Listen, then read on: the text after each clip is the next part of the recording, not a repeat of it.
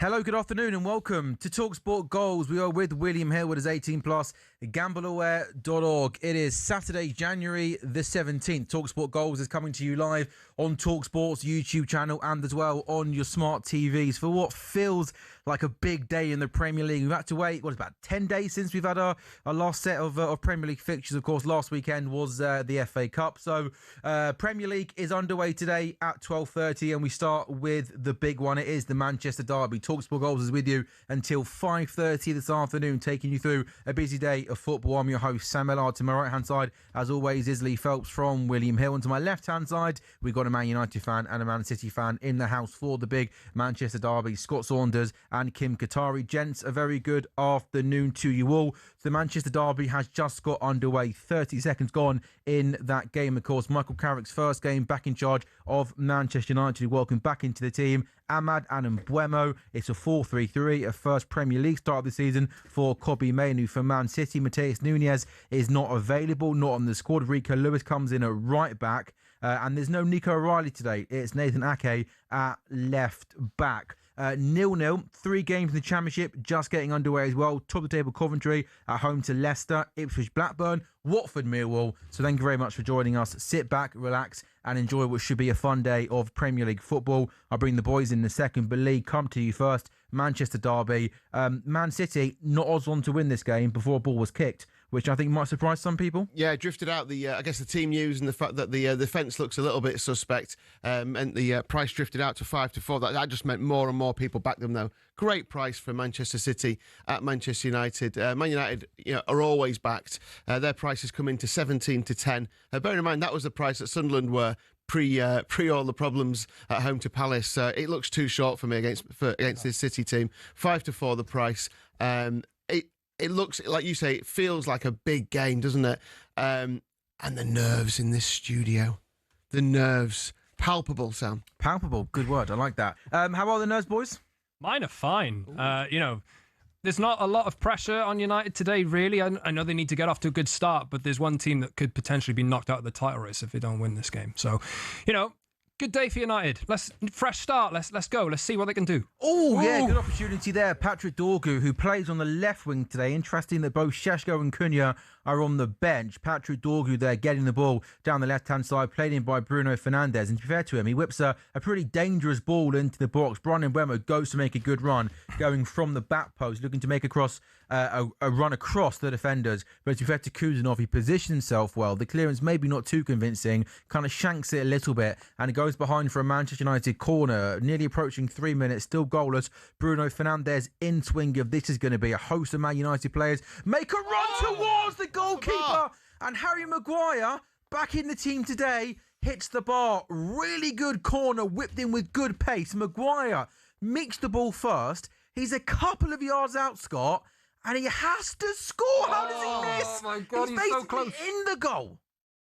Oh, he just doesn't quite half an inch higher. If he jumps half an inch higher and meets the ball, that goes in. He's so close. Oh my God. What a start that would have been. Yeah, I don't think that's like a glaring miss, is it? It's like he's met it as well as he can. Oh, I'm not sure, Lee. I think you're being generous. I think he's a yard out. He has to. Yeah, I think he's a bit close, if anything, isn't he? A glaring miss? I think it's one of those where it's so quick, it's happened so quickly that it's just come onto his head so quickly. Fascinating. What a great start for Manchester United, though. They've, I guess this is what the people were. I was asking the question, how will Carrick set this team up? And I think, when we've seen what Fletcher had done in the last 2 games, although the results were poor, the attacking intent was there, wasn't it? They had 48 shots on goal over those 2 matches. So obviously a change in the way, and I can't see how Carrick doesn't just adopt that before he can get him kind of his mentality into the team. Fascinating. Pep Guardiola shaking hands with his 9th different opposition Manchester United manager today. He'll be a little bit worried about this because they've just played the ball out of play as well, Man City. They look rattled. What I would say, though, I mean, you asked about the nerves before, absolutely shot over the side of the room. I'm not showing you what I've got in my hand, but it's my lucky little blue moon thing. Oh, but you are going to show I am showing you. Yeah. I'm not going to lie, I'm absolutely terrified, as you know. I hate the Manchester derby. Is it because it's not just because it's a Manchester derby, but it's a Manchester derby that City go into on the back of 3 draws in the league? Exactly. 6 points behind an Arsenal team that aren't really showing signs of slowing down, are they? Look, I mean, you can call me a bit of blue all you want, but I've told you my feelings about Manchester United. For me, as a City fan, beating United is the pinnacle of the season. It's the pinnacle of the calendar. Why would that make you a bitter blue? Doesn't that make you just That's just what Man City fan? Because I'll be honest, I dislike Manchester United as much as I love City. Okay. That makes me bitter. And I'm happy to admit that. I was one of 2 City fans in a school filled with red. Go on, they're in. Oh, no. They're in. Go on, Brian. Donnarumma. Oh, keeper does really, really well there. Scott thought Mbeumo was played through on goal, and that's good goalkeeping there. Donnarumma got himself into a really good position, came up and swept. This, by the way, is an electric start to the game. Now Rico Lewis carries the ball forward for Man City. End-to-end stuff. Semenyo's got it right-hand side. He's got Haaland in the box. He goes on the outside, comes inside, and Kobe Mainoo does well to clear. 5 gone. End-to-end stuff. Great start to the game. Man United 0, Man City 0. I don't know who wins this game. There's surely going to be goals in this game. Well, what I would say is this is pretty much the pattern of every single Manchester derby that we've had, basically since Pep Guardiola took over, which is that United start incredibly quickly for the first 5-10 minutes, and then City look to control the game from then on and just hope to not concede in those first 10 minutes. This is exactly how I thought the game would start. Kim, I remember you were in the studio maybe 3 or 4, it was 4 or 5 weeks ago, and you beat Nottingham Forest away, and you were in a decent run of form at that time. You were very, very adamant. You said City going to win the Premier League. Even when we were 6-7 behind Arsenal, I think we're going to win the Premier League. Has your opinion changed on that? And if so, why do you think City have struggled in the league over the last couple of weeks? I think this is a must-win game. I think from our next 4, including this, we've got Man United away, Spurs away, Liverpool away, and Wolves at home. We need at least 10 points from those games. Come on. Ahmad now right-hand side, ball into... Ahmad with a dangerous ball into the box, and I just thought for a second there it was going to fall to Mbeumo to get a shot away. But Man City managed to clear. We need to control this game as soon as possible. Do you think that's been one of the things, like you think of the City teams that won 4 leagues in a row? You know, you would pass teams to death, wouldn't you? 70% of possession. Teams could barely get the ball off you, let alone score against you. While this City team, Kim, are great going forward, they got great players in this team. Is it fair to say this City team aren't able to control games anywhere near as well as great City teams have done in years gone by? Yeah, but I also think that this City team has changed completely in style from that City team. I don't think that type of City team would be buying a player like Reinders or Doku or Semenyo. I think football has changed a lot, and Pep Guardiola is keeping up with the times by the signings we've made. So I don't think that's our MO anymore. Okay. I don't think it is death by 1,000 passes. I think we trust our attack to do well, and we trust our defence to keep out chances. The only problem with this is you look at that back 4. You've got Ake, who was probably going to be leaving in January had we not had 2 big injuries. Rico Lewis isn't a right back, and then the 2 centre backs, one of them's just been recalled on loan from Watford, and the other one's a very young lad. Both young lads. So you look at that back 4. It's obviously not our first choice back 4 in any stretch of the imagination. They're all second choice. Once again there, United win the ball down the left-hand side. I think it was Bruno Fernandes who played a through ball to Brian Mbeumo, but once again, Donnarumma gets himself in a really good position, comes out and collects it, Kim. And we really need to control this game as soon as possible because they are having chances, aren't they? I think the midfield with Rodri and Bernardo Silva is a little light. I would have maybe liked to have seen Reinders in there instead of Foden just to control it a little bit more. But yeah, we need to get control of the game soon because United are having some really good chances. Donnarumma's been in really good positions, to be fair to him. City now gauntly. No, it's no surprise. But every time Semenyo gets the ball, he's so direct on goal, isn't he? I think we've got a price on him to be the first goal scorer, 8-1.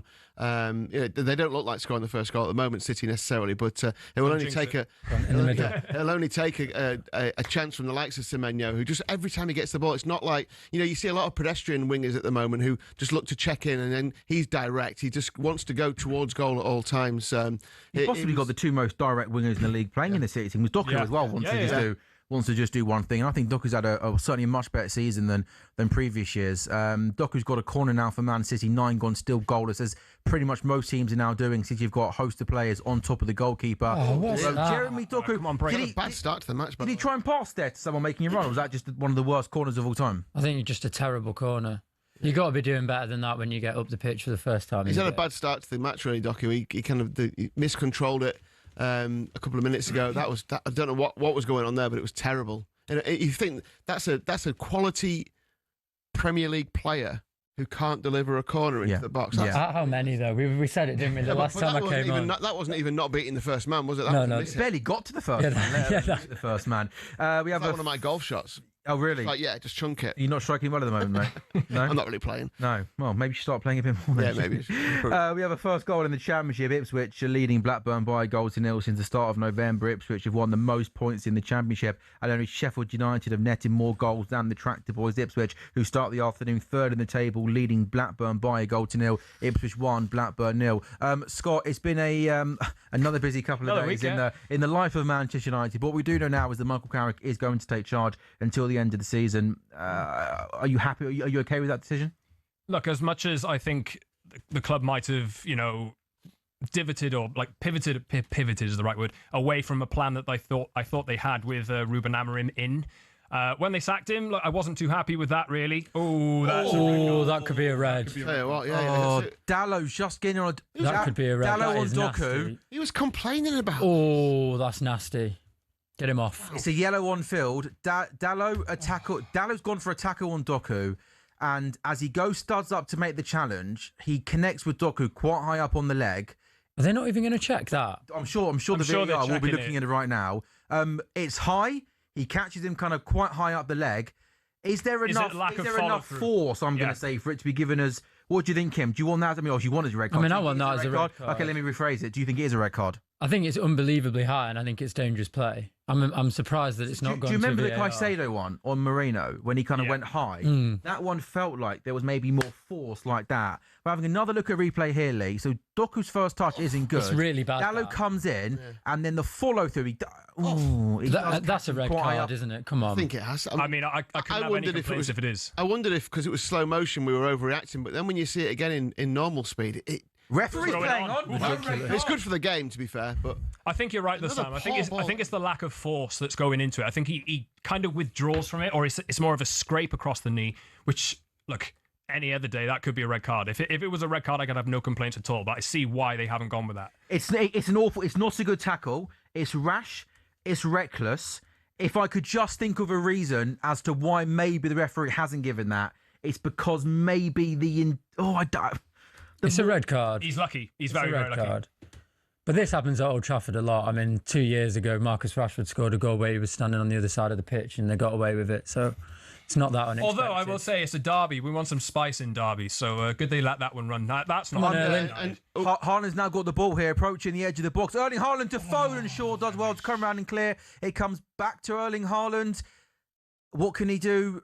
Antoine Semenya's got the ball now and is going to go out for a goal kick. Do you know what? The more I'm watching it back and back, I think it's rash.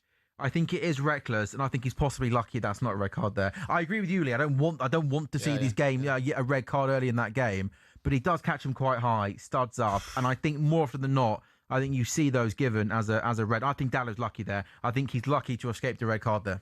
Yeah, I mean, look, I'm completely with you. Even as a United fan here, you see red cards like that given if you're high, if you're across the knee with your studs, then generally, you don't really have too much complaining to do if they do give a red card for that kind of thing. But playing really well here, Man United. They're almost. It's just, I think, offside. 6-4 Man United, 7-4 City. That means it's almost a pick-em now on the actual who wins the game. The draw is 5-2. They've started really well. I mean, they're snapping into the tackles, and that's probably a symptom of what we've just seen. There's been a few kind of late tackles, nothing dangerous. But Dallow got the yellow for that in the end, of course. City just look rattled, don't they? They don't look comfortable on the ball. City haven't settled yet, have they? Not at all. Coventry have won just 2 of their last 8 championship matches. In the start of December, they've won the joint 15th most points. They're in terrible form, 2 wins today. They are still top of the championship. They find themselves 1-0 down this afternoon against Leicester. Just started to come into some form under Marti Cifuentes. So a couple of early goals then in the championship. Ipswich 1, Blackburn 0, Coventry 0, Leicester 1. John James scoring the goal for Leicester. Kim. Yeah, sorry, I was just demanding that the ball was played to Semenyo. I thought you were pointing at me. No, I was demanding that the ball got played to Semenyo quicker.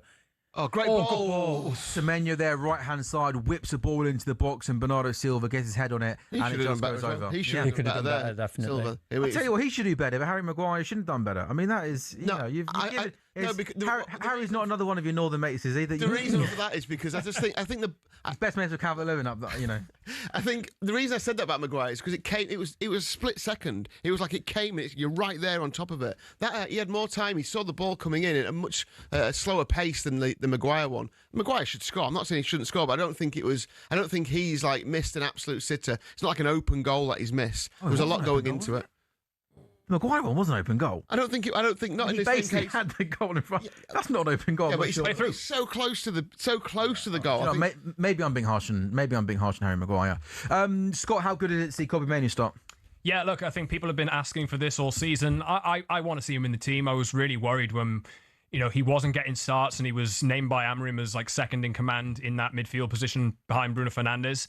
You just thought, can he get through until the end of the season? But, you know, he hasn't been happy with playing that rotation role, or that, like, it's not even a rotation role, is it really? It's firmly second choice. To me, like, I think United need a bit of quality in there, and I've done a little bit of research and chats into like what Michael Carrick did at Middlesbrough over the last few days or so since he's been brought in, and he tends to go with a sitter and somebody with a bit more quality on the ball who can maybe bomb on a little bit, and I think Mainoo really does suit that kind of role. So, look, we'll see. I think there's a reason to say you should expect better out of Mainoo as well when he's come on. He's not been brilliant. But I think a lot of people, United fans, wanted to see him in the team. And this is a really good opportunity for him today. I think the balance of the team looks a little bit better so far. You can see what United are trying to do. It's just that pass. Like, the pressure, like, Dorgu was really good from him there. Really, really good from Dorgu. Surely a free kick. Dorgu turned Kuzanov just outside the box, went down, wanted a foul.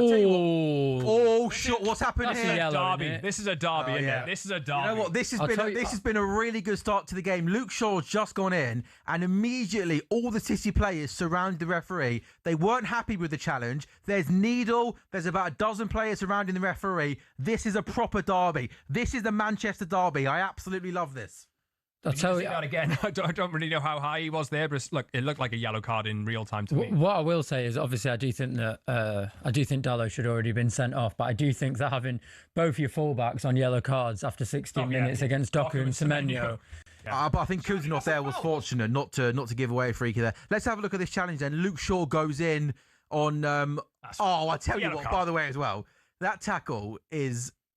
He's a little bit late. It's not great. His knee hits. I would say the tackle maybe didn't warrant half a dozen City players surrounding the referee. I think it is one of those. It was nowhere near as bad. I don't think it's that. Oh no, from a City point of view, you should be doing that. But like the Dalot one was dangerous and reckless. That one I think was that one was fine. I think like Sam, I speak to you a lot watching United. I really, really want to see United bring a little bit of bite towards matches and like really compete.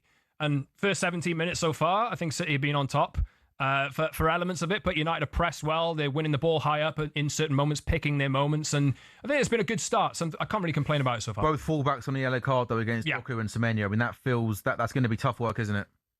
It feels dangerous. That feels It feels dangerous. They need to. It's a bit like kind of the way Chelsea have been playing this season. It's controlled aggression, isn't it? And they just need to keep a lid on this, Man United, because they're not too far away from getting a man sent off. You know, and there'll be a lot of, and the atmosphere will be incredible. Obviously, the new manager will pump them up and all the rest of it. So Man United just need to keep it reminds me of a Chelsea performance where they're just going in a bit too much. It's like United need to keep a lid on it right now, otherwise they're going to find themselves down to 10 men. I think it's been a really good start for United. 18 gone, still 0-0. There's a good passage of play there. Midfielder Bruno Fernandes picks out Kobbie Mainoo, who plays a good ball out to the right-hand side. Dalot's got so much space, so much time. He's got Amad to his right-hand side, and then he has a simple 4-5 yard pass on to Amad Diallo, and he just completely overhits it. Very early days, obviously, Scott, but in the first 18 minutes, this feels like, to me, the best I've seen United play or start a game in a long, long time in terms of intent, aggression, and playing some decent football. They're up for it. Sometimes they'll be on top at the start of matches and then fade out. But it's been like 18 minutes so far. I can see what the plan is today. United are kind of sitting in there, 2 banks of 4, and picking their moments and like really giving it a good go so far. City are probably going to have more possession over the course of the day, but you can see when United turn the ball over what they're exactly trying to do, and I think pressing very high though. They are pressing high, but in certain moments, I think they'll let City have the ball in front of them. This is the worry though when they do switch it out. If I was City here, you'd be getting the ball to Doku, getting him running at Dalot as much as possible, and the same on the other side with Semenyo as well. Kim, what have you made of City start? I think we're getting a little bit overrun in midfield, aren't we? I think that Rodri Bernardo probably isn't enough protection in midfield. Every time we lose the ball, it Do you does think they ever play Rodri and Gonzalez together, or they just... That's what I would like to see. I think if you're going as attacking as you are in the front four with Foden, Doku, Semenyo in behind Haaland, I would quite like to see a little bit more stability at the back with Nico Gonzalez and Rodri. I think that will probably be an evolution that we'll probably see in the Champions League at some point. I think maybe... you have to trust Pep, don't you? You have to trust Pep. But I think maybe a little lack of respect shown to United here, maybe. There is needle in this game. Maguire and Bernardo Silva, a little bit of a coming together in front of the Stretford end. And I think Harry Maguire... Fairly friendly in the end, wasn't it? It's not a fair fight, is it? No, you found it, yeah. I mean, people Harry Maguire's head is bigger than the whole of Bernardo Silva. It's not fair. Just his forehead is bigger than all of that. In the Championship, Ipswich doubled their lead against Blackburn. Ipswich 2, Blackburn 0. Blackburn have drawn 6 of their last 9 league matches and start the day just outside of the bottom 3 in 20th place in the table. So in the Championship, Ipswich 2 up at home to Blackburn, and Leicester still leading away at Coventry by a goal to nil. That's going to be interesting. If those 2 games stay like that, how the odds change. Obviously, Coventry were odds-on favourites to win the title in the Championship before the match. Ipswich second favourites, and that'll be a lot closer if Coventry lose again and Ipswich can win. I mean, there's a long way to go. Obviously, only 20 minutes gone, and Coventry may well turn this round against Leicester, but Ipswich are on a charge. Coventry winning 2 of their last 8 championships. I mean, that's remarkable for the team at the top of the Championship to have won 2 and 8. Yeah, amazing. And obviously they had all the problems with the kind of the illness through the camp and everything else, didn't they? But yeah, Ipswich are on a real charge. Kim, what have you made of the young lad coming back from Watford? Do you think he's got off to a good start? I mean, Brian! One of you! Dogu! Saved! What a save, Donnarumma. What a save. Ball from the right to the left to Mbremo. Gets the shot away, and Donnarumma does well to get down low and push the ball away. Now City on the counter-attack. Doku's got the ball on the left-hand side, up against Dalot, to Bruno Fernandes. He gets back in and provides him with some good cover. Bernardo Silva gets it back to Jeremy Doku, who's got Rodri in space in midfield, comes back to Nathan Ake. Another big moment, though, there, Scott, for Manchester United. These I think Mbeumo has picked ahead of Sesko today, and I think people have been looking at Sesko and thinking he's unlucky. But we watched Sesko a lot this season, and maybe his runs aren't all that intelligent in comparison to Mbeumo, and his first touch hasn't been great either. But Mbeumo through the middle, it looks like he's really trying to pick up that space between either the fullback and the centre-back, or the 2 centre-backs, and it's offering like a real option. If United can get that pass right, he's right in there. United look pretty threatening so far. Were you surprised that Cunha didn't play over Dorgu on the left? I mean, Lee said to me that, or Kim said to me before, that maybe it was just a case of Dorgu would almost kind of out of possession, come back in as a left wing back and give Shaw a bit more protection against him. I think it's a bit of that. Like, I was surprised to see Dorgu start left initially. But Cunha hasn't been great over the last few weeks. And I think one of the worries I would have, especially like in a 4-2-3-1 or whatever they're playing today, like, it's a big chance for Dorgu that. A good save from Donnarumma. Do you know what? If he had a little bit more composure there, his first touch is really good. There's a couple of bodies in the box who are completely unmarked. Just kind of side foot scuffs it a little bit. It's kind of straight at Donnarumma, who gets himself in a good position. But again, if that was maybe Cunha or Mbeumo, maybe the composure's there and he goes back across the face to goal. One thing I would say here, though, Kim, I think this is such an open City team, and United... there is so much space for United to get into. Luke Shaw now in the box. Ball in the box to Fernandes. Keeper does well to come and collect. Are you surprised at how open City are in this game? It feels like United are 1 pass away from cutting through your midfield. Yeah, I mean, they've been far more attacking than us, and they've been far more incisive than us so far in this game. And I think that probably comes from the back four, which, as he said, is a second string back four, and there's a lot of youth in there. Kusanov never played in a game like this before. Max Alé never played in a game like this before. You're at Old Trafford for a first game for a new manager as well, a manager who's played for Manchester United and a bit of a legend there. The atmosphere is an absolute cauldron, and you're expecting these young lads to go in and play calmly, which is what City's style is. You want the centre-backs to be calm on the ball, and I think it's just not happened so far. And I think, as I mentioned before, I do think that Rodri Bernardo is a little bit light in midfield. Like, Rodri can... Do you mean light in terms of physicality or legs getting across both. Both. I mean, look, Bernardo, we know Bernardo is aging. He's never been the quickest, and he's never been the strongest. He's tenacious, but he's never been the quickest or the strongest. Same with Rodri. He's never had that much pace. So if you can get one ball behind them, at the moment, what you're seeing is 3 or 4 United players running at what is a second string young back four for City. So I don't really know what the solution is with the players on the pitch. I don't know if we need to bring on another midfielder. Oh, that's a really good tackle there from Casemiro. Does really well to win the ball back off Rico Lewis. Basisi win it back. Bernardo Silva goes out to the left-hand side. Now Jeremy Doku once again up against Dallo. Has he got a bit of end product here? He goes down the line. He gets the bar line. Dallo does really well to stop the cross. Goes out for a Manchester City corner. He's been very poor today, Doku, hasn't he? Really poor start. 25 minutes gone. He's given the ball away pretty much every time he's had it, and we need more from him. And that's the best thing he's done, I think, where he's actually attacked for once rather than check back and then pass back.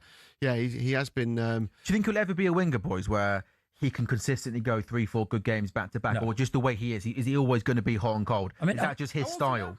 23, 24? 24, I believe. Yeah. I think... Still time for him. Let's see this corner before. Yeah. Because anything can happen. I immediately don't like it because it's an outswinging corner, and that corner... City's corner so far I mean, terrible. The first one from Really Doku was bad. That one was maybe not as bad, but pretty poor. I just don't understand how you can practice every single day on a training ground and not beat the first man from a corner. It doesn't make sense to me. Whereas Bruno's corner, the trend is in swingers over the keeper's head or to the back post, and United hit the bar of it. In swinger, put half a dozen players on top of the goalkeeper, and then see what happens. And that's what Arsenal have done all season. And what's happened is they're top of the league. Yeah, it doesn't make any sense. I think the thing with Doku, just going back to that, is you see with Semenyo, you see what I want from a winger. That's what I want from a winger. You get it into your feet, one touch past the defender and an early ball in. Doku will beat his man and then come back to try and beat him again. And then come back to try and beat him again. And it must be really frustrating for someone like Erling Haaland who can't know when to run, doesn't know when to get in the right spaces because you don't know when the ball's coming. Yeah, it's that Gyökeres Saka thing, isn't it, that everyone's been going on about, how he looked so frustrated because he did that. He did exactly that. Check back in, then the outswinger rather than the inswinger. It's like that corner there, you think, again, why an outswinger? Why would that... Do they have any, Doku's first two corners have been rubbish. Do they have any real, right-footed options who can put that in there? It's quite a left-footed team. Yeah, it's quite a left-footed team, to be fair. But do you know what? I really should have said that, but it doesn't sound as good now because it's on the screen. I was literally about to say how many times Erling Haaland touched the ball in 25 minutes. It's 4. But that's quite normal, isn't it, Kim, for Erling Haaland to not come short and get involved too much in play? Look, I would say it's normal. I would say, if we're being completely honest, the last 5 games, Haaland's been really disappointing. He's been very poor, and I think he's probably just overworked. He's forced to play every game, isn't he? Pep said that in the week. He said he's looking forward to Marmoush coming back just to give Haaland a bit. Haaland's just forced to play every game because, number one, he's the most important. Did he start last week against in the cup? He started. He started. I was slightly surprised he started against. He played the first. He just played the half. He played the first half. Yeah. When a team score 4 in the first half and he isn't one of them.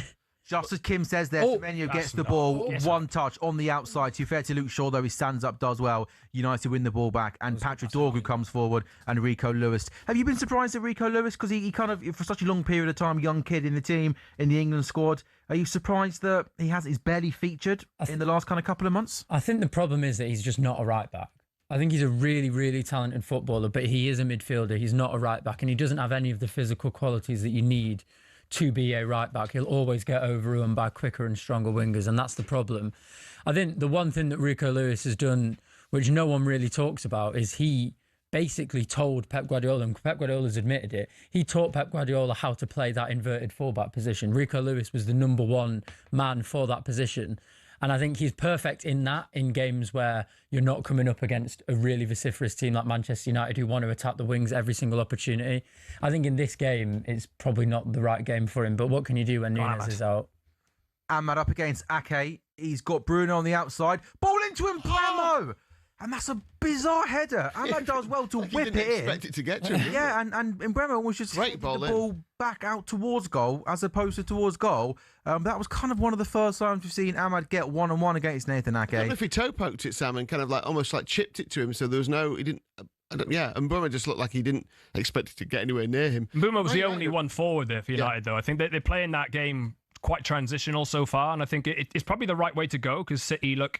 They look a little bit soft in the middle. We know they got to test that defence as well. That's naughty as well. That's another yellow card. Yeah, I think it's the right approach in a derby to me. I want to see United coming in and sticking it on City a little bit. Look, I don't know what happened with that header there. Hit his hand. You're never going to get in that. But look, I think I quite like the approach the United have started with. Just to come back to Dorgu and Cunha, Sam, from earlier, I think Dorgu's been all right so far. I think what he does offer is width. And I think Cunha, you know what kind of player he is. If he plays off the left, he might encroach on Bruno's space a little bit. So I think with Dorgu, he does offer that ability to carry the ball, but with the natural left foot and go wide a little bit. We've seen him cross it in a couple of times in the first few minutes here, and he crossed for Sesko against Burnley a week or two ago as well to set up a goal. So it's a bit more of that. I like the balance of the United team, and I like the approach so far, which is, I haven't been able to say that all the time. So Manchester United 0, Man City 0, approaching half an hour then at Old Trafford in the 12:30 game today in the Premier League. We've got 5 really intriguing games at 3 o'clock today in the Premier League. Chelsea versus Brentford. It's a Brentford team that are in really good form. They start the day 5th in the table. Keith Andrews doing a great job there. 2 of the informed teams in the league are Leeds and Fulham, as Ahmad has the ball, comes into the box, comes in field, but fair play to Jeremy Doku there. He does really well to track back and wins the ball. Leeds, Fulham, we've got Liverpool, Burnley, Sunderland and Crystal Palace. So much going on at the moment in the last 24 hours at Crystal Palace. Spurs, West Ham, El Sakiko, people are calling that. In the Championship, Leicester is still one up against top of the table. Coventry have won just 2 of their last 8 games. Ipswich are flying just outside the top 2. They're 2 up at home to Blackburn. Watford versus Millwall is an intriguing game in the Championship. That's 6th versus 5th. That's goalless as Jeremy Doku has the ball now outside the box. He comes in field. Can he get a shot away? He maybe takes. Does he take a little bit too long in the game to get? He does the first bit well, beating his man, but then takes too long to get the shot away. Much space with no defender in front of him, and he wants to take another touch right in front of the defender. It doesn't really make any sense to me. And that whole counter-attack was a little bit frustrating because we basically had 3-on-3, but it was just too slow. And that there, Kim, from Bernardo Silva is a ball into the box that gets completely overhit. Look, it's a poor ball. Do you like Pep's Cagoule? Oh, yeah, CP Company. He's always got the style on it. He's a good fella. What I love, though, is you don't know what side he's going to go for. You never know. Like, I haven't seen that Cagoule in a long time, have you? No. Is that a Cagoule, or is that the wrong word to use? I go Cagoule. Call it what you want, lad, but that's a proper Manchester derby jacket, isn't it? He's ready for a scrap with anyone in the Stretford end. That's why he's wearing the CP. That's like if Noel Gallagher's in the away end. That's what he's wearing. Yeah, of course he is. Yeah. Also, how long until the cameras pan to him in the? He's got to be in the away end today, hasn't he? Yeah, of course he is. You are often, obviously, when you're not working, and thanks for being with us today, Kim. You're a match going. You're often in the City away end, aren't you? Yeah, I am. It's very, very difficult to get tickets for the derby, though. Yeah, really difficult. We have a loyalty point system, which, in my opinion, is a bit archaic because it means younger fans can't get enough points to go to the big games. Most clubs, though, have that system, don't they? Yeah, most clubs do. I think ours is just a little too strict, but I would say that. All the people that go every week will always just keep going every week. Which I think is fine, but I don't think that a 40-year-old should have more of a chance of getting a ticket than a 20-year-old just because they've been alive longer. Yeah.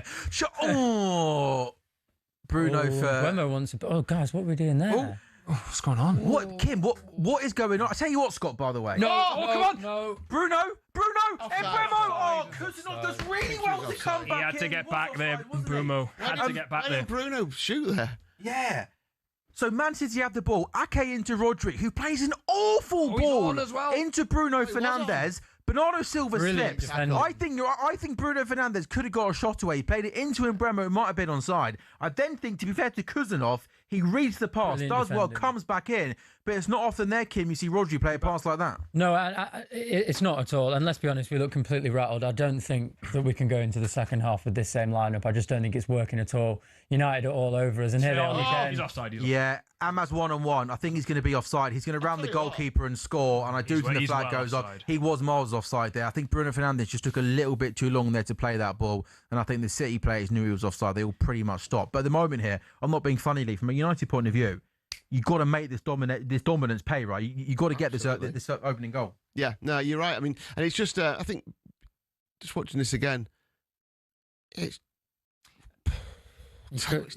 not tighter than I thought. Yeah, I think he is off. I think he's off as but well. That floating leg from Ake. Tell you what, but you know, does that a lot, Ake? Wow, it's offside for me. I think. Yeah, I think it is offside. But how many more chances? United, like you say, Sam, they need to take one of these chances sooner or later because Man City aren't playing very well. But you wouldn't imagine that they'd play the second half this badly. And United seldom string 90 minutes together this season. So there's a question mark whether this new regime and it looks like. I think Anthony Taylor there. I'm no lip reader. I think he just said to the players, "It's really, really tight." So I think this is tighter than we think. And sometimes, how often do we do a shot like this and we think it looks offside from the first angle, but then a different angle will show that he's maybe closer than we thought. And the fact that it's a minute gone and we still haven't got underway, Anthony Taylor is going to confirm that it is offside. That's the plan, another though. chance, though. We knew what we were doing, didn't we? Lee? You can see what United are trying to do. That's the plan. That's probably one of the first times, really. It's Ahmad in this case. I talked about Mbumo a couple of minutes ago. It's actually quite close, isn't it? Really close. I talked about Mbumo a couple of minutes ago, in between the centre-back and the full-back, or in between both centre-backs, just looking for that option to be passed through to. But it happened. It worked that time, but obviously just the timings were a little bit off. But I can see what United are trying to do here, and it's, pressuring those City weaknesses. You can see what they are. Try and hurt them. Scott, I know we're engrossed in a Manchester derby right now, and you might have other things in your mind other than me asking you this question. But is there a name you have in mind coming into the season that you think would be obviously a realistic option, but a decent option to take Manchester United forward? How realistic are we talking? Well, like, don't say Jurgen Klopp or Pep Guardiola. Can I say Luis Enrique? I think you can say it. I would like to see United try. I would like to see United try for him. Look, refreshment, is he definitely leaving? No. He's not definitely leaving PSG. But like he has said in the past, he would like to manage in England. I think what United are looking for is a manager with Premier League. I say manager all the time, it's head coach, isn't it? Person with Premier League experience who is in charge. I don't think they will get Enrique. I'll say that. And the reason they won't get him is because of the distinction you just made between manager and head Possibly, coach. He's not going to want to be a head coach. He wants more control. Really, quite possibly. I think the difficulty here is finding a coach who is going to play the United way, and whatever that is, it needs to be defined, it needs to be redefined. This is another opportunity for City here. Yeah, Doku's got the ball down the left-hand side. He comes infield, and that is... Oh, did he touch that? Oh, yeah, he has touched that. Doku cuts in on his right foot from the left-hand side, sort of plays a cross shot into the box, which no one gets on the end of, and then Lamons gets himself in a really awkward position where he ends up thinking it might be sneaking into the far corner. It definitely wasn't. He ended up getting a fingertip on it, and that goes out for a corner kick. Kim Qatari, yes or no? Do you think Man City can beat the first man from this corner? No. It's the other side. It's the left. It's a hot take, isn't it? It's the left footer's side. Yeah. So maybe there's some difference. If it's Phil Foden, probably not. It is Phil Foden. It is Phil Foden. Can he beat the first man? Yes, he did. can. Corner. Ake, back into the box, and City off the line. Was that the young lad, Elaine? That was Max Elaine as well. Ake, back post, across goal. Elaine got his head on it. First time they get a proper corner in. Yeah, and then I would have thought it, right? Get the ball in the box, you can create a chance. And I think through the goalkeeper and maybe a United defender, they just about cleared that. But that's kind of been... Is that City's best chance? Have I missed a chance, have I? It was by far the best chance, yeah. And maybe that's what we're going to have to do today. By the way that we're playing, maybe we're just going to have to capitalise on those chances, set piece. You got to lead into it. I think we spoke up just now, didn't we, about where you put the corner if you're not getting it past the first man. Just loft it to the back post. Even the best teams are going to struggle to deal with that. And Doku, again, like this Dalot thing worries me. He should really just take him on and try and go around the side of him. But he's not doing that, is he? No. He's not doing that, and I can't understand why. He's on a yellow card already. Just keep on running at him. You're much quicker than him. If he goes for the ball and you get your foot in front, he's already sent off. Doku now, once again, back to Ake, outside the box, cross. Martinez wins the header, and it comes back. Good ball. And United, a bit of pinball. It's got Semenyo now, right-hand side, inside the box, up against Dorgu. He's going to come back to Kuzanov. United now with everybody behind the ball. Can City find that killer pass? They might have to be patient. Kuzanov goes out to Semenyo. Will he take on his man? This time he's going to come back in field as yes he is. And City now going to try and be patient. Foden now in space.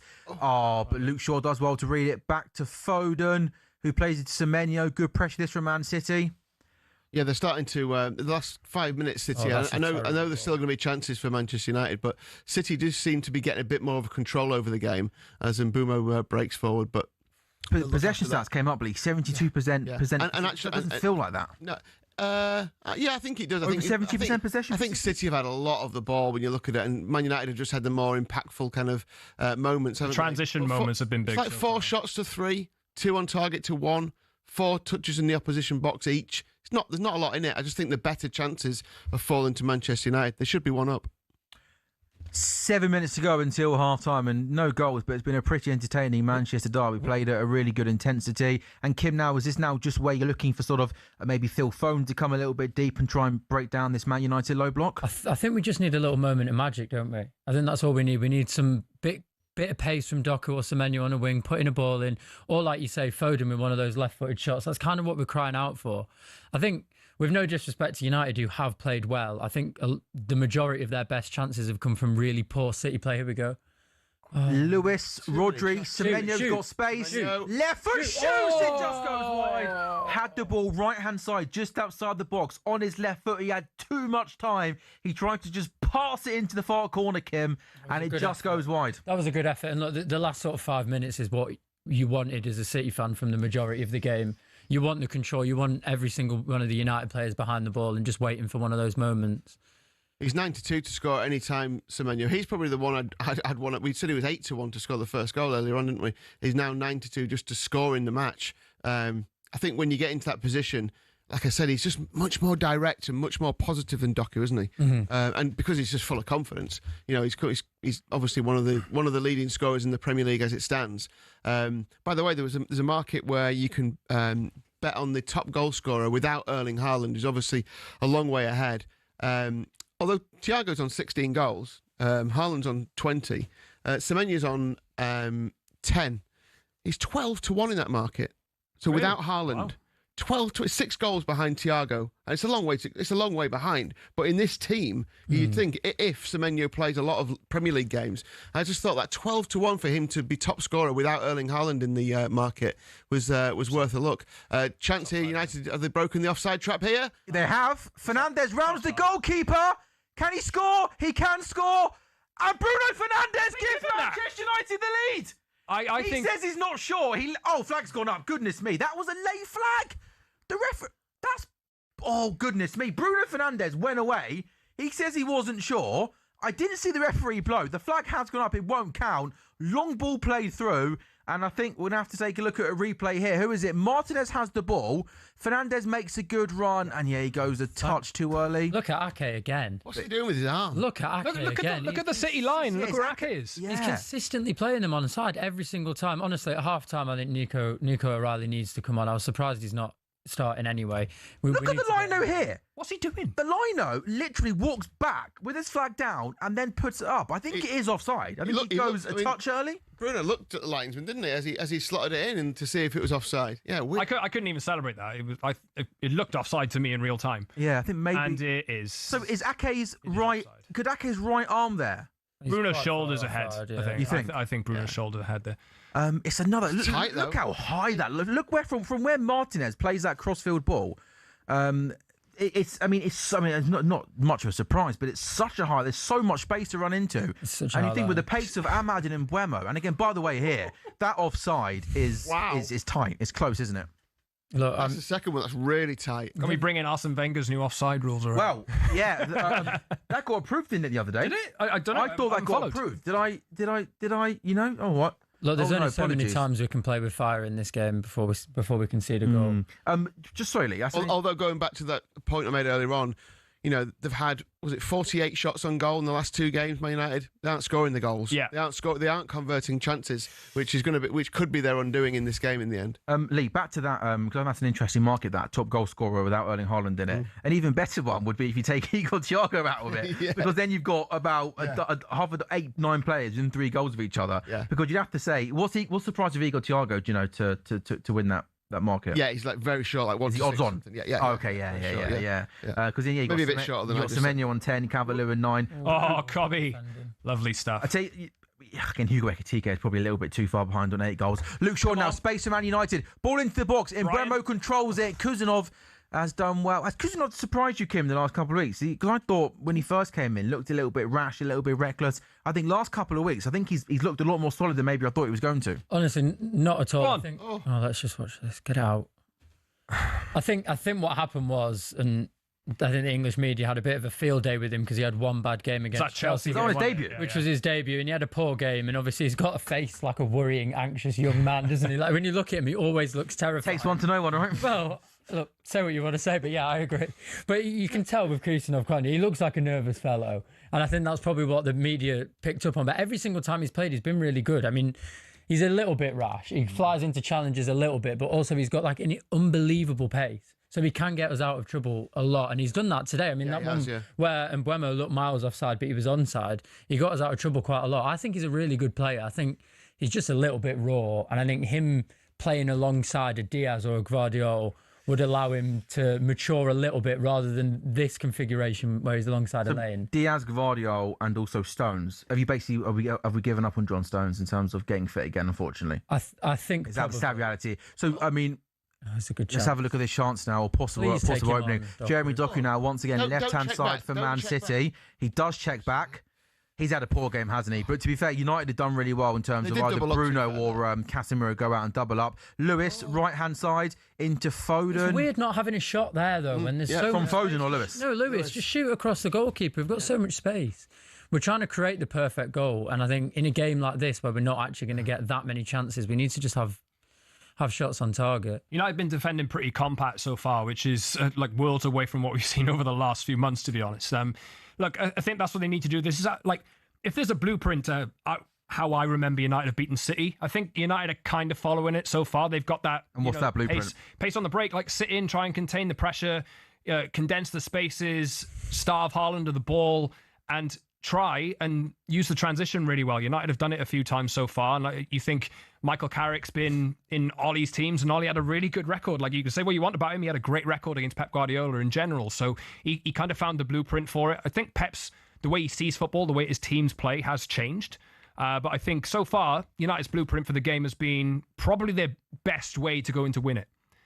That's poor again. Yeah, once again, the ball out to Doku. His first touch is really, really poor. He needs to come off. What changes at half-time? Yeah, I think Doku comes off, Semenyo on the left, get Cherky on the right. We need a little bit more control. We need someone who's going to make things happen. More legs and physicality in midfield. I don't know whether certainly for legs, maybe Reinders over Bernardo Silva. But Bernardo Silva seems to be, for Pep, like an absolute always guaranteed starter. Is he like the guy he just trusts, you think, especially in these big games? Yeah, and I think the old Bernardo, it was very obvious what he did on the pitch. He used to score goals. He used to rattle players. He had a bundle of energy. He always ran more than anyone on the pitch.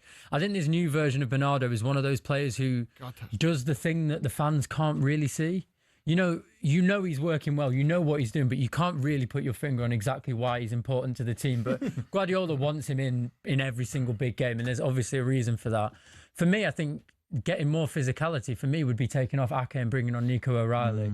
Because when we're in possession, Nico O'Reilly does slot into that midfield, which is where we're getting overrun, and he is physical, he is imposing, and he is also a massive threat on the attack as well. Just on the possible red card for Dalot, the PL Match Centre tweeted the referee's call of yellow card to Dalot for a reckless challenge was checked and confirmed by VAR, with the contact deemed to be glancing and not with excessive force. Now it's kind of what we said, Scott, wasn't it, when it happened? Yeah, look, I think if it had been given the other way, I couldn't have said anything about it. I think he was quite lucky, but that's how like when you see it in real time, you think, oh, that's high. That's a real problem there. But I think for me, he was very lucky because it glanced. And I think to me, it's the right decision. It will be debated all week. Yeah, I'm sure. Absolutely will. Especially if you don't win this game of football. Yeah, absolutely. So nearly at half-time then, just confirmation of the half-times in the Championship. Watford 0, Millwall 2. Two sides starting the day inside the playoff places. Top of the table, Coventry, 2 wins and 8 are losing at home to Leicester by 1-0. And one of the teams putting the pressure on them, Ipswich in third place, are leading Blackburn by 2-0. This will be the last moment of the first half. Bruno Fernandes whips a ball into nowhere really, and Harry Maguire clatters into a Man City player. You can't be speaking to the ref like that. Yeah, you know what? You're absolutely right. But just book him. I agree with you, mate. I don't know. The referees have it in their power to book players for gobbing off to them. Just book them. He doesn't. It's half time. Man United 0, Man City 0.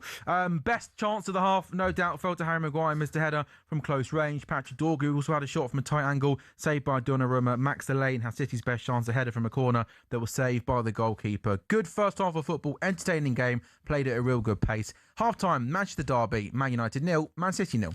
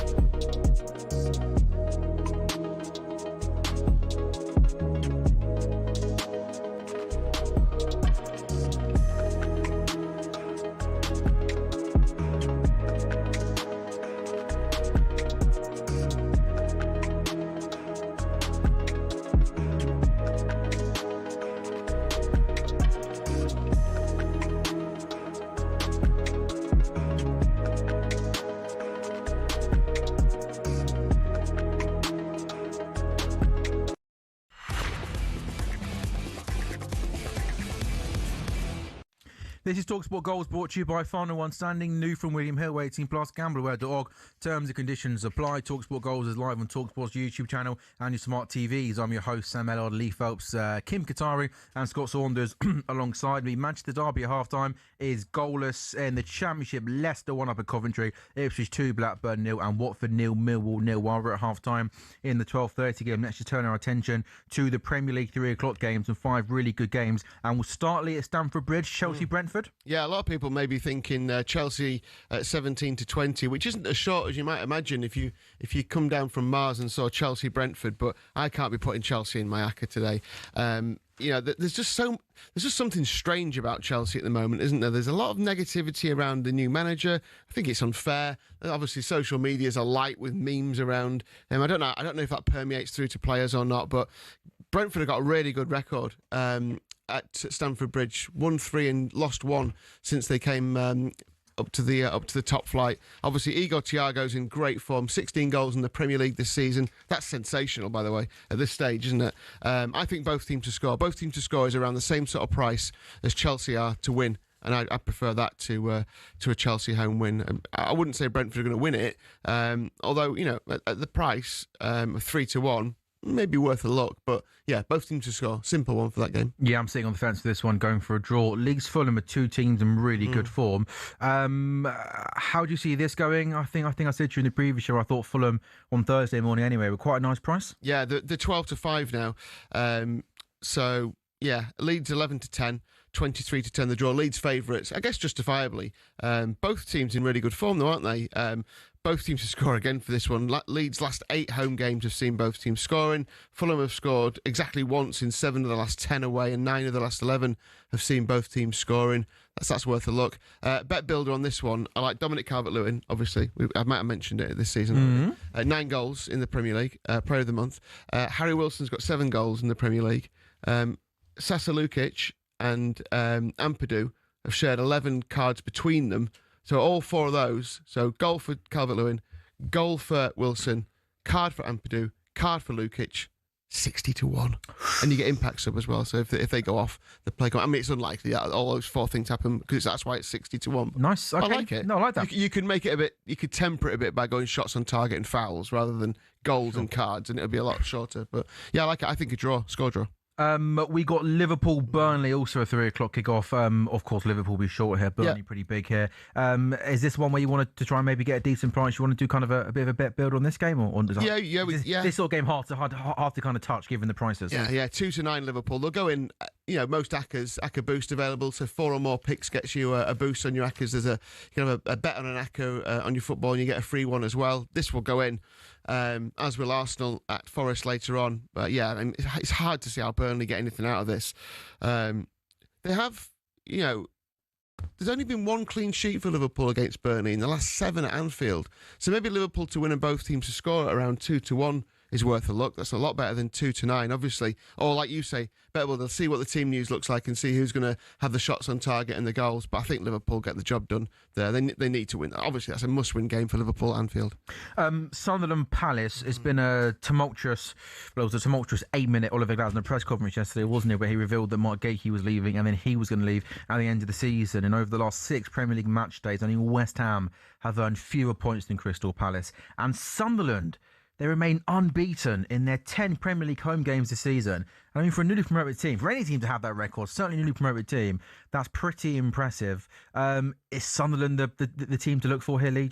When we did the preview on Thursday, this was my favourite bet of the whole weekend. Sunderland at home. They were 17-10, the same price as Crystal Palace at the time. Since then, obviously, the manager's decided to tell everyone that he's leaving at the end of the season. The captain's going.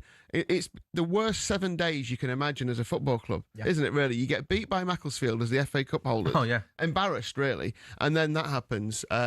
Sunderland have come into a shorter price, but not 11-8 they are. It's not massively shorter. I still think it's a great bet. They've managed to kind of dig their way through this spell where they had 6 of the players leave for AFCON. Admittedly, only 3 of those were only starters, but 4 of those players have now come back. Let's see the team news. If they come back in, then I think it'll make a big difference. And I think at home, Sunderland at home to Palace, they'll fancy this. I still like it. Sunderland at home would be going into an ACCA of mine. I cannot wait to watch Spurs West Ham. It's going to be fascinating, isn't it? I mean, Spurs are really, really, really bad, but West Ham, I think, are really, really, really, really bad. So by that logic, Do you want to watch a bad game of football? Yeah, because it's going to be fun because they're both really bad, and I'm enjoying. More nervy than it was in here at the start of this. Yeah. Oh. Do you think if Frank doesn't win that game, do you think he does go? He's second favourite to be the next Premier League manager to go. After Nuno. Yeah, so it's like El Sacchio, as did you call it? Wow, that's a bit mean to call it that, but Well, yeah, it's Spurs kind of, were not as bad as Adrian Durham calling it the Donkey Derby. that's better. That's why he does that game. To answer your question, I feel like Spurs with Frank are really in it for the long run. And I kind of think they're going to back him. Also, because if they were to sack him tomorrow morning, like they would have, I don't think they've got any sort of contingency plan. And I think, especially given the fact that Kulusevski, Maddison, and Solanke, apart from the weekend, have been out for pretty much the whole season, there's sympathy there. I think with Frank, they're looking more long term, and they're going to back him through a tough time. I do think with Spurs though, and more than United or anyone like that, I do think that they seem to be able to attract really top managers. Like they got Conte in, they got Mourinho in when they wanted them, despite their league position, despite where they are as a club. I do feel like if Luis Enrique is to leave PSG, maybe that's the kind of project that he would want to take up. You think? Yeah, I feel like. Wow, big claim that. I do feel like Spurs really can attract the best of the best, especially when it comes to managers. Obviously, the new stadium, the London factor makes a big impact. I'm not sure. Lee, have you got the odds for that game? Yeah, didn't they both bring in new coaching members? And both Johnny Heitinger. And both sets of fans have said, well, they look like they're going to be managers in waiting. Really weird. But in terms of the odds, yeah, Tottenham are 8-11 odds on, can't touch it. 14-5 the draw, 7-2 West Ham score draw. 3 o'clock games, 5 of them, they're good ones. We can't wait for that. But first, one more break. Manchester derby, it's goalless, and in particular for City, 6 behind Arsenal. It feels like a game of 45 minutes they've got to just win.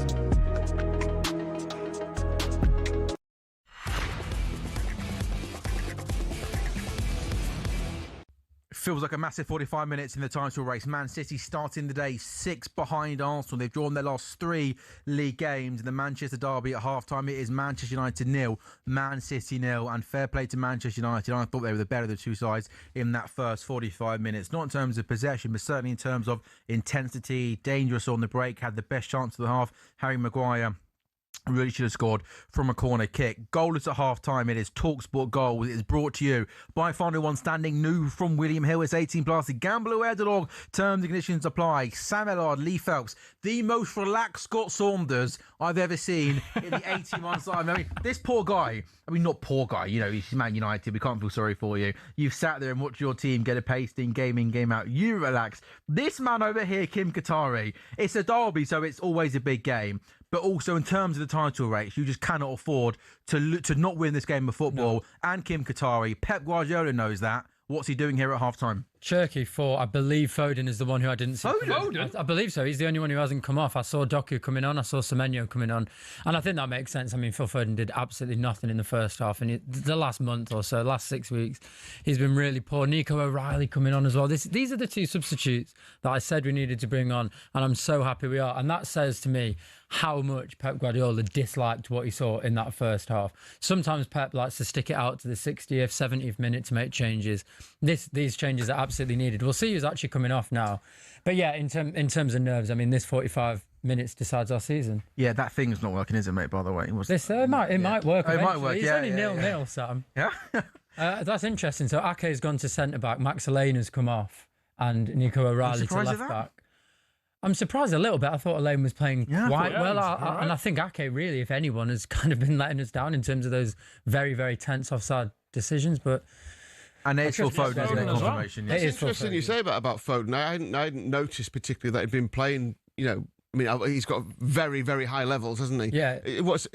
But now you've said that, he kind of floats through games a little bit, doesn't he, at times? Yeah, he really does. And I think there are some players who, when they're playing poor, you don't notice it so much. I think usually you sort of centre-backs, you don't really notice that much. But I think with Phil Foden, because he's quite lightweight and he doesn't really put himself about that much, when he's playing poor in attack, he really is kind of like a bit of a waste. Yeah. And I think I love Phil Foden. Look, he's a Manchester lad. He won PFA Player of the Year 2 years ago. But he is really, really inconsistent. And the last few games, he's been very poor. I was surprised to see him start, to be honest. Oh, that's a really interesting take, especially with that. Dalot has the ball down the right-hand side. He gets played into the box. And to be fair to him, he whips a dangerous ball across the face of goal into a danger area, Scott. 3 United players had a dive at it, and they just couldn't get on the end of it. Corridor of uncertainty, isn't it? Yeah, I think Dorgu would have been offside, if he'd have got on the end of that. Nobody really close to it. But look, United need to keep up the same levels that they showed in the first half in the second half. The last thing they want is this game to just creep into City dominating the ball. We want to see United continuing that. And it's made a good start as well, first minute or so, but they're on top again. So this is what we need to see. Yeah, was actually one of the best 45 minutes you've seen from United in the last couple of months? It's not a high bar, Sam, is it? No, good point. Sorry. Not a high bar. Look, they played well at certain moments. I think back to Brighton a few months ago, they were really good in that game.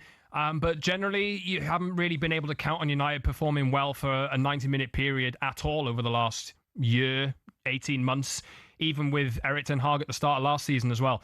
This is... Come on. Oh, good stuff. Good stuff, Lucha. See, I take your point, Kim, about Foden, but I think he's the sort of player, even if he's not in good form, and you're trying to break down a team, I'd rather have subbed Doku than Foden. I think Foden's that sort of player, just that, because you can have Semenyo on one flank, you can kind of be that pacey, direct player. And I just think I want Foden to be the one pulling the strings, to try and break down a low block. So I'm surprised you took off Foden. I think the thing is, if City fans are going to be honest with themselves, Cherky's just better than Foden. He's just better. Like this season particularly, he is just better than Foden. His output is better. He performs more consistently, and he can do things that Phil Foden isn't doing at the moment. I think Phil Foden's overall career obviously has been better, but at the moment, based on current form, he's in better form. But based on current form, I'd much rather. Go on, Ahmad. Good turn. That's a yellow card. Surely, get off him.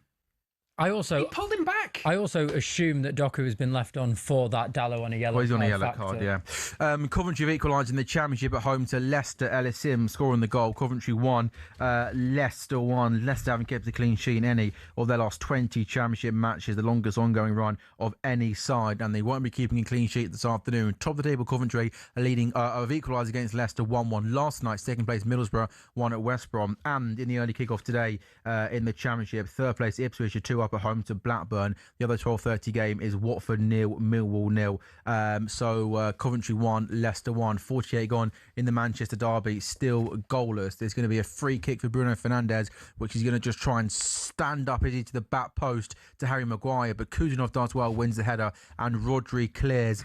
Lee, has there been much change in the odds for the second half? I mean, obviously, always teams will naturally get bigger, won't they, after 45 minutes, right? Yeah, 13-8 City the favourites, but the draw is the same price now, and Man United are 19 cents, and Man United the outsider of the three possible outcomes in the 90 minutes. Some of the price boosts which are interesting. Both teams to score in the second half is 7-4, so just under 2-1. Haaland to score the first goal 4-1. That doesn't look likely, does it, at the moment? And Mbumo to score any time 9-2. Semenyo to score any time 5-1. One thing about Doku that I tend to agree with you, Sam. If I was Pep, I'd have probably brought him off. But the first time he got the ball in this second half, he did attack straight away. So maybe he's just been told, you now attack. I think that's when you get the ball, message. get the attack. So they don't want to bring him off because they know he's got that in his locker to maybe get a player sent off or whatever else it is. So that was interesting to see that straight away he did exactly what he hadn't done once in the first half. I assume that was the message. I think both of their fullbacks being on yellows, and let's be honest, You can't believe it takes a manager or a coach to tell you that at half time, can you? But I also think that that's just instilled into them, isn't it? It's instilled into them that we keep the ball the best that we can. So if Doku thinks it's not a percentage play to take on his man, he'll just come back. But I think he's obviously been told by Guardiola, this is the way we're going to get at them. And as you said, that's why I think Doku's been left on, even though he was one of the worst performers in that first half. If he just changes his approach, and actually goes down the line, like Semenyo picked up a goal, like he will get in between the posts, won't he? And he'll be there to tap balls in. And I think it's just an option, like especially with both fullbacks that United have on yellow cards, they have to use that threat more, and it's going down that side now. So we'll see what happens.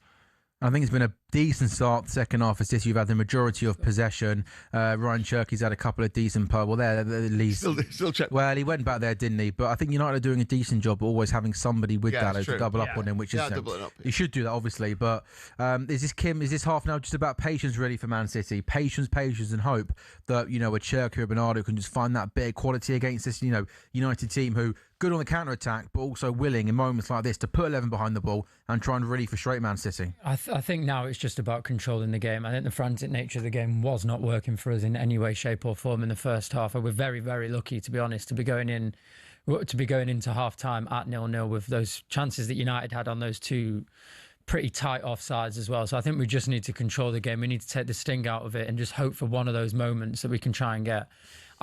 I'll be honest with you, right now, even though I said before we need to win this to stay in the title race, I would take a draw right now. Oh, really? On the balance of how we've been playing, I think I would take a draw right now. I'm really surprised you've said that. I appreciate you're not playing well, but I'm assuming Arsenal are going to win at Forest later. I think they will. It's 8 points, Kim. It's a lot, but it's a lot, but we've still got to play Arsenal, haven't we? Yeah. Which is huge, and I think we've got Mark Gahey who is going to be coming in, so we've got reinforcements. Ruben Diaz will be back. I think you look at this starting 11, that back four is probably the worst. Respectfully to the players who I do rate, I think it's probably the worst it will be for the rest of the season. I appreciate that, but I mean, at the moment though, it's. I mean, you haven't. Well, I'm about to say that. And Mbeumo, right hand side, ball into the box. Oh, what are you doing? And Ahmad, it was almost unmarked, and I thought hit the ball in the back of the net. Does he slip? Or was he trying to do a bicycle kick? It seemed like he was trying to bicycle kick it the other way. Yeah, it was a bicycle kick clearance, wasn't it? That was odd. Bizarre. Nice. Good stuff. Come on. Yeah, Luke Shaw now. Dorgu on the overlap. He's going to win a free kick there. Oh, come on. I thought Dorgu got the wrong side of Kuzunov, and I thought there was contact from Kuzunov on Dorgu, but the referee says no, maybe he tried to look for that. I think he went down almost. quickly. He fell. Yeah. The idea was really good to get himself in front of the player in between the ball. But no, he barges into him. Do you know what? I think that's really good refereeing there, because those ones to fall over. Anytime a player kind of gets the wrong side of the play and goes down, the ref just gives a free kick. Anthony Taylor read that really, really well. That's what he was playing for, wasn't he? He thought, get in front of him, go down. The referee will give a free kick. So I think Anthony Taylor made a really, really good call there. Yeah, agreed. 50 Praise for a referee. That's like, can we chalk that one up? Some praise. Yeah, for a well, referee? look, I'm very critical of them, but I also, when right, I'll give them praise. And I think Anthony Taylor, to be fair to him, the red card one's going to be a big one, isn't it? I mean, it's. What have you boys made of social media? What are they saying on the red card? Look, I think if you look at the still, sometimes it is distilled down to a still, isn't it? Like, I think it's. People are probably going to be in agreement that it is a red card, I think. And just from my timeline, I think. Shoot. Get it away, get away. To do there. Even United fans are saying it's lucky, but let's come on. Well played. Right, here we go. This is a lot better now. I think City have started the second half really, really well. There's a little bit more intent in their passing. I think Ryan Cherky's making the difference, coming on, finding space. Haaland! Shoot! Oh, really good from Martinez. The first half of an opening there for Erling Haaland. Got played in, right-hand side, inside the box. He had lots of space. He got his shot away with his right foot. But Martinez did really, really well and blocks it. Goes out for a City corner. Great touch from Semenyo. But, look already in the first 8 minutes of this half how involved Cherky has been. Did we see Phil Foden in any of those positions? He's coming really, really deep, almost alongside the centre-half to try and collect the ball to start. And there's a lot more space in that midfield because of him as well. The defenders don't know whether to go with him or sit back. Can he take corners? It's Bernardo Silva. Yeah. We'll see. I'd bought him one just for corners. Bernardo. Well done to Lam as he comes. It's so refreshing not to have Onana trying to fight. I think it's really boring. I miss Onana just punching and parrying absolutely everything. It's not as fun for the neutral, you know. I'll take it, man. I'll take it. But I would I still fear from corners now. United still aren't great at defending set pieces, but in general, when you have a goalkeeper who couldn't catch it or who's in the wrong position to try and catch it, it was like a guaranteed goal almost every time. Or you had that fear anyway. Do you think with the options off the bench, Cunha and Šeško, do you think that would be a temptation, or do you think because of what you said, with United looking for that pace on the counter-attack, do you think that almost, if still at 0-0, they're almost the wrong substitutions for United? I'm half tempted already, I've got to be honest. I think, Mbeumo has done okay in that area, but I think with a lot of ground to cover, I think he's starting to tire. I don't know whether I'd take him off and maybe move his position, but I think Cunha and Šeško, Šeško's got... If you've seen him cover ground, he's got a hell of a lot of pace. He can really eat that ground up, and he can just be like a real threat on the transition as well. Isn't it every time Haaland gets the ball, you almost expect him to score, don't you? Yeah. I'd be surprised if either of the two lads coming back from AFCON play the whole 90 minutes. Yeah. I think given they've only had a couple of days training. I know they've been playing football in the last couple of weeks, but I think it'd be a surprise if they get through the whole game. Haaland got the ball to feet there just outside the box. He had a smidgen of space, shifted onto his left foot, but to be fair to United, they got bodies around and managed to stop the shot. So it remains United 0, City 0. But you'd say, Kim, the last 10 minutes has probably been the best kind of sustained pressure you managed to put on Manchester United? Yeah, I would say it's by far our best spell. And I think the two substitutes have made a massive difference as well. I think with Cherky in there, he just spreads that midfield a lot, which means there's a lot more space, a lot of opportunities for little runs in behind. And I think this is what I expected a little bit more from the game. I was really poor from Doku again, though. He's really not having a good game whatsoever. And he gives away a free kick. No, he's just giving away a free kick. He's having a terrible game. You can see that plan though. United are sitting in that block and trying to turn the ball over, and then they're having to cover a lot of ground in order to. Bruno, is he onside here? I didn't catch that. Oh, it's a bad first touch anyway. Offside flag went up. I mean, that's the plan. You have to say, in terms of the game plan, it's been good. It's been executed. They can't play like this every week. No. But against City, I think it's probably the best way to go about winning. I would imagine with Arsenal next weekend as well, they'll probably try and play a similar way. But United will come up against teams that they have to dominate the ball, and it won't wash. But Carrick said he's willing to change. So let's see what he can do. I've been quietly impressed so far, I've got to say. Some nice switch as well. They've got nothing else to do all week apart from just train now. I know, mate. For them, haven't they? So, yeah. Go on, Ahmad. Ahmad, shoot! Oh, what a save! Casemiro! He's going to score! He's going to score!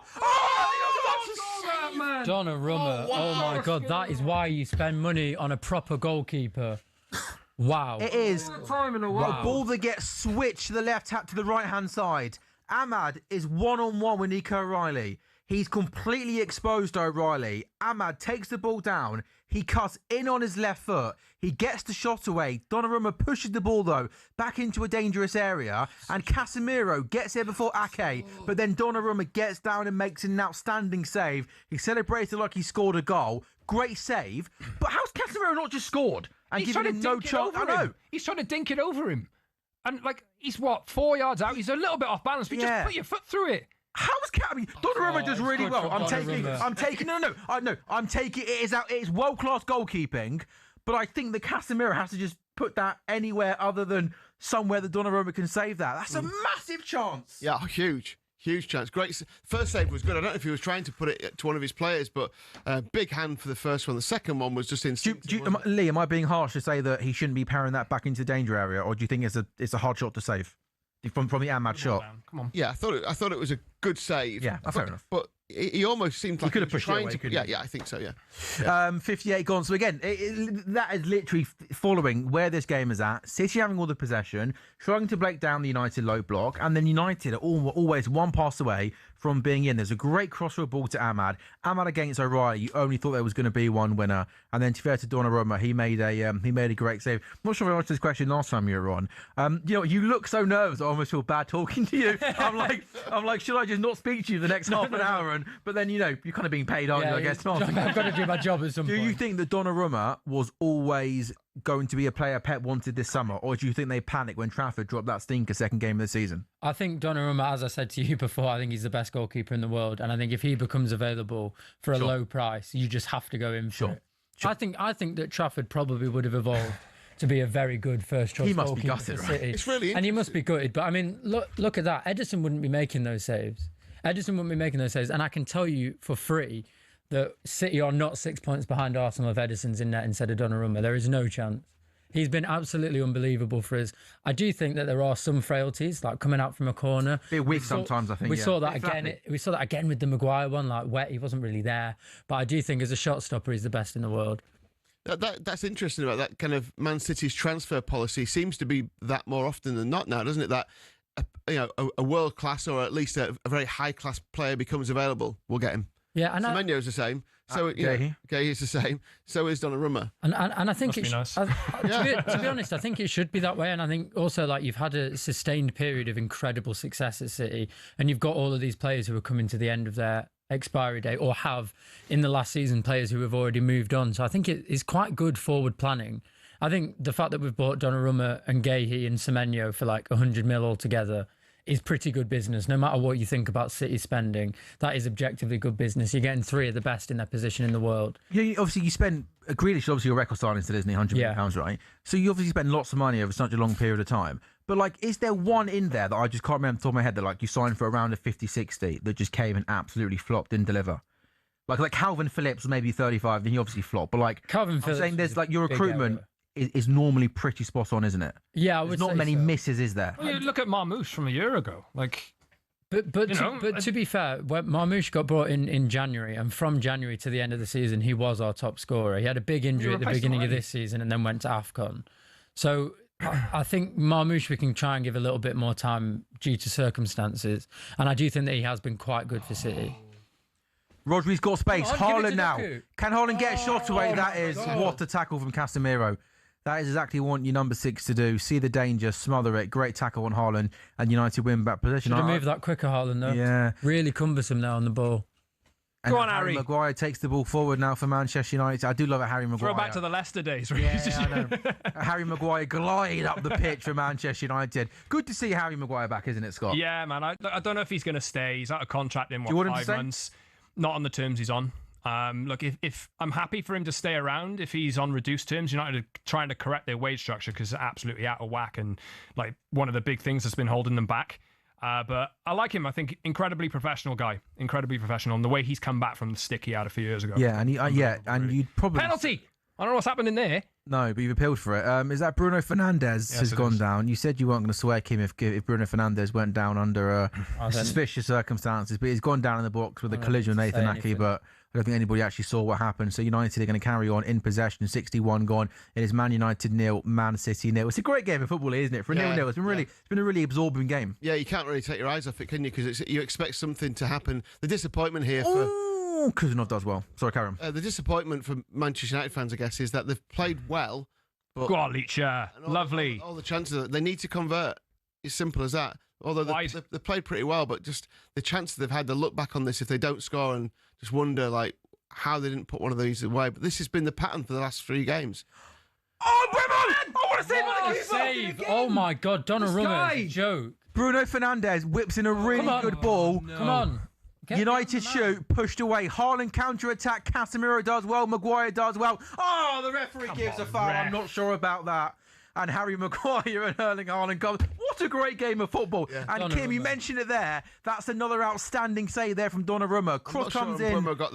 No, he didn't. I think Fernandes does well there to stay with the ball, hold to it, puts a good ball in. And Mbeumo at the back post hits it into the turf. Donnarumma comes across and manages to push it away. It's a good save because he's going the other way. He's going the other way. It's a good save. Yeah. He's a top goalkeeper. He's keeping us in it at the moment. And this is the Ahmad one, isn't it, from earlier where Donnarumma pushes the ball. But Ahmad's been good today, by the way. Yeah, he's dangerous, isn't he? Yeah. How does Casemiro not score that? He must be caught. Is he caught in two minds or something? I don't. Just smash the ball into the roof of the net. He tried to be too clever. Yeah, 100%. It's really, really poor. I also love goalkeepers that celebrate saves like players do when they score. I think they should be allowed to do that. I think that's proper. Look at that. Attempts on target. 5 United, 1 City. What's happened to Maguire? Maybe he fell awkward or something. Yeah, it's on this counter-attack, isn't it? Haaland clashes with Haaland. Head down, going for it. Oh, yeah, he's kind of like... Yeah, not sure his right leg get caught underneath Haaland's. Does Haaland almost fall on it? Yeah, I'm not sure. Right. He's right. How's this game going to finish, Lee? How do you see this go? I still don't know why. I just think City score an 82nd minute, Erling Haaland. Yeah, Man City to win 1-0, 2-0 or 2-1 is 5-2. Yeah. Ooh, it's quite nasty, actually.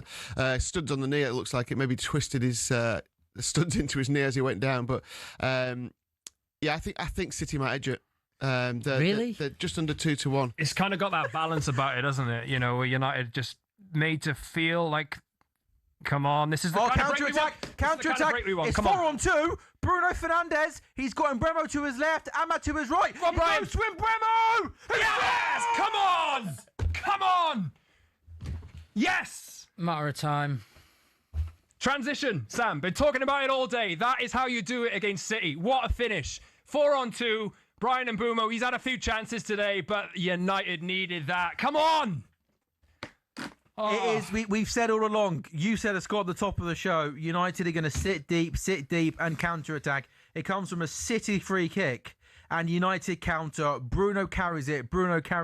I thought he was going to go to the right to Ahmad. He went the left to Mbeumo. 1-on-1 with the goalkeeper. The finish past Donnarumma is fantastic. Man United 1, Man City 0. And Scott, is it fair to say United deserve to be ahead? I think that on the balance of play, like no matter what you think, City have had a lot of possession, but United have got their game plan so far absolutely right. They've had chances like that throughout the first half, where a couple of them were offside, but you're playing that, you see the space there. City are going to commit a lot forward. They're going to have a lot of possession. You turn it over quick and you get players running forward. And Mbeumo there, I think he's the right choice in the circumstances. He does have that, like he was picked up front today because he does have that, like he scored 20 Premier League goals last season, right, for Brentford. He's got that about him. He can. He's cold in front of goal. And he's had a couple of opportunities today, but this one he had to score. Donnarumma's been excellent, but he had no chance for that. Put it in the bottom corner, and that is exactly what I wanted.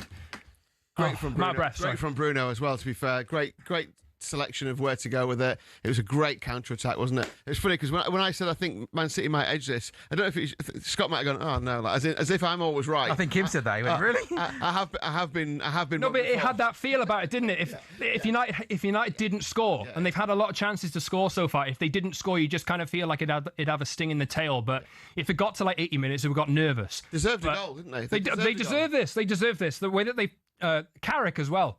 The way that he's approached this game has been absolutely spot on. It's going to be interesting now to see what City have got. 1-0 down, half an hour left, basically, and can they get back into this game? Because they haven't really had any absolute clear-cut chances on the attack again. They're in the elite shirt. Nice. Kim, it was a matter of time. How are you feeling? Have you been disappointed by the City performance? I'm really disappointed by the performance. I think in a derby you expect a little bit more. I think we've said at the beginning, I think look like Dallo was lucky to get away with not having a red card, and we can talk about that. But United have been super aggressive. We haven't been aggressive at all. We've got a yellow card for one little drag back. That's not what you need in a derby. You need to impose yourself, and we haven't imposed ourselves at all. It was a matter of time before United scored, and I can't possibly see us winning now. I mean, how many shots have we had on target? One so far. One. Another chance. Ahmad's in it down the right-hand side, into the box. Ahmad goes across goal. We just dragged that though. And there was no one there to put the ball in the back of the net. How many shots? One shot on target? One shot on target, yeah. United have had 6 on target from 9 shots. It's pathetic. It's pathetic that when you're trying to win, when you're trying to win the Premier League. To your point about taking too many touches, they've had 12 touches in the opposition box to Man United's 8. Only 1 shot on target. It doesn't make sense, does it? You know, they're trying to, pass the ball in the back of the net. Pass the ball in, yeah. It's just really frustrating. It's what we do a lot. And which is the really worst thing about that kind of Pep's style of football that he introduced. That's the worst element of it, isn't it? Yeah, when teams try and pass the ball in. It's like it needs to be direct. I like Villa, the way Villa, they soak up pressure. They pass the ball around a lot. It's a bit tippy-tappy, but when they go for it, they attack with direction and they get forward and they create chances. City just aren't creating enough chances at the moment, are they? And neither of our wingers are beating anyone. Semenyo's doing a little bit better. He's coming back on his left and he's trying to find an incisive quite quiet, hasn't time. But he's been very, very quiet. Doku as well, when he gets the ball, he's just coming inside every single time and the ball's getting passed back to the left back. I don't even know where to go from here because I don't think there's anyone on the bench that we could bring on that would make a huge material difference. And I think, to be honest, the more that we attack, the more exposed we're going to be to United's counter. So we need to get a goal very, very soon if we're going to get anything from this game. You're going to get a free kick, though, or Doku comes in from the left. I mean, look what happened last time we got a free kick. They scored. There's no hope. But this is, though, in a dangerous area for Manchester City on the left-hand side, not too far out from goal. Ahmad gives away the foul on Jeremy Doku. You've got to give a bit of praise. I mean, you've said it a few times, Sam, around, they are doubling up on Doku and Semenyo, and they're doing a decent job, aren't they? So it's tactically from Manchester United, they've done a little bit of a job on the wingers, to be fair, and especially given the fact that they had yellow cards so early on. But yes, just about to tick over to 70 minutes on the clock and free kick for Man City, 1 down to Man United, Sam. Yeah, and this feels like, City 6 behind Arsenal, go to Forest later. A massive, massive 20 minutes in the title race, ball into the box. Dalot wins the header. It goes over the bar. So City are going to win another corner. Man United 1, Man City 0. Again, this is where the final ball's got to be much, much better. That's going to be Ryan Cherky who goes over to whip this ball into the box. Haaland, Semenyo, Rodri, O'Reilly, Ake near the goalkeeper. It comes in and United manage to clear, and the referee's going to give a free kick. Harry Maguire goes down. How do Man United manage this game now, Scott, in terms of changes? Is it? I think Cunha's coming on. Yeah. I think Cunha's coming on at some point soon. Look, I think they just have to stick to the approach, like the approach that they've taken throughout the game. If anything, now City are probably going to have more of the ball and try and force the issue a bit more, so it should allow them more space on the break. So I think that the way that they've approached this game, and Michael Carrick deserves a lot of credit for this so far. Like, even me sitting here now, I've sat with you guys for months on end, not really feeling anything. Like, I feel something. It's nice to feel as though the team are really playing for it. And massive credit to Carrick for the way that he's approached this. I think you do need some fresh legs in there, and Boomer's just come off now. So I think this is probably Cunha that's coming on. And it makes sense. Cunha, a guy who can, if he's going up front, carry the ball, hold it, dribble it, win by free kicks. And Bumo's done really well today, fair play to him. And overall with Mbeumo, United's recruitment post-Fergie has been an absolute shambles. I mean, goodness me, has he been...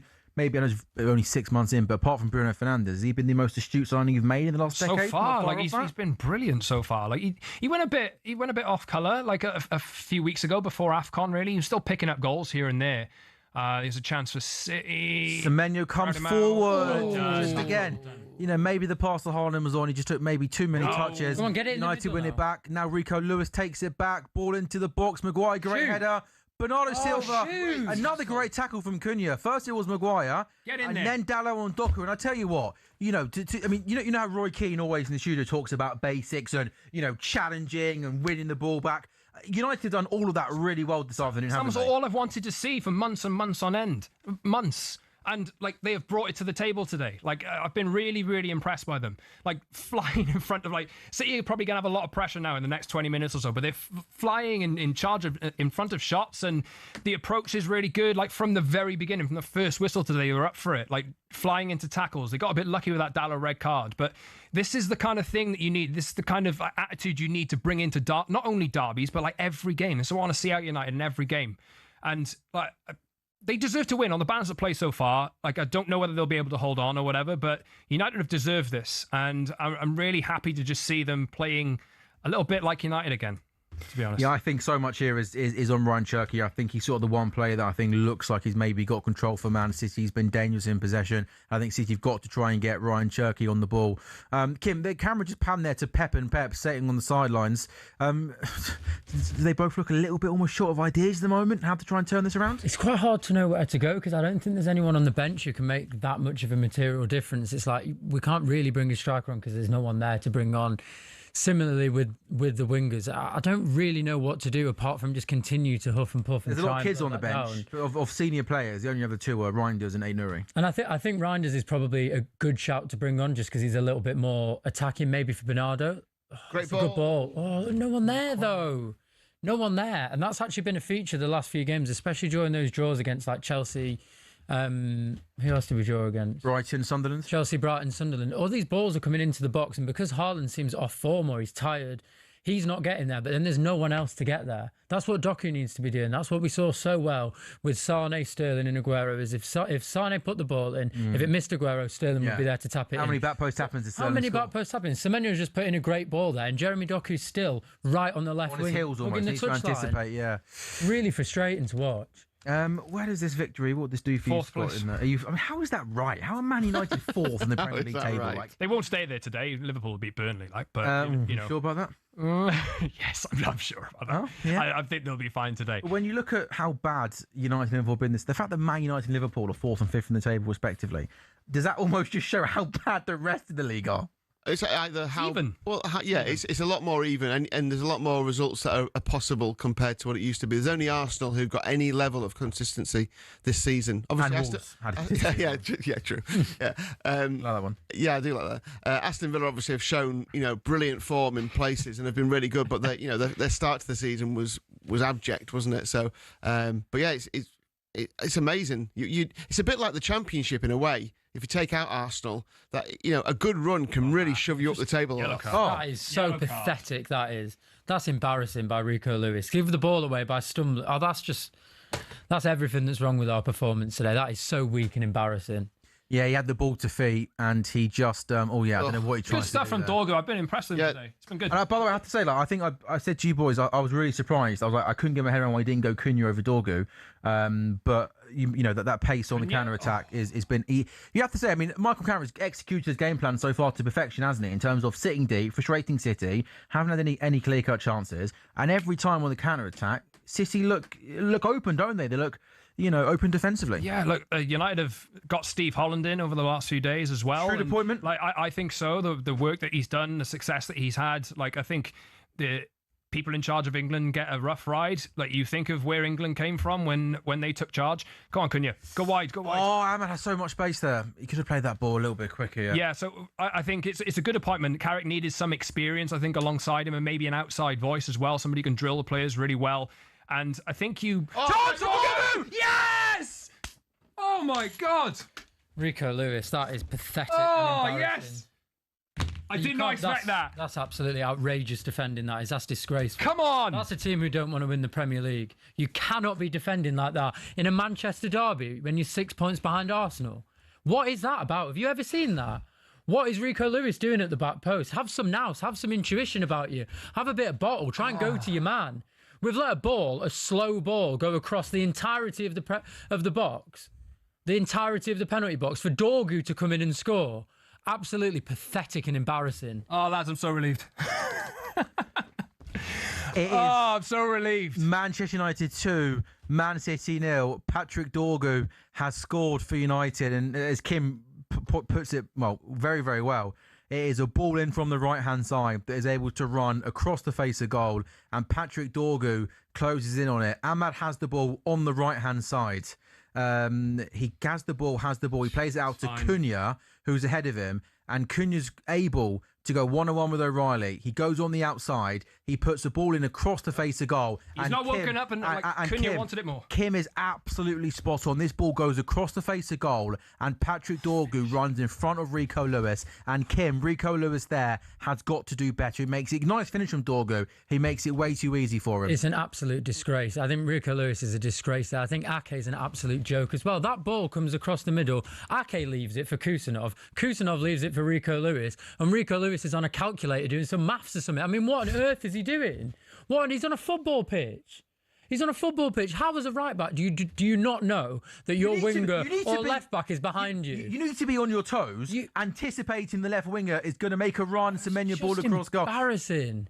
It's embarrassing. It's not good enough. It's not good enough for a Manchester derby, and it's certainly not good enough for a game in which we needed to win to be in the title race. It's desire, isn't it? It comes down to desire, really. So all I've been talking about, all I wanted to see out of this United team, no matter who the manager is, I just wanted to see them go up for this. And even like in situations like that, think first, like go and attack the ball. If the ball's coming in, get there ahead of the defender. And like United's approach to the game today has been brilliant. Like I don't know, like you have to give credit to Carrick, you have to give credit to Steve Holland, but the approach, the tactical approach and the desire from the players has been absolutely superb today, and it's shown up pretty much in every department on the pitch, whether United are defending, whether that snaps in midfield, in tackles. They've towed the line, I think, appropriately as well for a derby. They got lucky with Dalot, but I think they got lucky with Dalot, and that'll be talked about, I think, over the course of the next few days. But you know, I think. Well, I guess you probably, given how poor you've been, you probably need a bit of luck, don't you? Yeah, I think so. And I'm so, after watching United like turn up and put in turgid performances for months on end, like I'm absolutely ecstatic with this so far. They got 12 minutes or so plus added time to hold on, but the approach has been brilliant. They're 2-0 up and they deserve it. Good to see, obviously, the new manager, Michael Carrick's obviously celebrating wildly. And then it panned to Sir Alex Ferguson, who was up out of his seat, giving it plenty, wasn't he? The sweet smell of success, that was, rather than what Roy Keane... What did he call it? Called him a bad smell, didn't he? Oh, back to Alex Ferguson. Yeah, hanging around like a... Roy Keane, in his pre-match today, decided to go in on Johnny Evans, of all people, which, I mean, I don't know. I mean, I'm not... You know, there's lots going wrong. I wasn't sure. Is he going to go in on them after this? Oh no! Well, I think might find a way. Even the most anti-Man United ex-player, I think, will struggle to pick fault with this Man United performance. 10 minutes ago, then Kim, it looked like two players were coming on for City. My guess would be it would be the two that I mentioned, or three players are coming on. Reinders, Aït-Nouri, and you'll have to tell me who the third one is. I can't even see. Is that Divine Mikasa? Yeah, number 63. Yeah. Yeah. Well, it's game over. It's game over. Doku should have come off after the first minute when we saw how pathetically bad he was playing. He hasn't done a single good thing this game. And now we've just seen him try and pick the ball up in a centre defensive mid position rather than attacking the wings. Haaland's coming off as well. Haaland deserves to come off. Look, that's it. Silva, Doku, Haaland. But that's it though, isn't it? That's the game over. That's Pep Guardiola acknowledging that the game is over. No, Haaland, mate, you don't take off Haaland. Haaland has been absolutely shocking. You don't take off Haaland, though. Well, he has. Do you think he's carrying it? I know he... I wondered if he looked like he just wasn't moving well. Do you think he's carrying a knock? Have you heard of his carrying a knock? I think there's probably something there. You think? I think it's probably... He wasn't moving well at any point today. It's probably lasted maybe a month to 6 weeks. I think for the last month or so, he hasn't really been moving. He's not getting first to the ball. I mean, he lost every 50-50 to Martinez. He's 5'6". Yeah. Something's wrong there, whether it's desire, whether it's injury, whether it's tiredness. And also, it's the biggest indicator, the fact that he's been taken off with 10 minutes to go and we're losing 2-0. And you don't take off Haaland if you're losing 2-0. I think we're conceding the game. This is the concession of the game. Can you? You can't concede the game. We're not going to score 3 goals, are we, in 10 minutes? You could score 2. I appreciate that. But I'm sorry, with possibly 15 minutes to go without a time, I mean, you can't give up in a Manchester derby.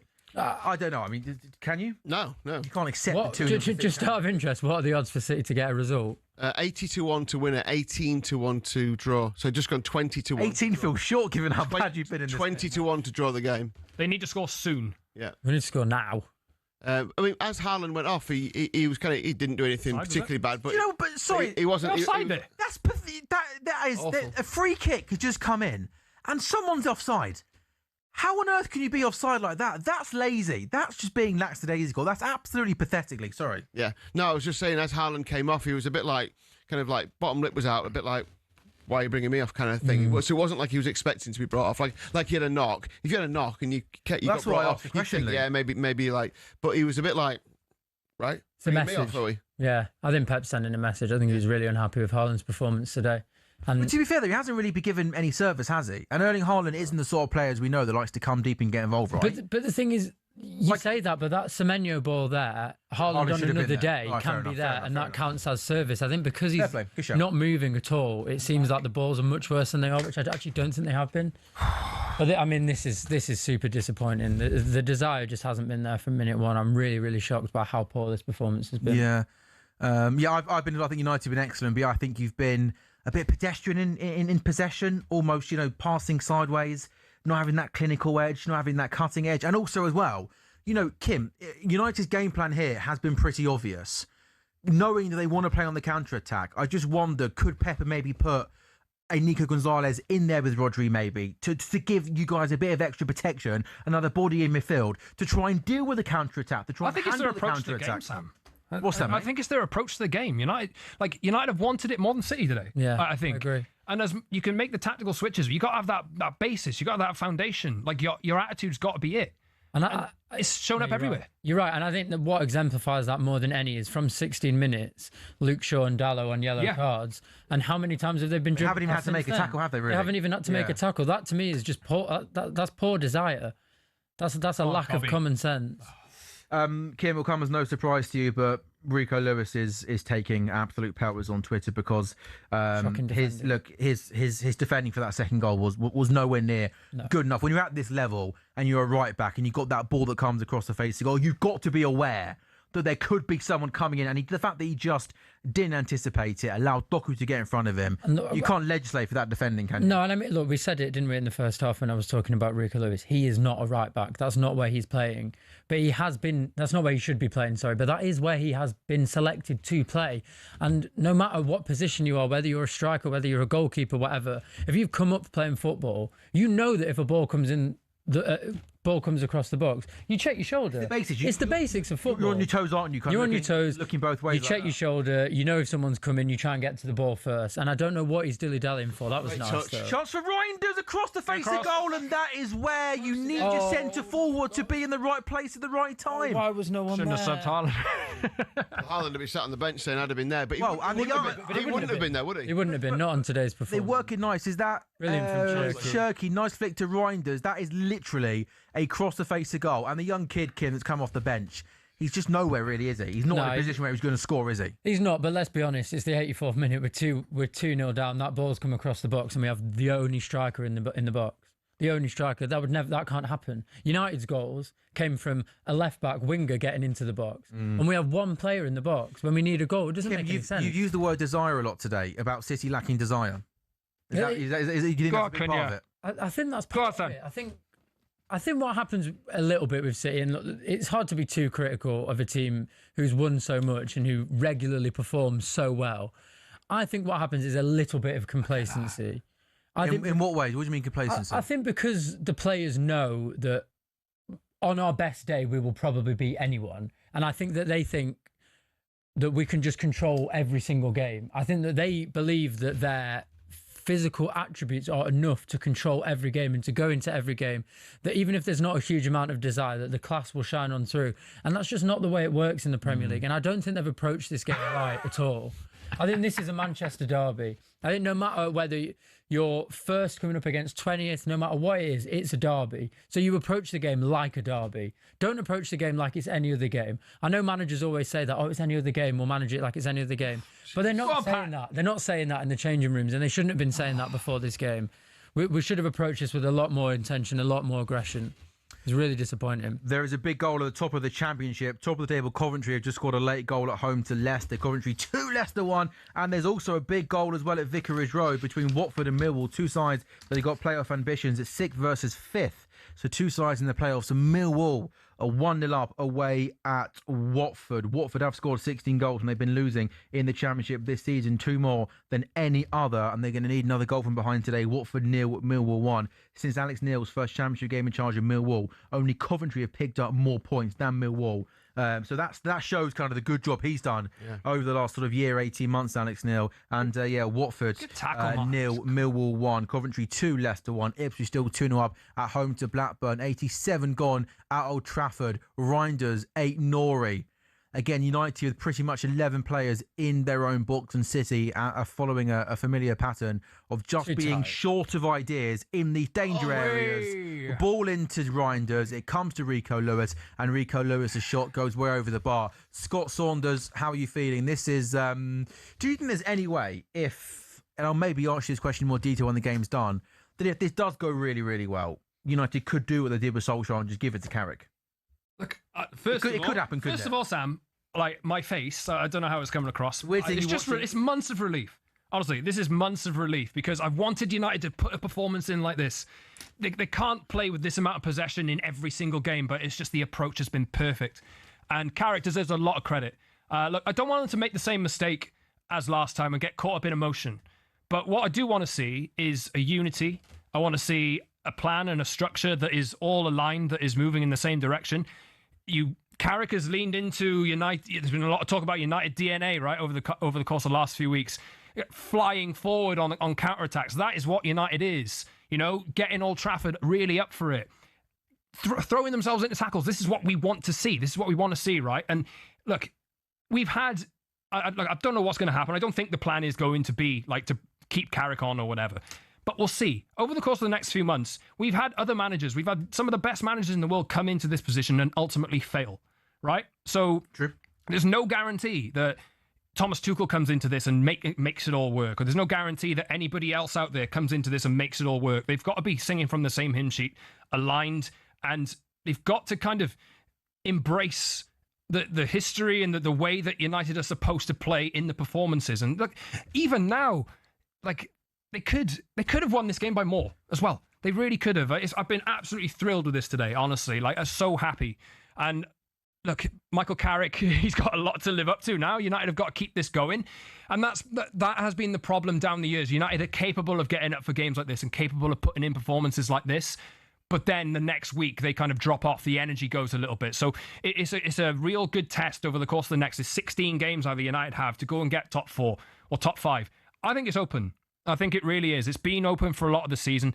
It's just you need to find a bit of consistency. Some teams need to find a bit of consistency and you can separate yourself from the pack. And there's no reason why, for me, on the basis of what they've shown today, United, I think they're able to do it. I'm just so relieved because I know they can do it. And they're in. They're on the break again here. Go on, Ahmad. Get there first. It's just like... Go on, Ahmad. Ahmad's through. Go on, Ahmad. Ahmad's through. Go on, Ahmad. Oh, what a run that was. Ahmad carries the ball. I thought Nathan Ake at some point was going to get the ball off him. He carries it with his right foot, hits the post. I think you're right, Scott. I think almost 2-0. You've had moments, haven't you, on the break like that throughout this whole game? This has been my favourite talkSPORT goals ever. No, I know, I bet it has. But you look at this now, City are on the break, and it's just taken so long to get to where they are. And we keep saying the same word, desire, or whatever version of that word. I think desire and quality. Yeah. Also, I think City have lacked quality as well. But even when Man United haven't had the quality and they've lost the ball, they've been chomping at the City heels to get the ball back. And you haven't really seen the same kind of desire from City. I think it really does come down to... we've seen a couple of examples in the last few minutes where United haven't been playing brilliantly at the back all the time, but then they get a toe end in, or they'll just shove someone out of the way slightly to put them off having a shot. Just wanted it more. 5 minutes of time, Adrian. I have a look at this replay here. That's a great example. That's brilliantly. Yeah, I think you mentioned. I don't think that's actually desire from Mac. I think it's just tiredness. I think his legs just go there. Yeah, I think you just can't get anywhere. So embarrassingly slow. I think you can't get anywhere near Ahmad, who, by the way, what a performance he's had. He's a constant live wire, isn't he, down that right-hand side. They're coming in on the left-hand side. Man United 2, Man City 0. Kim, is this the day the title race dies? That's what you want me to say, isn't it? Not really, mate. I think on the balance of this performance, I think obviously everything depends on what happens tonight with Arsenal against Nottingham Forest. I think if Arsenal win that, I would probably have to concede it. Yeah, I think on the balance of this performance has been really poor. We've also got Spurs away. We don't do that well against Spurs. We've got Anfield in a couple of weeks as well.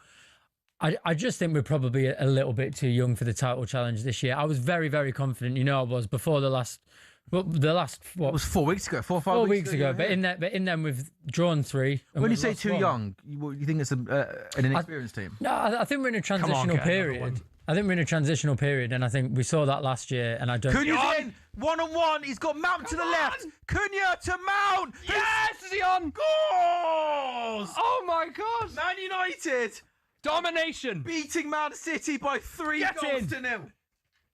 Oh my God! Scott, this is your moment. Take it away.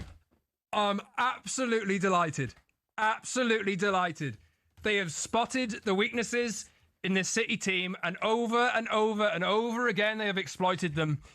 And what a performance from every single player, from everybody that's come in this week in the coaching staff for bringing them together, for putting this performance together, this tactical plan, the approach to it, the attitude has been absolutely spot on. And on top of that, you have had it's a tactical masterclass. This is the best performance I've seen from Manchester United in years. It's a bad ball that Ahmad latches onto. Cunha makes a run. Is he onside? Yes, he is. He timed his run to perfection. He goes through one goal. Mason Mount, who's just come off the bench, is with him. Can Cunha play the right ball across the face of goal? You bet he can. Mount stays onside. He slots the ball past the goalkeeper. Sam, ask me that question again. Is this the day the title race dies?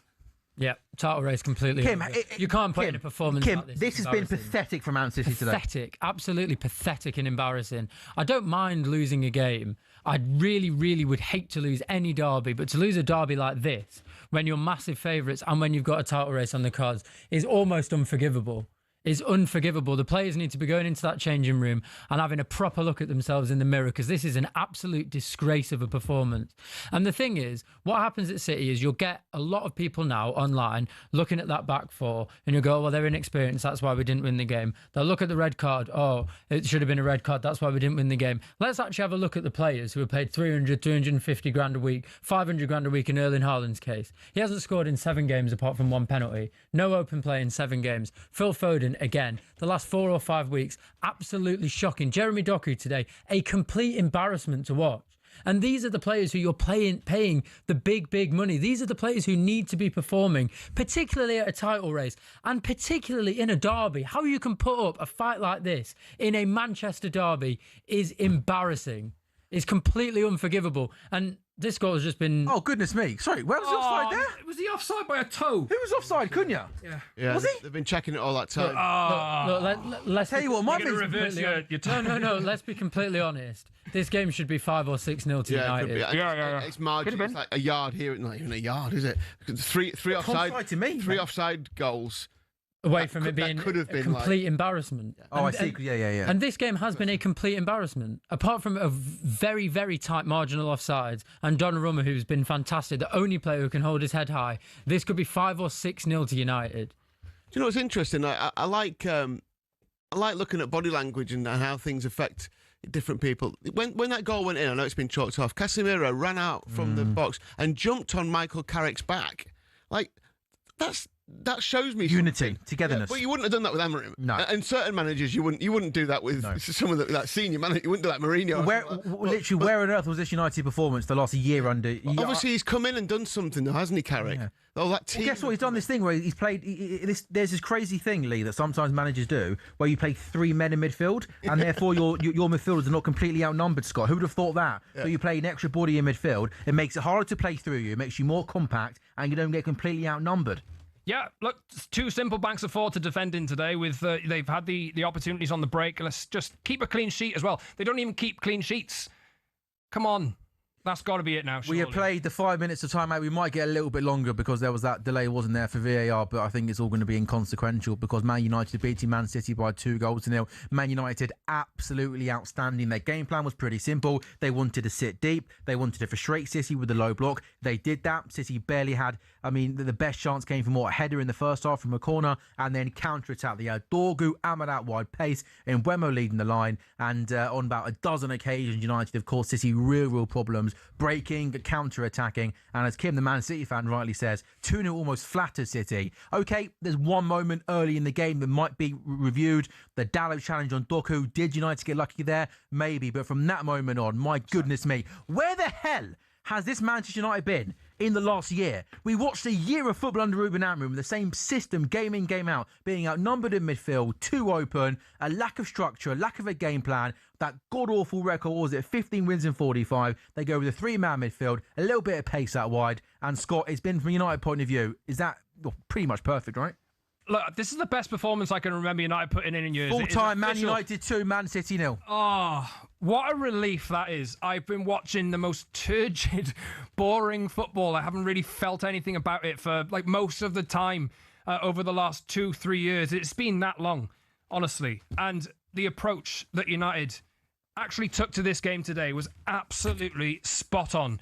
Every player to a man was brilliant. Every player to a man. The tactical setup was brilliant.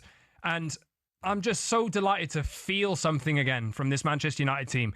Every single player did brilliantly, and this is the kind of statement victory we needed really to just pick up a bit of momentum. There's 16 games left. United can do it. This group of players are better than what they've been showing, and today they showed it. I'm delighted. What would Ruben Amorim be sitting if right now we could pan to him sat in his living room, maybe still Manchester, watching this game of football? What would he be thinking to himself? He'd probably be thinking they won a lot of 50-50s today and second balls. That was what he was talking about all the time. Look, tactical approaches, yes. I think tactically today, Carrick and his coaches got it absolutely spot on. He deserves a lot of credit. For me, it's not always been down to tactics. Look, there's a strong argument to say that, yes, you put the players in the right positions and they will play a lot better. And I'm not disputing that at all. But I think culture is a big thing that needs to shift at this club. And I want to see performances like this. I not only want to see it this week, I want to see it next week at Arsenal. I want to see it in the weeks to come when they have games at home that you'd expect them to beat. I want to see that same determination. United have shown that they can hang with the best. And City are like one of the best Premier League teams we've seen ever. I know this is a slightly different team now, but they're still throwing a lot of money at it. Like Semenyo today was anonymous. Haaland, anonymous. And United restricted them and they played to their strengths as well. I still think there's a thing about this team where you look at a lot of the players, they probably are still a transition team. They do need to sign a couple of midfielders, I think, over the course of the summer just to be able to stay on top of games and have a bit more control in it. So that will come. But in terms of transition, Carrick has lent into the players' strengths today and it's absolutely worked a treat.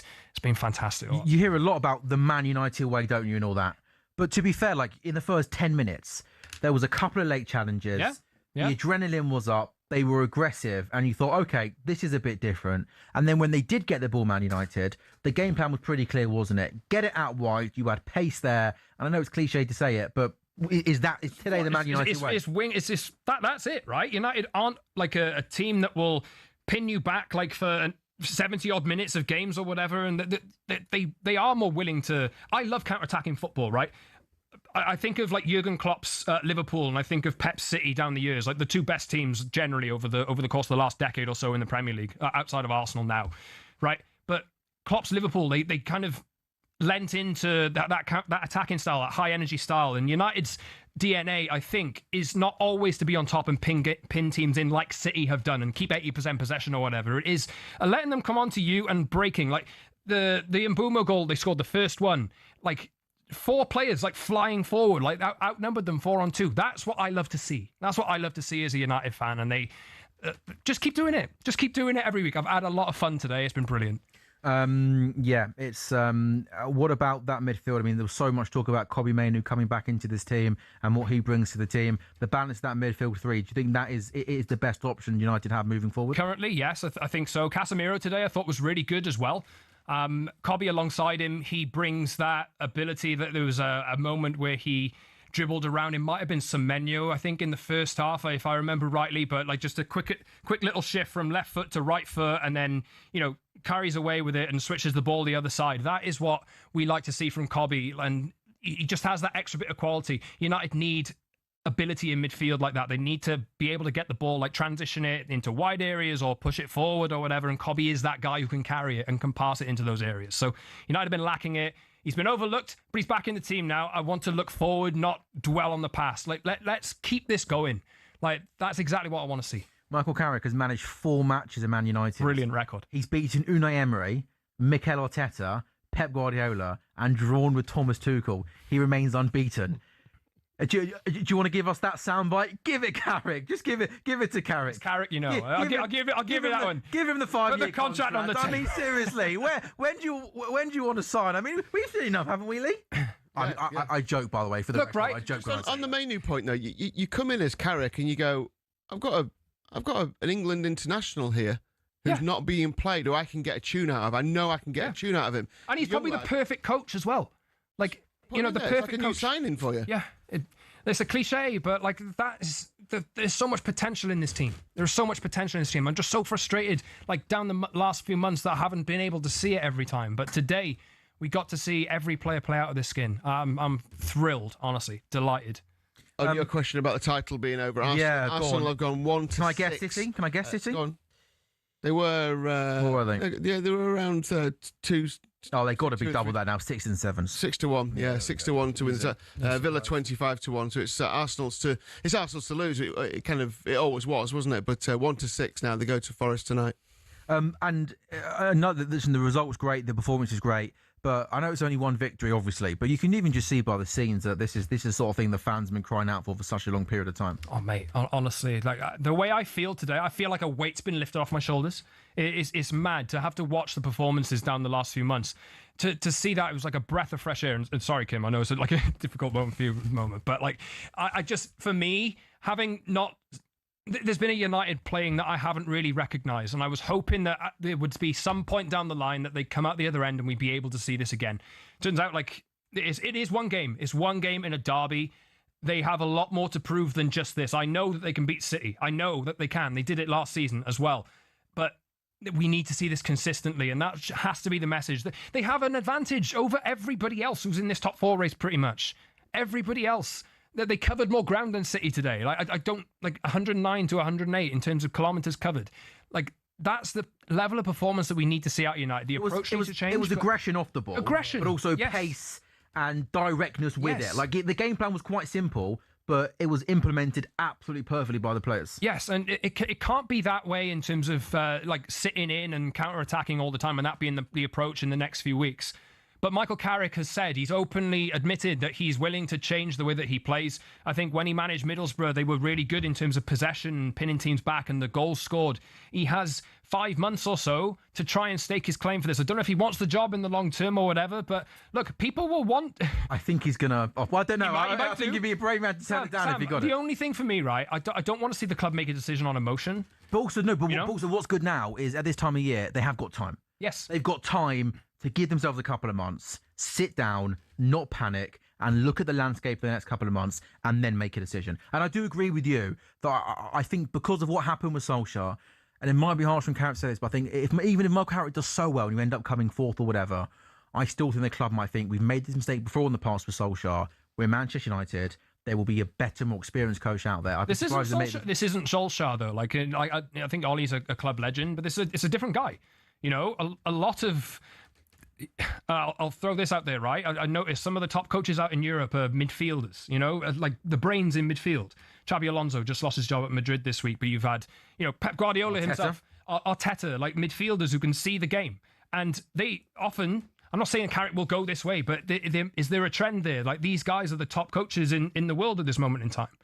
And if Carrick's never had that chance, with how aggressive and how up for the game how Man United players were today, do almost, not that you want to criticise the players today, but do the players need to take a little bit of the blame for not playing for Amorim? Was that just too easy to say they weren't playing for the manager? Was there more to it than that? Because Amorim probably never set them up like that, did he? I don't think that they ever down tools under Amorim. I think, look, maybe Amorim kind of lent into the defensive side of things a little bit more, and that's the approach that we saw, and maybe the players couldn't get on board with that. I don't know, but I don't think they ever. They've down tools, I think, under managers previously. I don't think that happened with Amorim. I think a lot of them were pretty gutted, judging from their social media posts and the way that they thanked him when he was sacked. But I think that this group has a better attitude and a better mentality. It's just we don't see it all the time. That's going to be Carrick's job here, is going to be trying to get the best out of the players week after week after week, whether that's Fulham at home, City at home, Arsenal away, or, you know, Burnley or whatever. Like these are the kind of teams, the level of performance United have to put that in. I want to see it every single week. Yeah, every single week.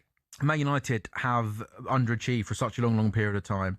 But I said it many times on this show, and today was almost evidence that I might have got a football opinion right. What Ruben Amorim was doing at this team, game in, game out, was nothing short of an absolute disgrace. Picking the same team, the same system that was clearly not working, and not wanting to adapt, not wanting to be better. It was absolutely criminal. And to have a player like Kobbie Mainoo on the bench, game in, game out, and not picking him when you pick the same midfield two that got exposed, game in, game out, it was absolutely crazy. He deserves to get sacked, and fair play to Michael Carrick. He's come in, he's changed the system, he's changed the game plan, and it's been absolutely perfect. Scott, it's been nice to... Well, I'm happy for you. This is my favourite talkSPORT goals ever. Good stuff. Kim, I don't mean to make your day even worse, Talk to me. but we are going to break, and then I might need you for 8 minutes or so, That's and then fine. I promise you can leave and maybe never come back ever again if you don't want to. I'll be back. Don't Okay, good man. Yeah, good man. Manchester United have beaten Man City by 2-0. The confirmation of results in the Championship. Leicester were leading Coventry for a long period of time. Coventry turned things around late on and beat Leicester by 2-1. Ipswich cruised home against Blackburn at Portman Road, winning by 3-0, and Millwall won 2-0 away at Watford with 2 late goals. It is talkSPORT Goals. When we come back, we'll continue to review the Manchester derby and then build up to the 3 o'clock games today in the Premier League. It's talkSPORT Goals.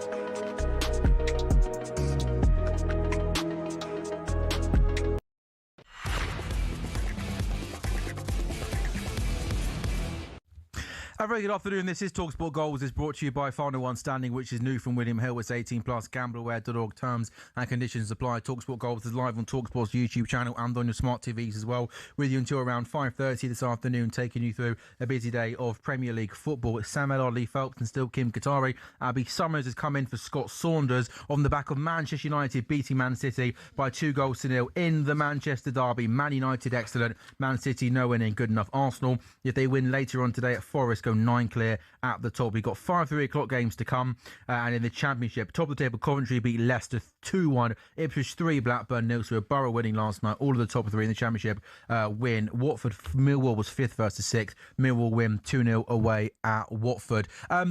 Kim, was that one of the worst City performances you've seen in a long time? I mean, 2-0 feels like it almost at times flattered you? It could have been a lot worse. It could have been a lot worse. And I think given the circumstances of everything surrounding the game, that is one of the worst performances I've seen in an incredibly long amount of time, especially considering the fact that we've just spent like 62.5 million on Semenyo. You would have thought that there would have been a little bit of a lift in the squad. I mean, we mentioned it when the team sheets came out. That back four, apart from Ake, who is objectively too old, the other three are probably too young. I don't think Rico Lewis is a right back. We saw that in that second goal. I don't need to go through that again. The two centre backs are two young lads. I mean, look, in a derby, all you demand from your players is a little bit of fight and a little bit of bottle. I would not have cared one bit if we'd gone into that game, Rodri had done a knee-high challenge on someone in the United team, got sent off and we would have lost 3-0. Not bothered. I'd like to win a game. I'd like to lose a game like that. I'm fine. It's a Manchester derby. It's the game that means the most to the fans. And I think that is a disrespectful performance to the fans. I think the derby is a law unto its own. You have to put in a performance of heart, of grit, of determination. We got, one yellow card, which was a Nico O'Reilly pullback. Why are we not clattering into them? Why are we not going there and clattering into them? It was very clear from minute one what their game plan was. Anyone could have seen that. It took us such a long time to change our game plan to try and match that. Towards the end, they obviously had a lot of chances, and that's because we were pushing forward. But it was like we were playing FIFA without the shoot button. We had one shot on target, and how many touches did we have in and around the box? So many, and it doesn't make any sense to me. We are, man for man, apart from maybe one player on their team, we are better than every single one of their players. We are a much better team. We have a much better manager, and we're a better team. None of our players looked anywhere near better than any of theirs because there was no desire, there was no fight, there was no passion. When we went 1-0 down, there was no shoulder barging, getting in the elbows.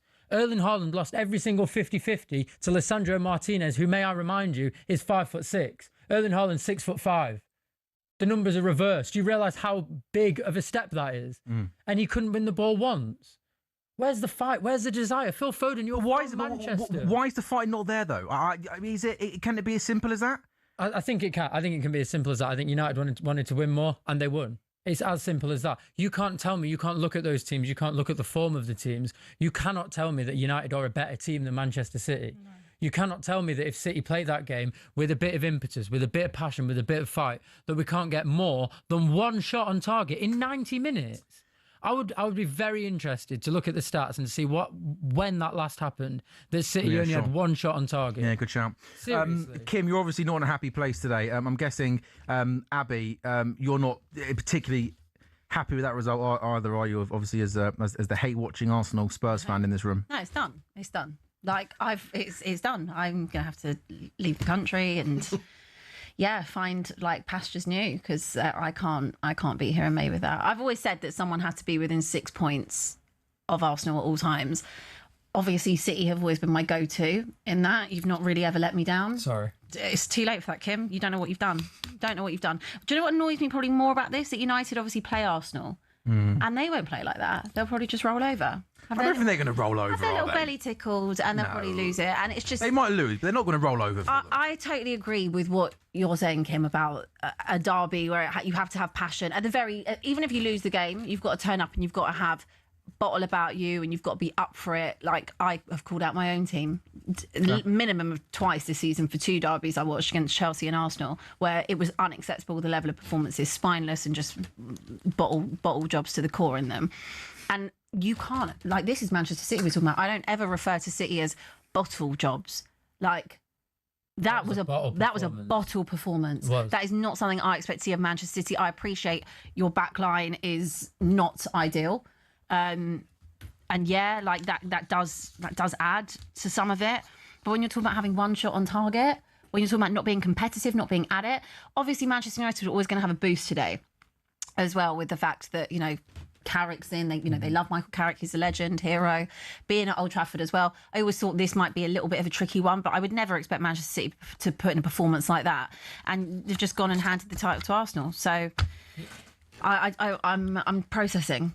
How are you processing it? Not well. Not well. Not well. What are the plans? What are the plans? Just to have a long, hard conversation with myself about what I'm going to do moving forward. Personally, there is no other stocks that I can put into unless United do a crazy thing and go to the Emirates and get a result. Maybe you're back in it. But I've been saying for weeks that City couldn't afford to keep But you know what? losing. The thing is, you won't be back in it because this City team are clearly, given that you've always been behind Arsenal by a decent amount of points.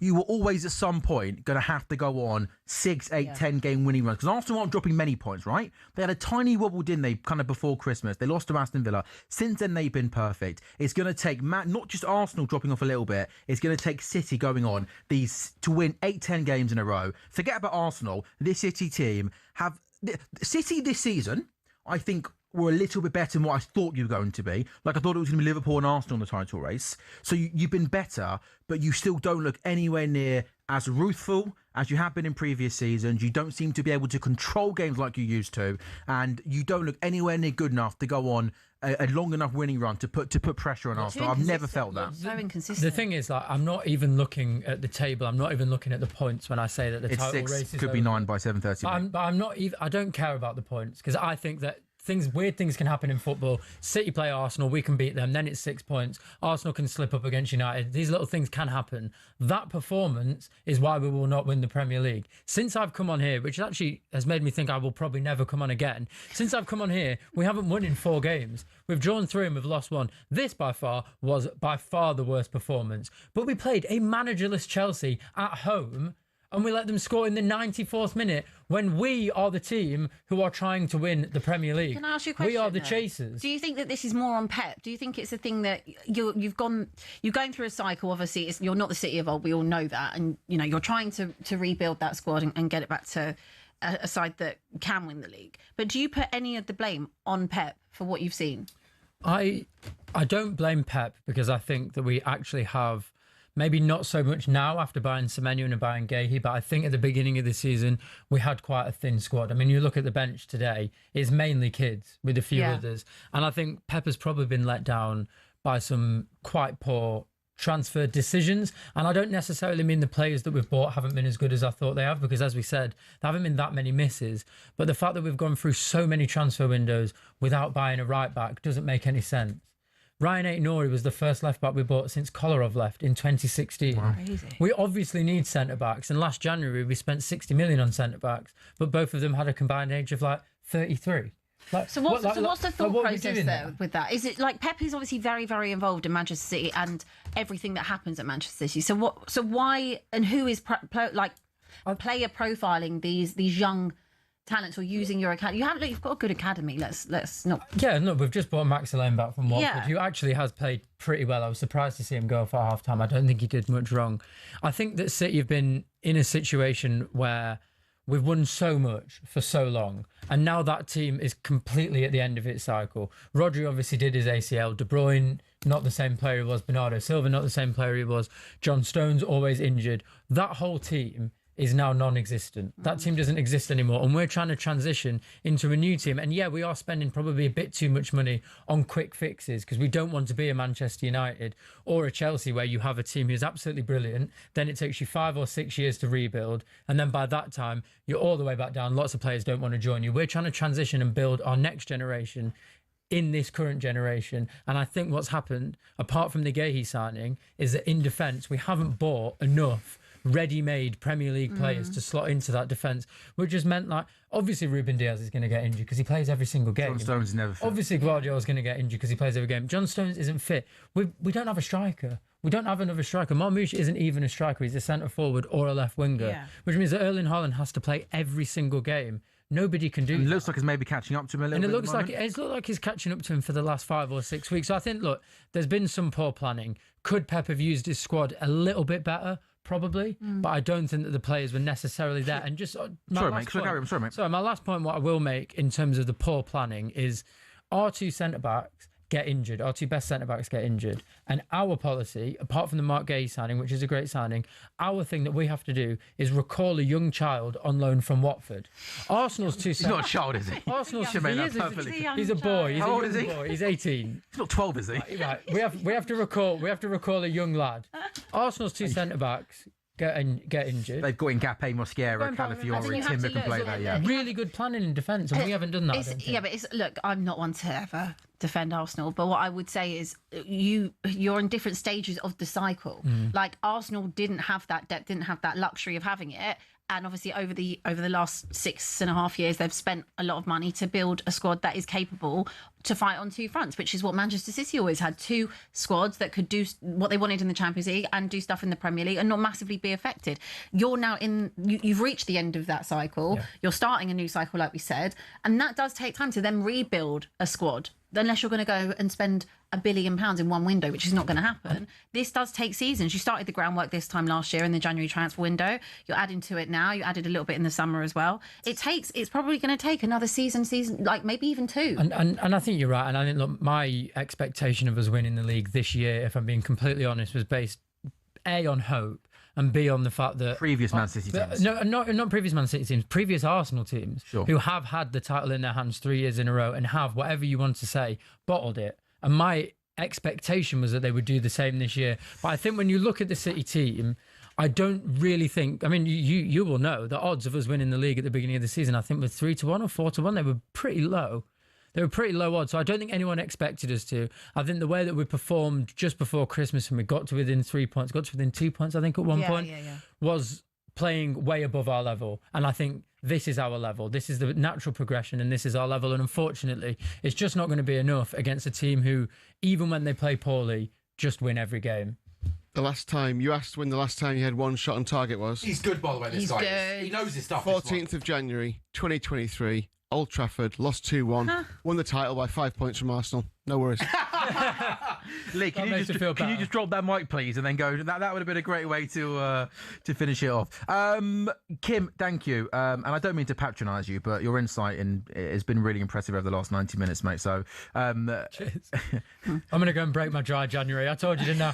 Dry January till the 31st, but that's getting broken today. Straight to the pub. Drink responsibly, obviously, unless you're a City fan and you want to wrap that memory off. Drink responsibly, Kim. Good man. Hopefully, we'll see you soon. You're going to jump out. Quakey's going to come in. We're taking a quick break on talkSPORT Goals. Then when we come back, we got 5 good 3 o'clock games today in the Premier League. Spurs, West Ham, Sunderland Palace, Liverpool, Burnley, Leeds, Fulham, Chelsea, Brentford. talkSPORT Goals takes you through all of the action.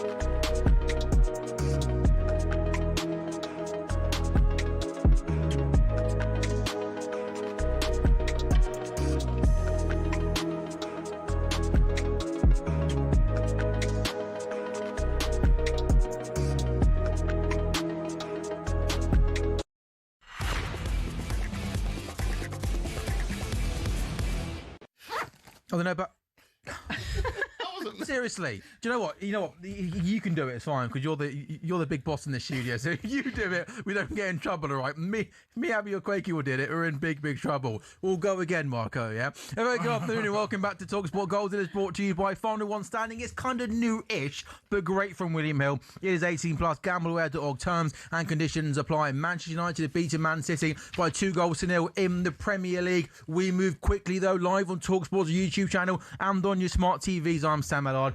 Lee Phelps to my right-hand side. I'll give you a proper introduction now. Because you're alongside Kim, who was struggling, I had to try and be a little bit more serious. But it is Abby Summers and Kwaku Wafari. Is it dressed down Saturday today, Kwaku? Basically, just couldn't be bothered today, could you? So you thought, I'm going to put on a jumper. Not everyone has to wear a shacket, though.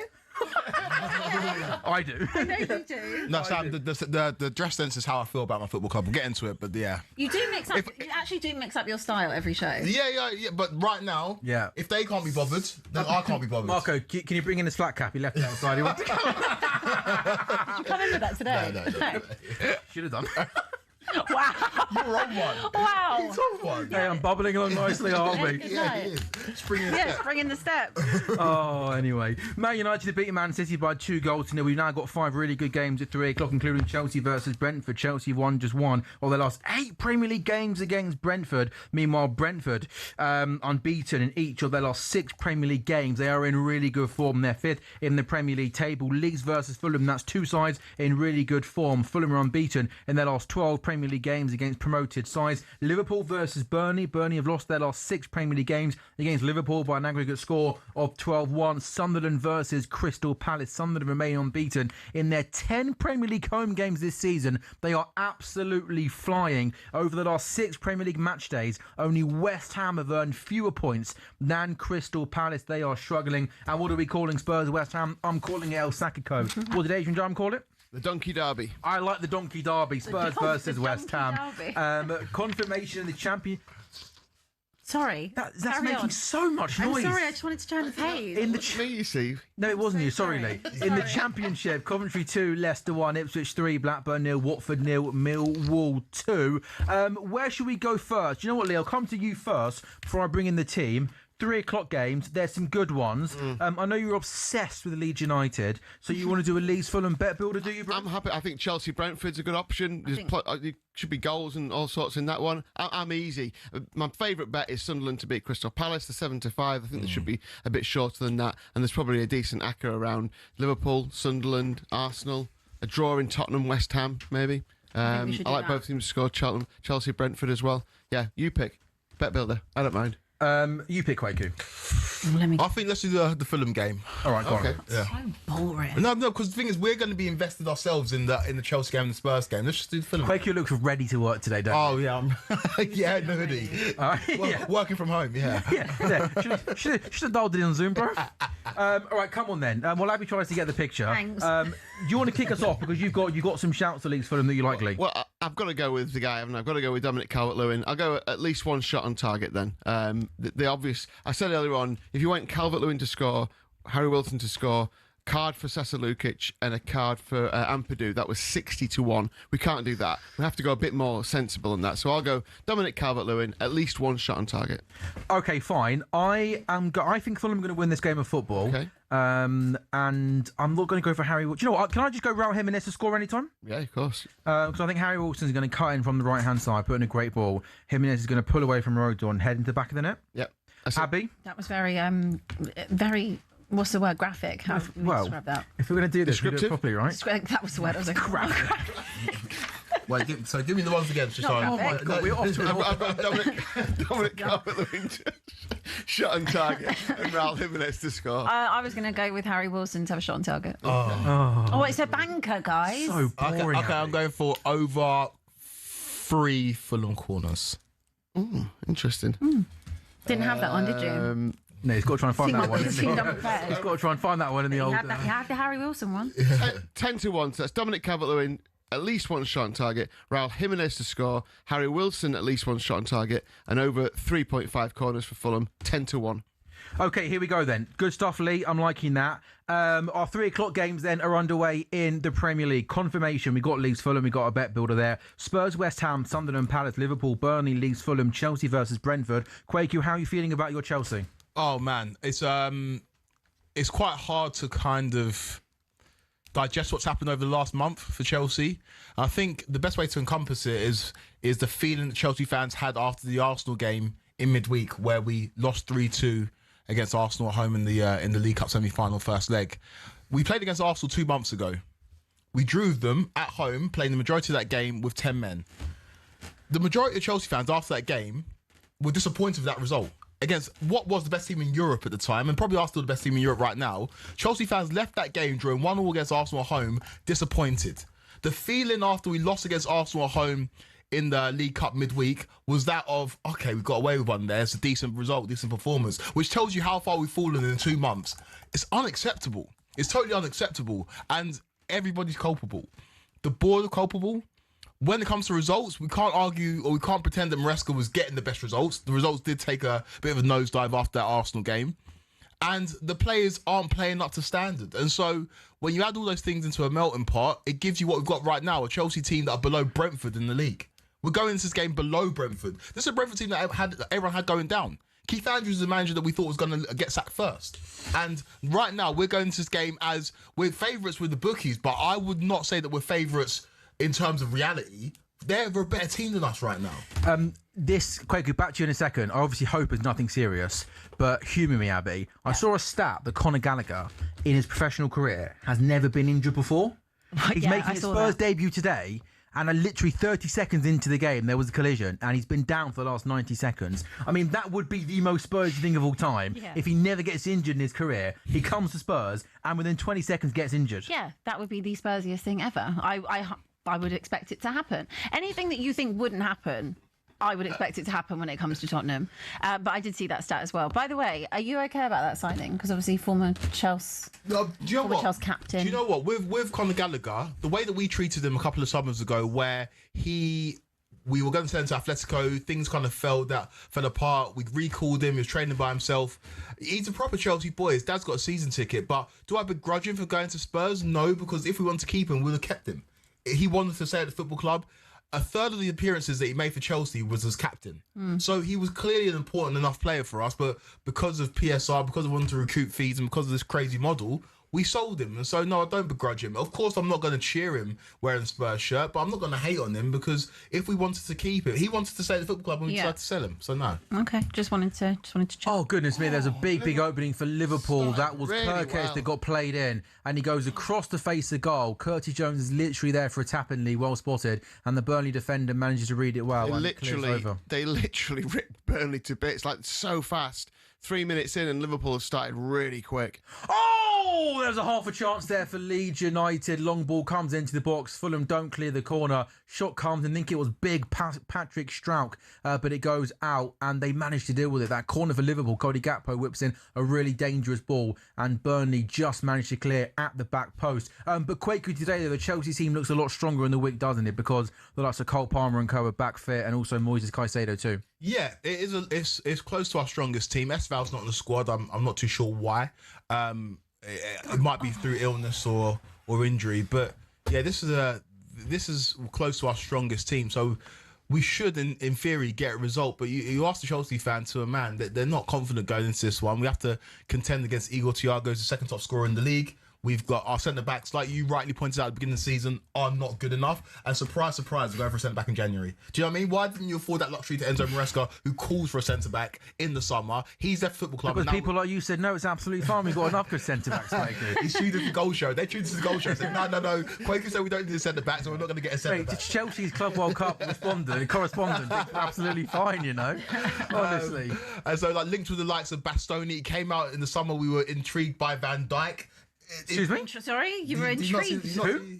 Chelsea were. You were intrigued by Van Dijk. What player did you just say? Van Dijk. Can I clarify? Unless there's another Van Dijk. You mean Virgil van Virgil Dijk? van Dijk. You not see the report of Alex Cook and Ben Jacobs? They're talking about Chelsea being interested. I'm intrigued in Mila Kunis. Doesn't mean I'm going to get her. Do you know what I mean? I don't know, mate. He's looking very handsome at the moment. You Do you like could. the old Yeah, I've gone. You've gone bald. Yeah. Yeah. Do you like it? Yes. Chelsea were intrigued by that. That is a crazy statement. Yeah, They but were okay.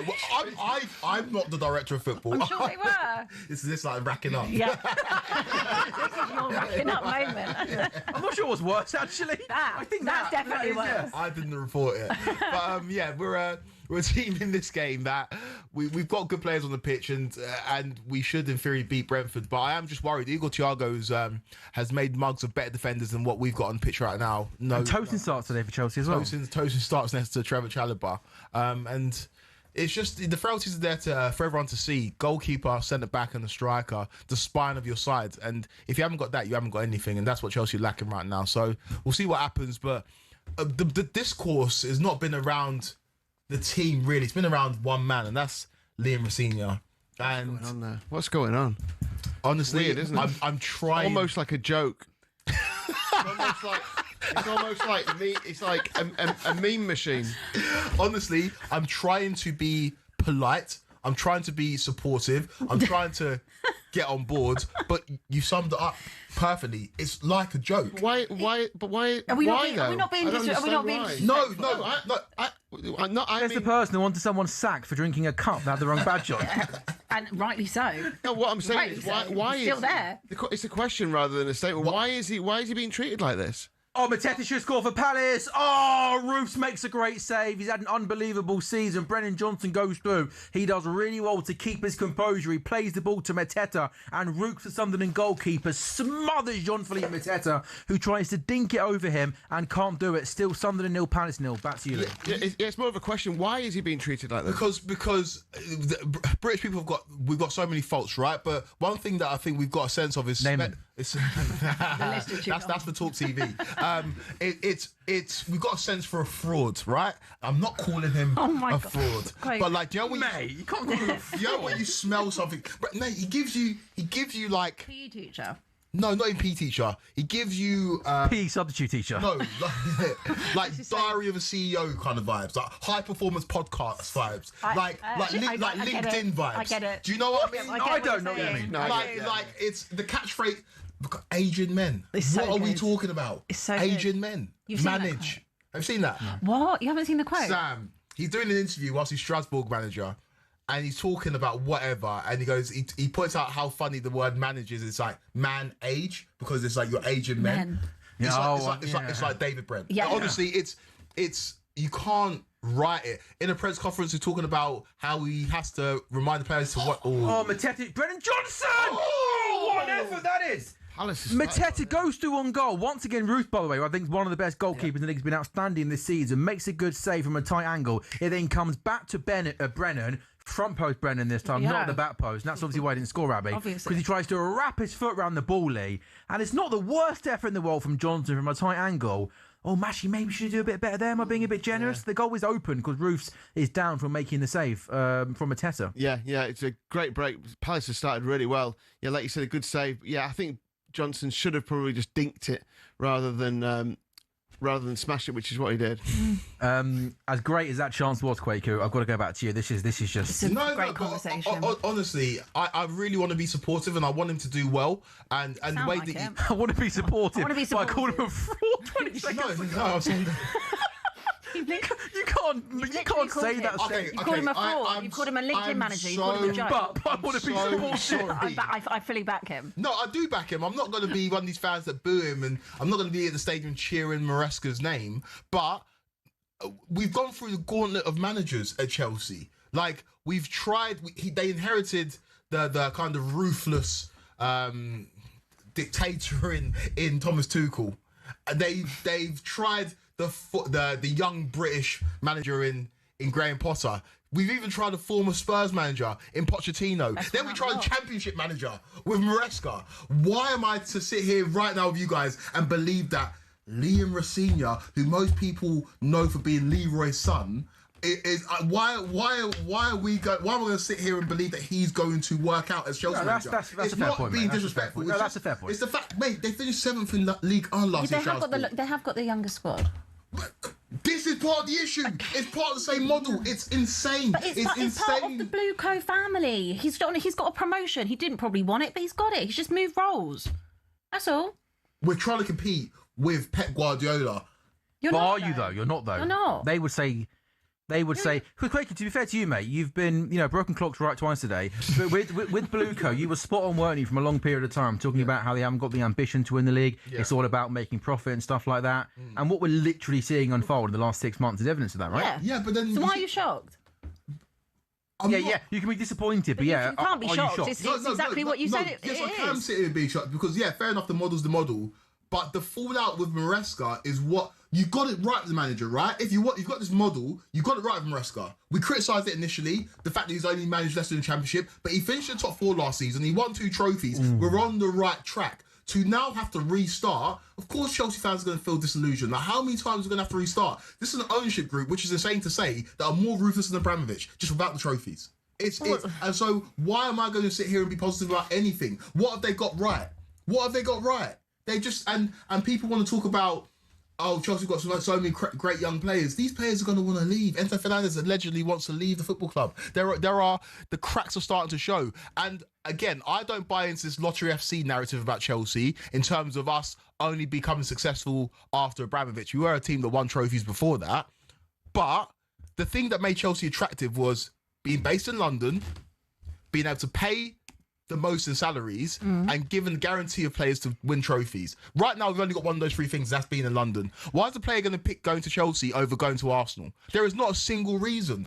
We are a joke. We're a laughing stock. Like, we're more of a laughing stock right now than Manchester United, which is saying something. It takes a lot to do. So, of course, I'm going to sit here in my hoodie underdressed because I haven't got enough care left in my body. Like, I'm done. I'm tapped out. Like, I'm the league, I don't care about it. I'm done. Because finishing the top 4, what does that bring you? It brings you increased revenue. But this revenue is not going to buy the top players in the world. So why do I care about lining their pockets? Top 4 means that you qualify for the Champions League. Are we good enough to win the Champions League? I'd rather go and try and win these cup competitions than try and qualify for the Champions League, which doesn't come with a trophy.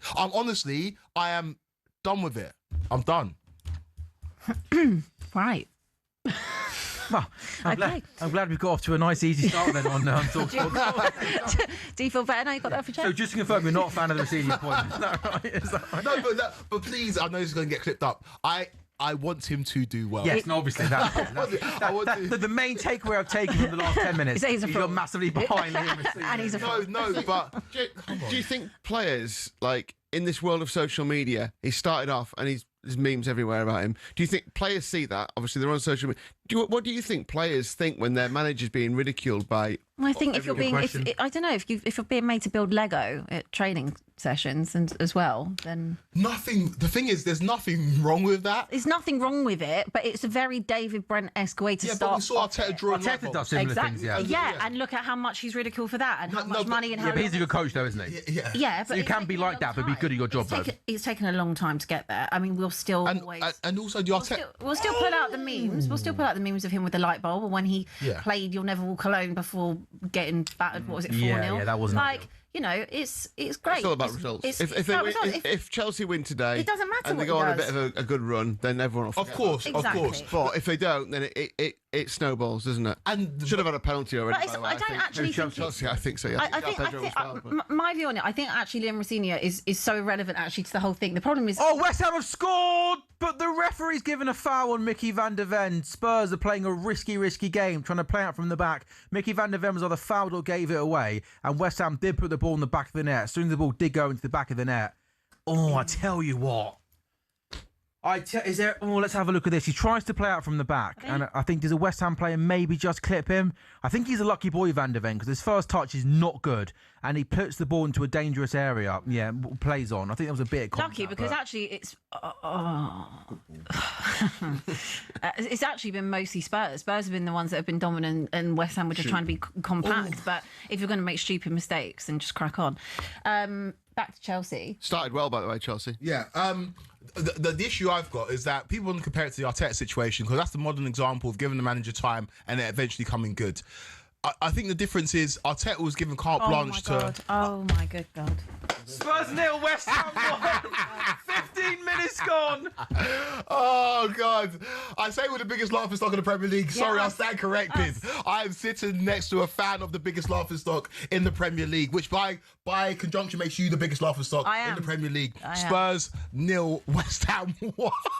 But you know when we talk about being shocked, I'm not shocked. Like there's nothing about this that shocks me. Sam, Ball gets played out to the left-hand side. Crescencio Somerville's up against Pedro Porro. Comes into the box. He comes in field on his right foot. He gets his shot away. It takes a wicked deflection. Wrong foot's Vicario and goes into the back of the net. But it's really good wing play from Somerville because when he gets the ball, he's only got one thing in his mind. He wants to get at Porro. He comes in field, feints to shoot, goes past Gallagher, and then his shot does take a big deflection off. I think that's Mickey van der Ven. Wrong foot's Vicario and goes into the back of the net. Abby Summers, the worst possible start for Tottenham Hotspur. Yeah. Do you know what? I just don't have anything to say, Sam. I really don't. What more can I sit here and say to you about this team? Like you want me to say I'm shocked, I'm disappointed, I'm disheartened. It's a surprise. They hadn't won in. I don't know what the stat was actually. They hadn't won in. Do you know what it was? Who? How long West Ham hadn't won for? Oh, it's a long, long time. It's a long, long time. There we go. And who would you want to see? Dr. Tottenham. Dr. Tottenham. They would want to have their next fixture. It couldn't be better. Bournemouth hadn't won. West Ham are winless in their last 10 Premier League games. Go. It's their longest run without a win since a run of 11 between December 2006 and March 2007. Right. Same thing with Bournemouth a few weeks ago. Hadn't won in 11. Who do you want to call? Dr. Tottenham. Spurs at home. Terrible. Really, really bad. West Ham haven't won in 10. Who do you want to call? Tottenham. Like, and also they're just... I would like those stickers. Meanwhile, what they're holding up the West Ham fans. Everyone's protesting today. Yeah, West Ham protesting against the ownership. We apparently had a very small protest. Like, again, like it's changed for Spurs and they're always trying to do right by the club and by the fans. I don't think it was a massive turnout, and I think that's probably because people can't be bothered to actually even go to the game. More like less about change for Spurs, but it's just a joke. And then actually, I was going to read it before, so I will circle back to you. It was about the notes from Vinay in the programme. Barbie, also, sorry to cut you off there. I think your afternoon's about to get even worse because you're 1-0 down. A Spurs player is down. Doesn't look good. I thought it was... I don't know who that is because there's lots of people around him. Let's have a look here at this challenge. Oh, I think it's Ben Davis. Ben Davis goes in for a challenge on Jared Bowen in the build-up to that goal, I think it is. And he's down. And the stretcher's on. I'm not sure if he's going to need it, but that could also be... almost insult. What's that? Insult to injury. Insult to injury. Yeah. He's got oxygen right now. Yeah, he's got all right. And his legs. That might be the last time that you see Ben Davis play for Spurs. Yeah. Because he's going to go into the season. Yeah. Well, that's an absolute shame. I mean, what a great serve he's been to that. Yeah. I'd have to see another replay. I don't know whether it was as he tried to slide the tackle on Borough. I'm not sure if his leg got stuck underneath somewhere, but he says he's got oxygen, Kwaku, and that one of his legs is being sort of wrapped up. So, we obviously hope that the injury is not as serious as first feared. But yeah, they're showing replay now with that goal. Really good, quick, direct play from Somerville, cutting in, getting that shot away. Fortunate with the shot taking a big deflection. Abby, I'm not going to ask you what you think about Thomas Frank because I think it's well documented that you want Thomas Frank to be sacked. But do you think with this, it is, isn't it? Is it? I have no feeling for the man. But you want him to be sacked, don't you? Oh, I don't think he should be in charge of my football. So you want him to be yes. Why did you? Are you a politician now or something? Not answering the question that I'm asking. I might start doing. Sorry, if I ask you a question, please may you answer it, Abby. Potentially. Do you It's so difficult. I refer the gentleman to the answer previously. Yeah. Next time, no comment. I mean, I'm just gonna okay, let me rephrase the question then. Okay, go on. Do you think that the Tottenham board are backing Thomas Frank all the way now until the end of the season? Like, do you think there is any way because I almost feel like it's got so bad and he's still there. My gut now tells me that even if you lose today, he's just there. Like get to the end of the season and then take stock. Yes. Yeah, I think that's probably what will happen. I think that's probably what is going to happen. Because what do you do? Look, it's actually really sad to see Ben Davis go off like that, by the way. Is, yeah. Really, really not good. Not good. I think that he probably does stay to the end of the season, unless it just becomes incredibly untenable. I mean, I can't imagine the atmosphere. How far away are you guys from that now? I mean, you got about fans 80 minutes. Oh, really? I'd argue. I think again, losing to West Ham. Spurs and West Ham hate each other anyway. This used to be a huge game. This would never be a 3 o'clock kickoff, by the way. Just shows you how it would never. This is not a 3 o'clock. But it's more like a 2 o'clock on a Sunday. Yeah, it's not 4:30. No, it's not 4:30. It's a 2 o'clock on a. No, have you seen the games tomorrow? Have you seen the games tomorrow? Or a 12:30. Oh, terrible! Shocking. I really wish we had that face to meme up. But that's because there's Champions League midweek, so it's hard. Yeah. There's some bad Sundays coming up. There's a good 4:30, but then there's some poor 2 o'clocks, isn't there? I don't mind if there's a good 4:30. I can get through that. We've had a few bad Sundays. We've said this a few times. There's been a few bad 4:30s. Not bad. But bad. Do you remember the Brentford Leeds 4:30 one? Oh God, that was painful. Do I think he'll probably be there? Yeah, unless it is so untenable that they end up doing it. But again, I don't really know how Vinay and how this new board. Who is actually making, like, if Thomas Frank did get sent out tomorrow, who actually makes that decision now? I think it's Vinay. I actually wanted to read this. This is a statement to the Tottenham Hotspur fans in the Matchday programme. He said, let me just get rid of some of the nonsense. He said, the joint ambition of our executive team, board and the Lewis family is clear. To see our men's team completely regularly competing in the Champions League and for major trophies while significantly raising the competitive level for our women's team. Our focus is sporting success, and in that we share the same ambition as our supporters. We know that the words carry little weight. Oh, Brentford, how have they not scored? Sorry, Abby, to cut across you. Kevin Schade has got to give Brentford the lead. Igor Thiago has the ball to feet. He slips in a great ball to Schade. He then feints to shoot. A Chelsea defender tries to make a slide tackle. He comes back on his left foot. And somehow, from a couple of yards out, he doesn't put the ball in the back of the net. Massive chance for Brentford. Back to you, Abby. Okay, this is actually more important, this in this particular paragraph. Opportunities for a genuine reset are rare in clubs of our size, and we have been determined not to waste this moment as we make the changes needed behind the scenes to compete consistently at the highest level. Football has changed significantly in recent years, and while the club has evolved and achieved incredible things, right, we recognise that in some key areas we've not always kept pace. We feel the gap between where we are and where we want to be. While we know progress takes time, we share your impatience to close it. Our supporters want to win and performances to be proud of, and we know the men's first team has fallen short of where we want to be this season. Significant work is underway. I mean, it's like when How does that make you feel, Abby? It's like when they say they're doing roadworks and the potholes and they're still there. Like, that's a good point. I don't expect this to be an overnight fix. Don't get me wrong. It's 20. Does that almost just feel like empty words a little bit, Abby? I mean, I've heard it all before in whatever they've said. It's not going to happen overnight. When you get rid of and you try and change a culture of a football club, I don't expect it to happen in the space of 3 months, 4 months, 5 months. It takes years to change things. Nah, it doesn't. But it can. It can, but I do think the football. Look at Arsenal as a perfect example. Yeah. It has taken 6.5 years as a progress and a process for them to change the culture of that football club. With Chelsea, you had a ownership that wanted to win now and put the money on the table, and you delivered. Now you're seeing the opposite, where you've got a complete flip. Yeah. The other way around. This is a football club that has been let down so many times by the Lewis family, by Enoch, by Daniel Levy, by Donna Cullen. I'll call her out as well. And this is now whether or not if he wants to do that, if that's going to be Vinay's role, then fine. But like, I will not believe it until I see something, because I've heard it so many times. They want to compete, yada, yada, yada. I appreciate it can't happen overnight, but do I think that Thomas Frank's the man to do it? Probably not. It can happen overnight, though. It can't happen overnight. It can, because Man United finished 15th last season, and I actually back them to finish in the top 5 this season. But they have one game a week. They can jump 10 places in the season. I think the thing's possible. They can also have one game a week. I know, but I look at Arsenal, right? He says it's taken a long time, but Arsenal did go from 5th to 2nd in one season, and 2nd to a point where they should have won it. They were 19 points after, or 50 points after 19 games.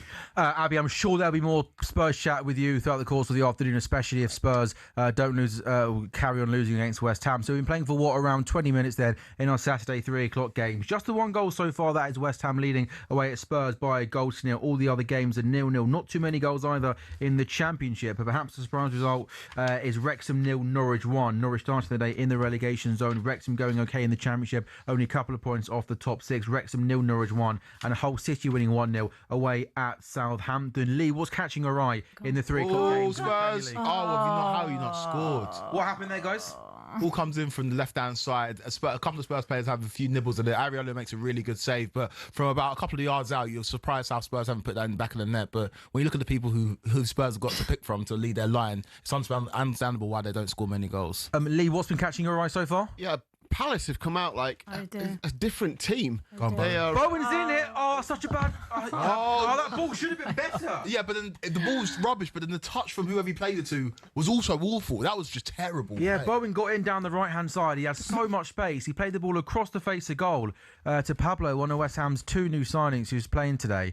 No, I think that's a bad ball, Quaker. Yeah, I think Bowen in that position running through should do better. Lee, I'm going to ask you for the 3rd time, and hopefully nothing interrupts me here. What's catching your eye, Lee? Yeah, Palace have come out in this game at Sunderland like angry. Not surprisingly, but they are all over Sunderland. Physically, I mean, they are like challenges are flying in. There's been a couple of really pretty nasty ones. Sunderland playing pretty well, though. It's still 0-0, approaching 25 minutes. I liked Sunderland before the game. I still like them, even though it's a fairly even game.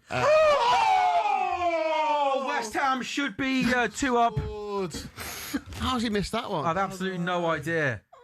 Really good in-swinging corner, header at the near post, and it's Tati at the back post, who's completely unmarked. And it's similar to the Maguire one, isn't it? He's literally unmarked, a couple of yards out, and Castellanos he somehow doesn't score. Ave, you've got to get hold on this game. Yes! Oh, that's a really nice Get finish. in there. Chelsea lead Brentford by a goal to 0, but the offside flag has gone up. The finish from João Pedro was fantastic. It's not going to count because the offside flag has gone up. But that Kwaku, left-footed effort from distance, was some finish. It was a great finish. The ball somehow falls to him in the box. It's a bit of a scramble. Brentford make a mess of clearing it. And it was the first time finish of João Pedro. Let's have a look at the replay, see if it was offside. So Brentford, they pass it back. They don't clear the ball. Close. That's close. So have a look at that. The ball deflects off Enzo Fernandez and falls to João Pedro, and it's a great finish with his left foot.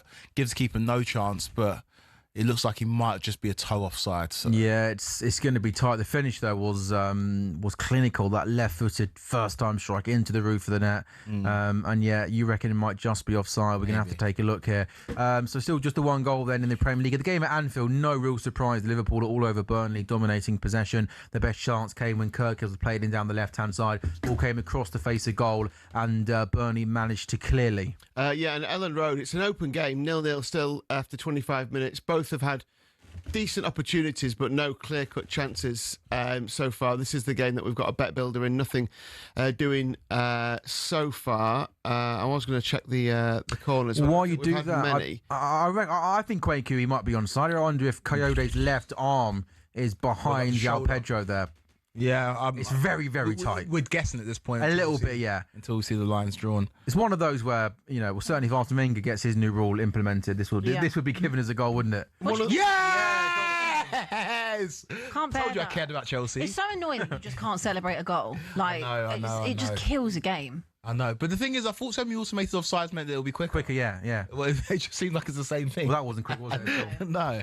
Well, it is João Pedro, and Chelsea lead Brentford by a goal to 0. One other thing at Tottenham is that Heiting is having an influence already. I mean, he's right up with Frank and barking instructions around. It's interesting that he's made such an impact.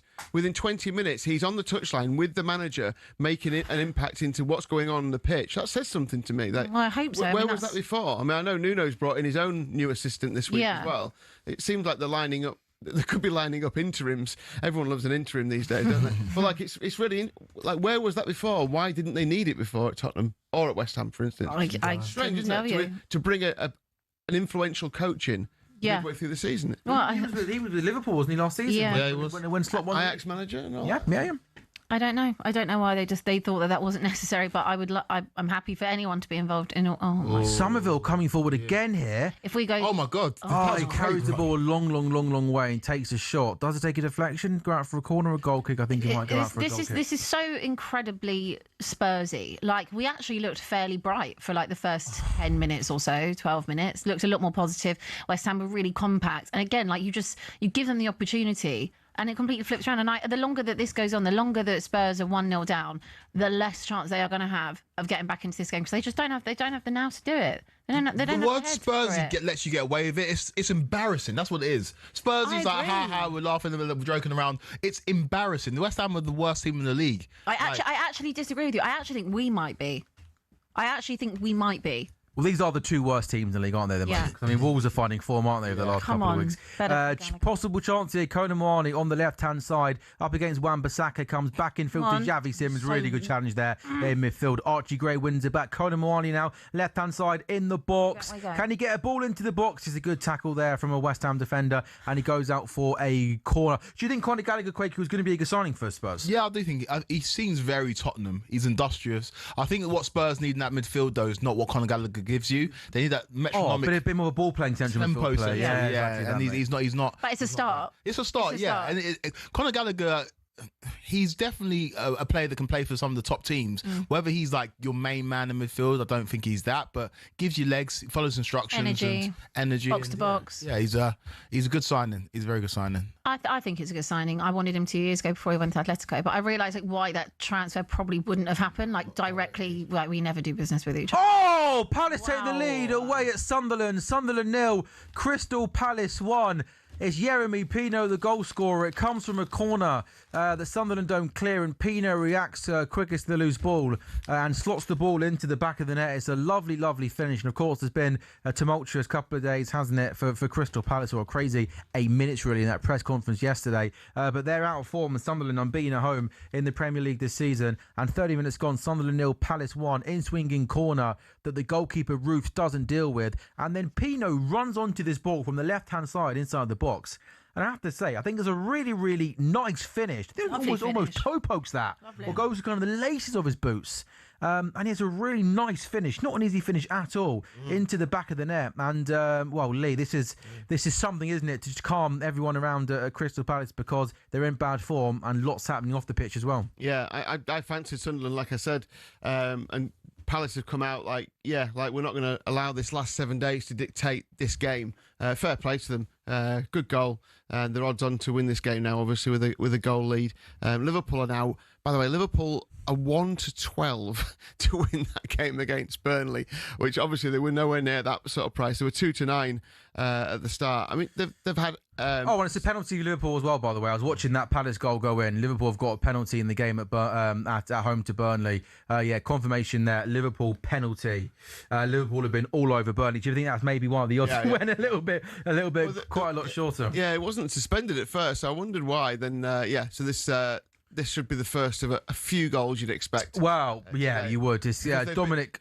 Burnley are going to have to. You know what Burnley do when they go a goal down? They come out and attack. Yeah, and that just allows you to kind of get at them even more. It's Szoboszlai v Dubravka, 31 gone. Liverpool have been all over Burnley. Can they take the lead just after the half an hour mark? Oh my goodness me, he's hit the bar. Wow. Dominic Szoboszlai hits the crossbar. He goes power. Goalkeeper goes right, and Szoboszlai thunders the penalty off the crossbar, and it remains Liverpool 0, Burnley 0. Yeah, I don't. It's not a great penalty. I don't. It's an awful penalty. I don't mind them smashing it though. Yeah, I don't, but don't hit the bar. Obviously, yeah. Surely it's just a matter of time though before Liverpool. You do think score. so? But I thought that against Leeds at home. I thought that against even Barnsley. We're drawing with Barnsley with 10 minutes to go on Monday night. Even though we're unbeaten, we're making hard work of so many of these games. What have you made of Liverpool, Sam? Like in recent weeks, I think obviously results have improved. I still think the performances are almost nearly as bad. Really, teams that come to Anfield and play with a low block, we really struggle to break them down. Yeah. There's no creativity. It's a hard. Oh, Sunderland! Great move. Back in that, good move. Great move. And it's Enzo Defay who equalises. Sunderland didn't take too long, did it? A nice finish from close range into the back of the net. And well, that Joy Lee lasted all of 2 minutes for Oliver Glasner. Yeah, it was a really nice move. Great ball to set them free on the right hand side, and the ball into the box, like you said, it was a really good finish. Yeah, Sunderland 1-1. I think this is going to be a really good game, though, because Palace are, right up for it. Brentford attacking against Chelsea now as well. No. Yeah, Sanchez does well there with the clarity of ball that comes into the box. The Fade making up for that Panenka penalty miss against Brentford, which was shocking. Brentford, was it? Yeah. Yeah, because really nice finish. They could have won that game, and they lost it 3-0. Yeah, and it's a really good finish. Good build up from Sunderland. They're so hard to play against at home. I agree with you, Lee. I had them down to win this game as a banker because Palace have been so poor recently. Something niche. If I was to say, look at the quad. What is different about one of the games compared to all the other games? I think is quite noticeable. That I don't think happens normally. Score. Oh, no, not the score. Wait, let me have. I'll give you Something 5 different seconds. about Quake. the I don't know. Through the pitch. Not Kits? no. I don't know. Don't know. The camera angle at Spurs looks to be much, much higher up. I think compared maybe to every other game. Maybe Do you know the what I mean? higher it goes, the less you can see what's actually going on. Do you think because there was the Donkey Derby, as Adrian calls it? No, but I quite like it. I think you can actually see more of the pitch, can't you? Yeah. And you can see, you know, sort of. Oh, maybe you don't care about that one. No, I do. No, it probably wasn't that interesting, was it? Really? Lee, our bet builder's not off to a good start, is it, Ellen Road? Yeah, we're not doing too well. I was just, I think, in terms of corners, there's been one Fulham corner. We had over 3, so that's not a bad start, is it? We're half an hour in, Yeah. But nothing in terms of Nice shots one. on target. There's only been one shot on target, and that was Gone. It's got to be. but yeah, not yet, but plenty of time. Quaku, how have Chelsea been playing since you've been going 1-0 They've up? actually been quite good. Brentford got into it a little bit in the last 5 minutes, but yeah, Chelsea have been good. I can't deny that we've actually played well, especially against the Brentford side. They've been good, so no complaints from me just yet. West Ham. Rossini in-game management the other night. What did you think of that? Oh, can I just say something? Bringing Garnacho? What about him? Bringing Garnacho Listen to this, right? Listen to this. One person loves Liam Rossini. One William Hill punter had a £10 bet builder, right, on that game. And I'll read out the bet builder first of all, and what actually ended up winning the bet builder for them, and they won £15,000 on this bet builder. Was the substitution impact sub Garnacho coming on and having a shot on target won him it. So that substitution won someone 15 grand. 15 off grand. a tenner. Yeah. Unbelievable. What a But night. Do you know what else was in the bet builder? yeah, I'll tell you what. How it much was. stuff do you have to have in a bet builder to win 15 grand off 10 Well, quid? It's just an accumulation. Yeah. It was Neto and. Oh! West Ham! Yeah! Oh, he's offside. Yeah. Hang on, hold on a sec. Hold on a second. Sorry. What was that? What? No. I get you. What was that, you two? I always celebrate big goals. West Ham are fighting for their lives. Bottom That of was the a table. okay. This is a massive goal. I'm fighting for my life, Sam. I'm fighting for my life here. This is more pro West Ham than anything else. What about being pro Spurs? Hear me out. Pro me. As the host of talkSPORT Goals, I have to bring everyone the excitement from their sofas watching us. If West Ham went 2 up away at Spurs, that would have been a big goal and a big moment. So don't question my integrity ever again. That threw me off more than a goal. I couldn't believe this. It's going to be offside, by the way. A shot from Somerville came in. Vicario, who's a pusher, by the way, not a catcher, he pushes it out to Jared Bowen, who put the ball in the back of the net, and he was offside. They were booing Vicario a few minutes ago. Oh, were they? About 10 minutes ago because he was dilly-dallying. Really? You're harsh on keepers, by the way. I heard the Donnarumma one where you said he pushed it back into. He did. It was a good save. He did push it back in danger area. I know, but wasn't wrong with that, was I? No, but he made a good save. You've got a very high bar when it comes to goalkeepers. I've noticed. Brad Ellison. Yeah, just true. He's watched Ellison for years. Yeah, no, to be fair, yeah, look, he made a decent save, but I just provided analysis for the people that he did end up pushing it right back into the path of Casemiro. Yeah, he did. Which wasn't wrong, was it? That was Say fair. what you see. Yeah, that's what I do, Abby. And I saw a goal, and I said, He paid very well for it as Say well. what you see. who does? You. I get paid very well. Oh, don't get me started on her over here. Goodness me, honestly. Yeah, Abby Summers' new 2026 contract, honestly. Oh, good. Seriously, Lee, we need to have meetings with our bosses tomorrow morning, all right? Go on, mate. Have you got the bet builder for the 10 quid to 15 grand? It was Neto and Trossard to be carded. So any card bets, if you put 2 together, that pushes the price up. Okay. And then Neto, Zubimendi and Odegaard at least 1 shot, and then Guy to have over 1 shot. Which landed because Garnacho came on as a substitute. So that's fair play to you. Yeah. That's amazing. It's a very It's not a bad night's work, is it? Sounds like somebody bets it. Yeah, he knows what he's doing. Yeah, 100%. He knows what he's doing. Chance of Brentford. Oh, you've got to be joking me. Jensen from a couple of yards out was somehow shot wide. Keith Andrews is applauding, so he should. Chelsea are so fortunate to still be leading by a goal to 0 here. See, Abby, how I also brought excitement to that Chelsea possibility conceding? A long ball to the back post.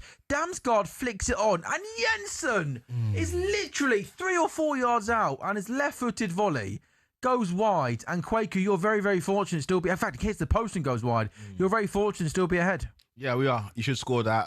I like the technique on it, but it's just, just comes off the outside of his boot and hits the outside of the post. And yeah, we are fortunate, but this is a Chelsea defence that will give you opportunities. It's not the steeliest defence in the league. By the way, Crescencio Somerville is having some game. He has been absolutely outstanding for West Ham from the left-hand side. Always been a player that I thought has had lots of ability, but I can't really ever tell you a good game he's had at West Ham. Yeah, no, I think he might be motivated by playing under this manager, because when he scored his goal, he ran up to Nuno and gave him a hug. So there's definitely something there, and he started this game on fire, picking up the ball, creating danger. Yes, probably the best game I've seen him play in West Ham shirt as well. Himself as well now. Oh. Yeah, and you wondered if he was one of those players who was fantastic in the Championship, but not quite at Premier League level, didn't you? Yeah, good shout. I think that's absolutely fair. That might be, without being, I'm not being rude to Tottenham, but Tottenham's level, maybe it is this level. You know, maybe he is at the same level as a Championship, kind of like higher, just in between Championship and Premier League. Yeah. I feel you, mate. I feel you.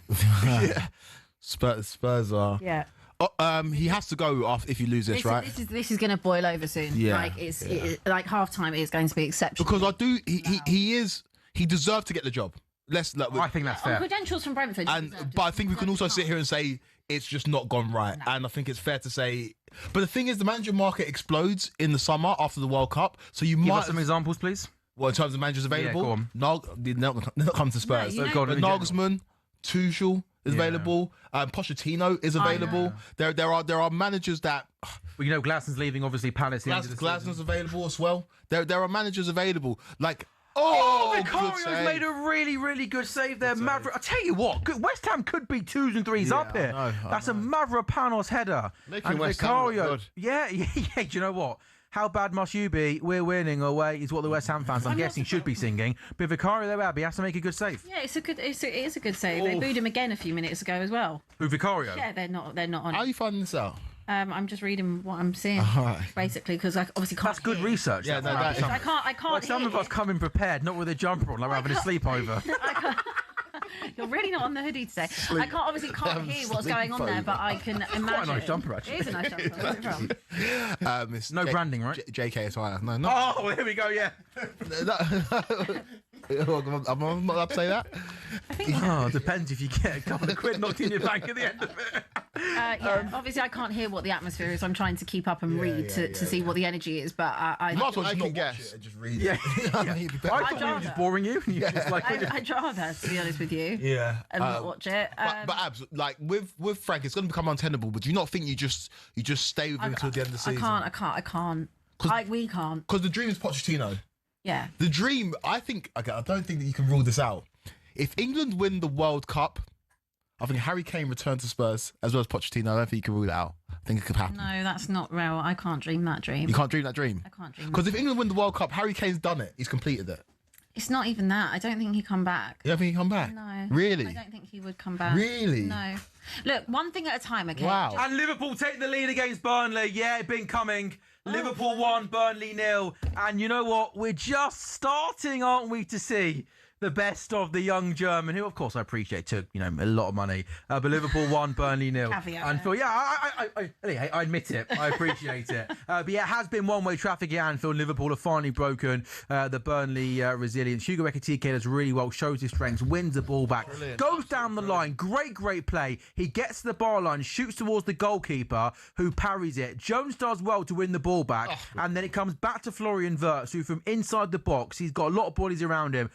Really good, ferocious shot into the roof of the net. What I love there, Ekitike, so good. power, winning the ball back, showing skill to get down the line. Jones does well to keep the ball alive, and then Wirtz fires into the roof of the net. And we're getting there, aren't we, Quake, with Florian Wirtz? We're starting to see why this kid is so highly thought of. He's the Liverpool player that, even though he was struggling at the beginning, the class is undoubted. I never really want to go too hard on Florian Wirtz because you can see the quality there. And when you inevitably bring in Xabi Alonso in the summer, this is going to be inevitably bring in Xabi Alonso. You say that like it's a done deal. I think if you put Xabi Alonso in charge of this team with these players, my goodness, you're going to see the best out of Florian Wirtz, out of Jeremy Frimpong. These players that have already played underneath him. Ekitike there showed you why he is one of the most exciting strikers. Great centre-forward play, that is. Oh, amazing. Like, as well as all the things that you just said, he took it out of the sky, just like... The touch was unbelievable. Brilliant. And then, so he had the depth of touch, and then the strength and the aggression to get down the line. Brilliant. Would you like Alonso? If we carry on playing like this till the end of the season, and it's a struggle, and we see no improvement in our play, then I think it would make sense to get to the end of the season and for Liverpool. Oh, Garnacho, how have you not scored? How have you not scored? Brilliant play from Pedro Neto down the right-hand side. Gets the ball into the box on his weaker foot. It's an open goal for Garnacho. I don't know how he's missed it from about 2 yards out. Now Brentford are on the counter-attack. Oh no! Oh my goodness. This is Chelsea in a nutshell. Can you explain what happened there? There was a mix-up between, I think, Tosin. Screamed and went, oh no, what does that mean? A mix-up between Tosin and Robert Sanchez. Sanchez gets caught in no man's hand. You have Igor Thiago sniffing about. Luckily, the ball gets cleared away eventually, but Chelsea just getting themselves in a bit of trouble at the back. But the chance for Garnacho, we need to see a replay and whether the defender put him off, but it was an open goal and he's missed it from about 2 yards out. We saw Rosinha clapping his hands, and apparently, according to the other reports, he doesn't wear gloves in training. Yeah, that's mental. So people can hear him clapping. Yeah. He's just done something. That's crazy, isn't it? He's just passed a note onto the pitch to Garnacho. He passed it around. So the whole, writing the note and passing it to the player. Yeah. I love that. Yeah. I just want to know. There'll be a meme about that. What does it say on the note? Yeah. It's like he's a meme machine. Meme machine. He's a meme machine. Meme machine. Oh, I want to see this replay of this Garnacho open goal. Yeah. But hey, I mean, if he wins here, 2 wins from 3, Quaku, I mean, Not so fraudulent. If he wins, we'll be on board with Chelsea. I can't even call him a fraud, Quaku. I think that's disrespectful, mate. No, Is he offside? Oh, that was such a nice such finish. a nice goal. Jean-Philippe Mateta. Is he offside? He's offside, isn't he? He's got a big season. Yeah, he is. Yeah, Jean-Philippe Mateta with a lovely, lovely finish there for Crystal Palace. But unfortunately for him, the offside flag has gone up. Who was that? Fulham have got a corner at Ellen Road, which Sessegnon shot. Have a look at this finish here from Mateta. Ball gets played into Mateta, who is offside. He takes the ball down with his chest, and then he gets the shot away, and it's a lovely, lovely goal into the back of the net. But yeah, he was offside, and that goal is not going to count. We're nearly at half-time. These 45 minutes have absolutely flown by. Liverpool 1, Burnley 0, Chelsea 1, Brentford 0, Leeds 0, Fulham 0, Sunderland 1, Palace 1, and Spurs 0, West Ham 1. Only 2 games in the Championship have got goals in them. Southampton 0, Hull 2. Hull starting the day 1 place outside of the playoffs. They've won 16 points in the last 8 away Championship matches, and since October, only Coventry have more points than Hull. They are flying, and they're 2 up away at Southampton, and it's Wrexham 1, Norwich 1. Wrexham have won their last 4 league matches, their best ever winning run at this level of English football. They start 9th in the table on 40 points. They are just 1 point off 6th place in the Championship. All the other games are goalless. Where's there a chance, Quaker? That Garnacho miss. Didn't quite get it, did he? No, it's Great ball. It's Great the one from ball before. across. Look at it. Oh, that's my outrageous. gosh. He just opened his That's outrageous. tried to side foot in and opened his foot too wide. It's just gone. we are getting the team sheets for the Hello, 3 the o'clock Never kickoff. lads. We are Glad we getting got them. the Yeah. team sheets for the 3 o'clock kickoff. Oh, interesting to see the Sanchez starts and goal for Chelsea. Also, Coyote right back for Brentford. On a serious note, couple of players back from AFCON for Sunderland. Was that kind of just ticking the box to say you did do it at half time? Yeah. Okay. Right. Oh. We have a laugh on the show, don't we, guys? Oh, we do. We do. Nearly at half time. Lee, have you been watching much of the game at Ellen Road? Yeah. Has it been quite an even game? Yeah, very even. The bet builder that I mentioned that I thought would be too big, which is around 60-1, included Sasa Lukic and Ampadu both being booked, and they've both been booked. So maybe we should have just gone with that one. Oh, really? But yeah, there's not a lot of quality in front of goal so far, but really open game. I expect goals in it still. I think we could see both teams score in the second half, but yeah, just a bit. It's a good game. It feels a bit like a cup tie in a way, but without, like I say, a lot. Chance for Brentford! Oh, they've had so many chances. They do really well at Stamford Bridge. They don't with Brentford. I think they lost last season, but they've won a couple of times before that. But Lee, have a look here at Moises Caicedo. If you need evidence as to why this guy is certainly one of. The ball gets played into Igor Thiago, goes cross goal, and I think it's Yarmouk at the back post who looks like he's going to score. And Caicedo, is that Caicedo or James? I think Caicedo does get there Caicedo. and puts in an outstanding last-ditch defensive tackle. It's outstanding. Yeah, Here's Caicedo. If it wasn't him, it would have been James, wouldn't it? No, but the way he gets the cross and covers is absolutely fantastic. West Ham, Abbey, just scored a second goal. West Ham have been... I haven't seen West Ham play this well in certainly since last season, Abbey. I couldn't tell you the last time I saw West Ham play this well, Sam. Like they don't look like a team that's struggling to stay up, do they? No, not in the first 45 minutes. If none of you knew the team that was in the relegation, Yeah, you're right. Yeah. you definitely wouldn't think it was West Ham. Yeah. Tottenham 3 yellow cards in the first half as well. Romero's They've been been good. ill-disciplined.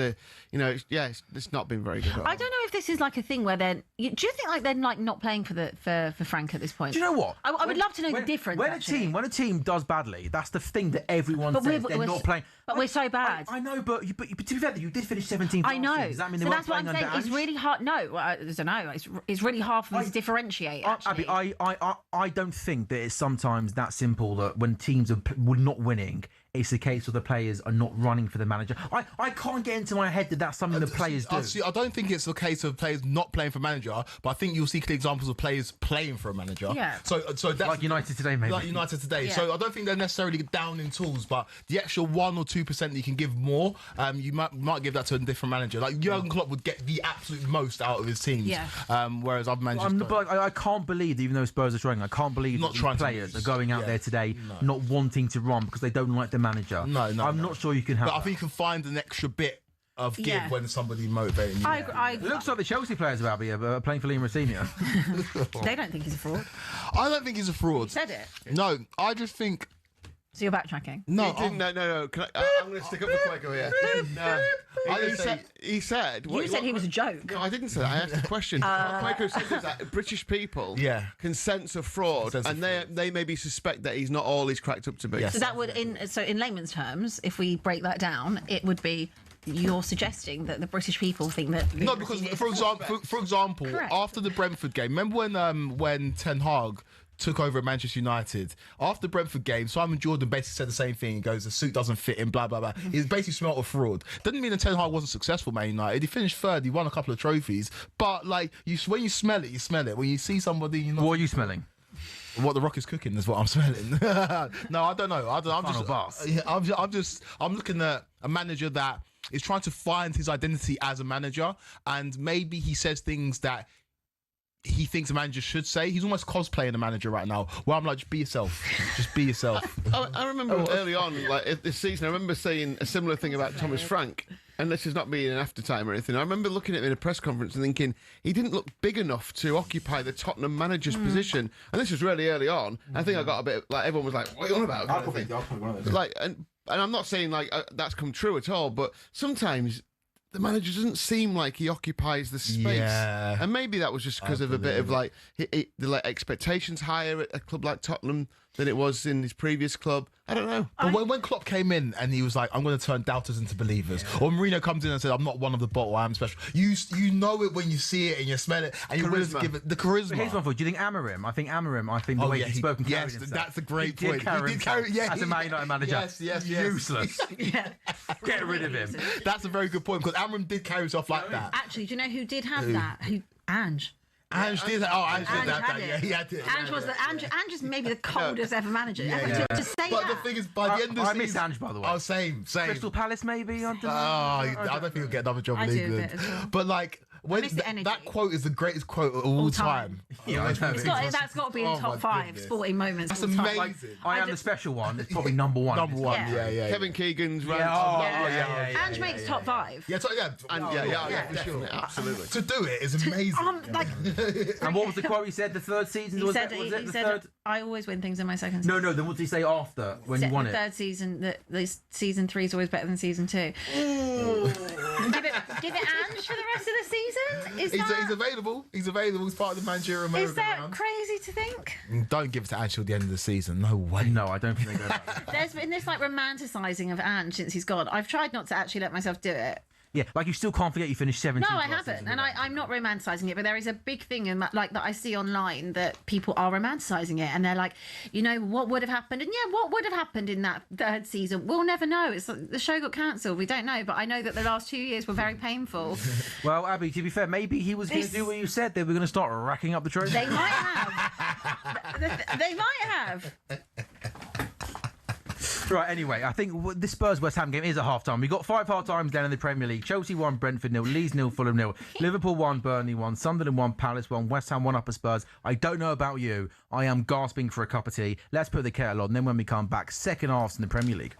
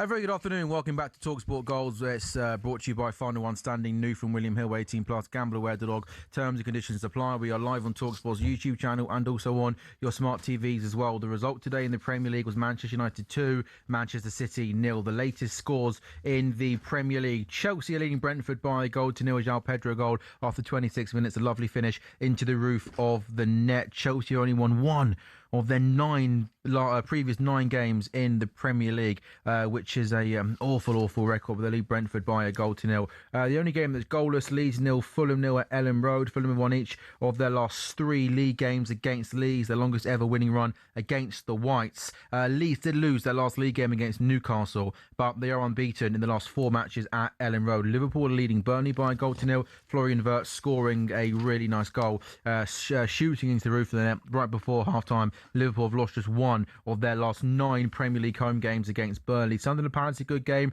Yeremy Pino gave Palace the lead. Sunderland equalised thanks to Enzo Lefebvre, and West Ham are leading Tottenham by a goal to nil. Crescencio Somerville scoring for West Ham. What a victory this would be for West Ham, who have lost 6 of their and have lost all 6 of their Premier League London derbies this season. Quake, so far so good for Chelsea? Yeah, we'll take it right now. 1-0 win against, or 1 win and 1-0 against a very good Brentford side. I'm not overly comfortable until we get a second, just because we do have a propensity to give away goals. But yeah, I'm happy so far. It could have been more. Garnacho should have scored that goal from about 2 or 3 yards out, especially should be full of confidence after the brace against Arsenal midweek. But it's a good start, and hopefully a win here can quieten down the noise and to quote Klopp, turn doubters into believers when it comes to Liam Rosenior. Oh, God, grow up. I mean, gone early with that one, haven't you? I think Brentford. I think Brentford played well. I mean, they've had 7 shots, 3 on target, 15 touches in Chelsea's box. You'd think they'd have to score at some point. I mean, I like both teams to score in this game all the way along, and there's nothing that's changed my opinion on that. It's not to say Chelsea might end up winning the game. Chelsea to win 2-1, by the way, is 6-1. Don't mind that at all. Thiago to have over 1 shot on target is 7-2. But yeah, Chelsea have been good. I just think Brentford, they tend to score goals. They tend to get at least one. Lee, I'm going to have to interrupt you here, mate. We've got some big breaking news coming into us. This is absolutely massive and absolutely outrageous. Abby Summers' coffee order is a decaf iced latte with coconut milk and sugar, free hazelnut syrup. Wow, that's ridiculous. What on earth is that? Abby, get in here now. Utter woke nonsense. What's wrong with that? Sorry, a decaf iced latte with coconut milk and sugar-free hazelnut syrup. Yeah. Can you explain what that is? Syrup without the sugar. No, the whole thing. Well, Sam, but at least it's better than the grass soup she normally gets. And matcha. Why does it say that Jamie's sending a voice note? It's just him saying no. What would you like me to explain? Yeah, I would actually, please. Well, decaf, because it's after 12, you shouldn't have coffee after 12. Says who? Because it can last like up to 8 hours. It can affect your sleep. So we have decaf in the afternoons. Ice, because it's quite warm in here. Coconut milk, because I'm trying to switch it up from oat milk, because I have quite a lot of oat milk. And sugar-free hazelnut syrup. Yeah, because I've had Percy Pigs. Why do I need to have the sugar in there? I'm quite well explained to me. No. Lee, it's not. We're getting told to break, but we'll come back to this after the break. That's all right. That's 1 minute, then we're watching this. Yeah. Utter. We'll see you in a minute, right? Exactly a minute.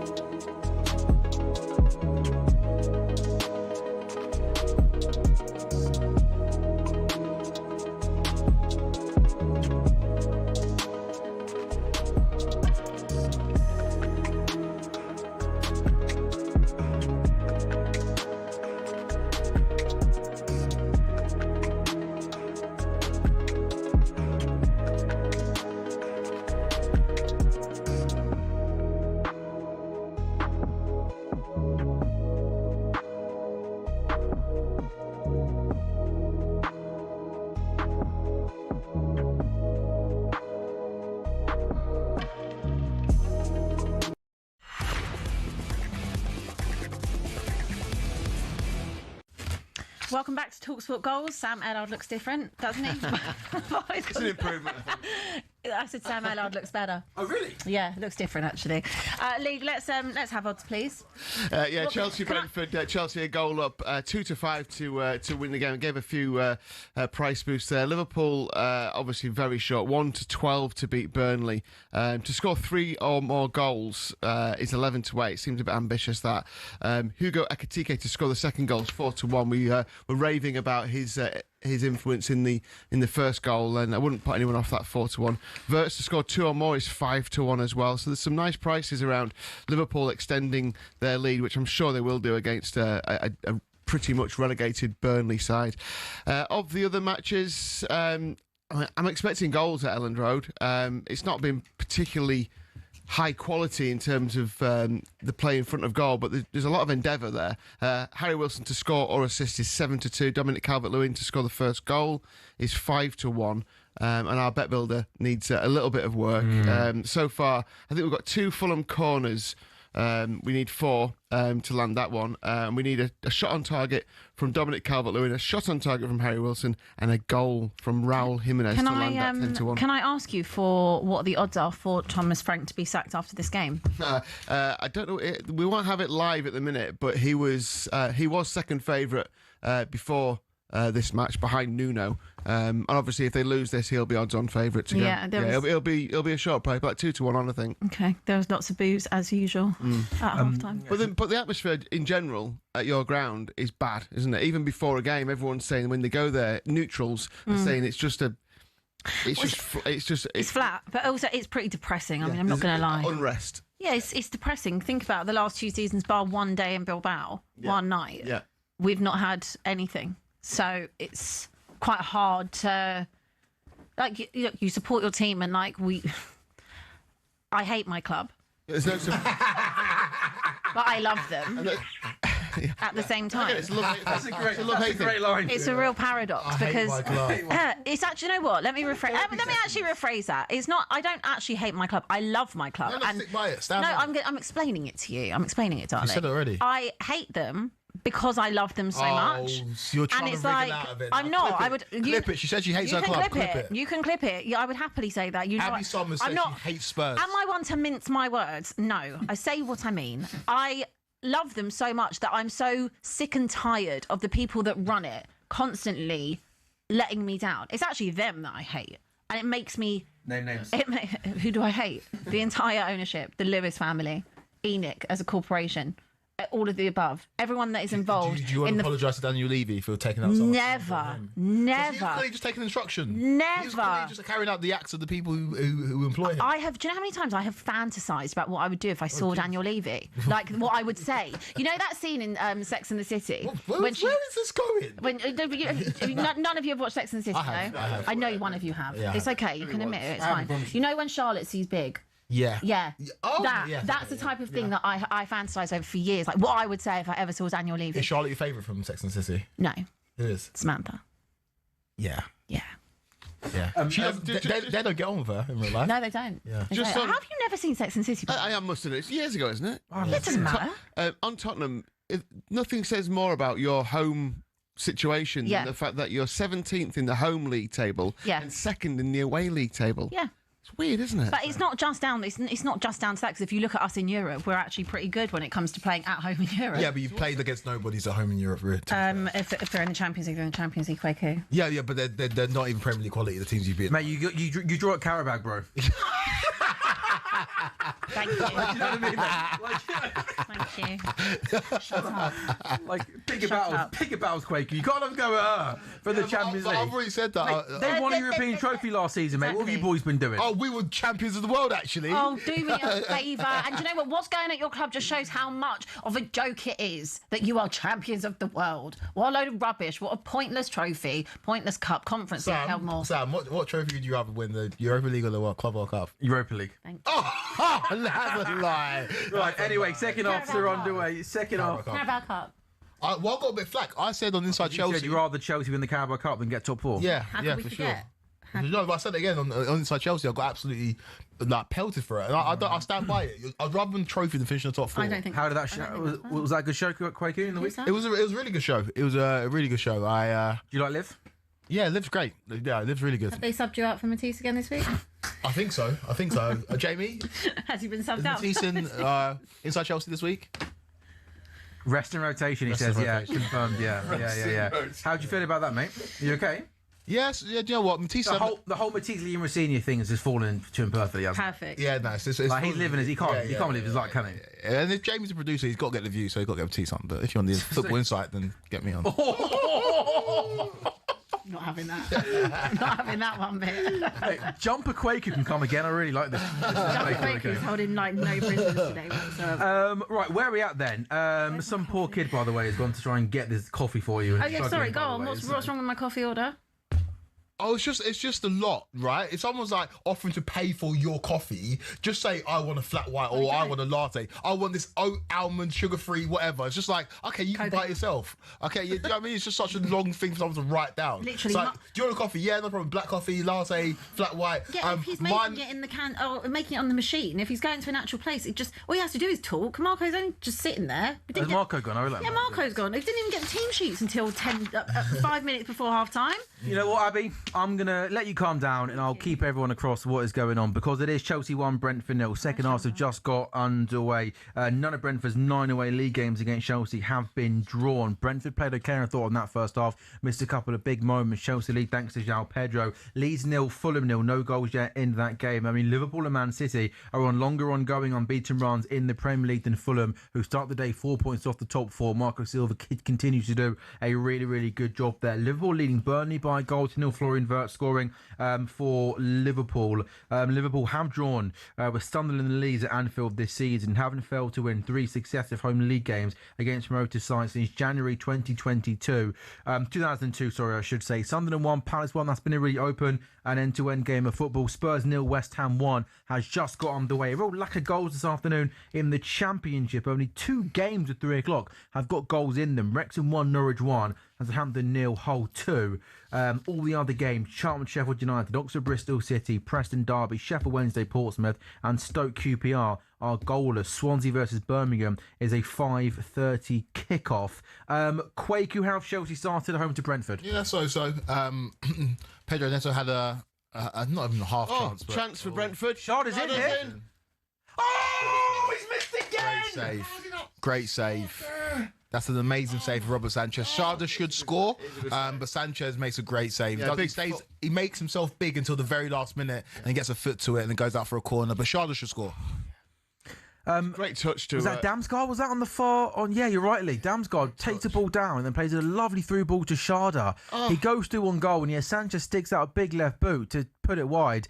But Sharda's had a really good season. Really should score. Brian, you had that Garnacho chance, which was a guilty chance. But Brentford have had some big moments. Oh, they have, and they're going to. They're a dangerous side. What Chelsea have done quite well is to avoid giving away throw-ins. They really troubled us with throw-ins at their place earlier in the season. They nicked a draw last minute against us, and they absolutely pelted us with throw-ins. And this game kind of avoided giving away throw-ins because that's the speciality of Brentford. Sharda scored in that match, I think. Yes, he did. He did on the break. Did he? Yeah. Oh, then did they equalise from that? They equalised from a long throw, yeah. And someone ran off Garnacho, didn't they? Yeah, it's bad. Yeah. It was good memory. Yeah, it's good memory. Yeah. Saturday night, 8 o'clock game, wasn't it? Yeah, it was. It's under the lights. Well done. Under the lights. Well done. It was a weird one. It was Saturday 8 o'clock. Yeah. Well, they turned us over as well on Saturday 8 o'clock as well. Oh, they did. Yes. Yeah. Harry Wilson with the free kick for Fulham. That is overhit and has gone out. The Harry Wilson resurgence Redemption arc is the good word. I would say renaissance, which wouldn't have made sense. I mean, did anyone see this coming? Would that make sense? Yeah, Renaissance is good. Yeah, Renaissance is good. Yeah. But is this just like a purple patch, or do you think Harry Wilson can carry this on and get a big move in the summer? He's a very talented player. I don't think it's big move territory. I think Fulham's the perfect. Chelsea, get that clear. We'll see how this develops. Coyote into the box, poor ball, toasting under Rabio clears. But long throw incoming. Harry Wilson, he's playing really well, and for his sake, I hope that Wales make it to the World Cup so they can showcase those talents on a big stage, because not just for Fulham but for Wales as well, he's been absolutely unbelievable for the last 4 or 5 months. So on our no goal show last weekend, I actually did the Fulham game for talkSPORT in the FA Cup. I don't care, they're playing a championship side in Middlesbrough, but he was on the bench 1-0 down. He came on after an hour, and where we were sat was on the right hand side that he was on. He literally came on and changed that game from the minute he came on. And it felt like, like every time he gets the ball, everyone's up expecting something to happen. And he came on, he scored, he got an unbelievable assist, and everything changed as soon as he came on. And he's just, he's absolutely fantastic. Really, really open game at Stamford Bridge. Garnacho comes forward now. Neto across the face of goal. Brentford managed to clear. Leeds try and work an opening down the left-hand side, but it goes all the way out. Abby, in terms of the Spurs bench today, are there options off the bench? No, there's no options off the bench. I'll be honest with you. Sorry, you were just looking at my coffee. Yeah, it looks all right. It's arrived. Yeah, it looks decent, to be fair. Yes. No. Yeah, go on then. Can you stare it first, please? No, there's not actually. I was just actually having a look as to what we can do. I mean, Basuma's come on for Archie Gray, who he had a challenge. You said stir it. Need to stir it. Anyway, Archie Gray has gone off. Basuma's come on. This is the first time I've literally seen Basuma play. Basuma's back? Yeah, he's back from AFCON, and he'd had a knock. He'd been out for so long, and he's now come on. In terms of our actual bench, and I don't actually know why Paulinho is out. I don't know if it's. I don't know what the injuries are, if he's suspended. The bench, Spencer's obviously come on for Ben Davis, Basuma's come on, Kinski, Adogi, Danso, Dragusin, Bergvall, Scarlett, and Solanke. So the options are there. Off the line, sorry, Abby. Burnley clear off the line. Was it Verts again? Verts to Gakpo. Yeah, Gakpo shot. The options are Bergvall, Solanke. Obviously, he's not much fit. Solanke's got a chance. Yeah, it's not the most exciting bench, is it, in terms of options to come off there's and not try and change it. Yeah. I mean, Colin Warning's barely touched ball by the way. Wait, Solanke and Bergvall on the bench? Yeah, they're on the bench. Oh, that's Solanke's not bad. I mean, Solanke, they're probably managing his minutes. You love Bergvall? I do love Bergvall. Bergvall should be playing for me. Why isn't he playing? Because he was like last season. He was one of the He should be. For some reason, I don't highlights know. in the bad season. He was our player of the season. He was like one of the only bright sparks. But I don't know. Thomas Frank doesn't seem to fancy him enough. He preferred Gray in recent weeks. What's your thoughts on Archie Gray? I think Spurs fans are starting to turn a little bit. Not really fancying it. I'm not turning. I don't feel like I've. It's hard for me to kind of turn in when I haven't seen enough. Yeah. Like I haven't seen him play in that natural position loads and loads of times. He's also so young. Like I'm not going to get on his back. He effectively carried us for so much of last season. Him and Bergvall. In my opinion, they have a bit of a bye. Like I'm not here to get on them too. Lots of people turn on Porro though. Lots and lots have. I think that it's not surprising when you think about Porro going forward. He's okay going forward, but defensively he's just very, very inept.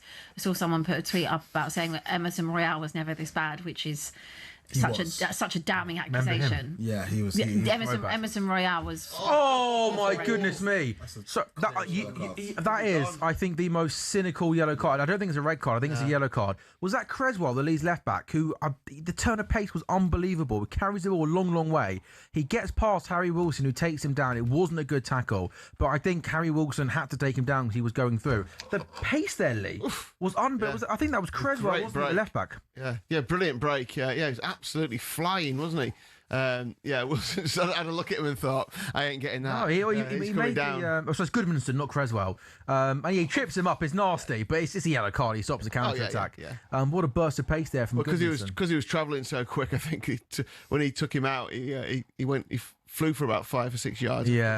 Yeah, no, it wasn't. Still 0-0 at Elland Road. But again, still both absolutely at it. There's more yellow cards in the Tottenham West Ham game. Bowen's got one. I think was that Xavi Simons has gone down this time.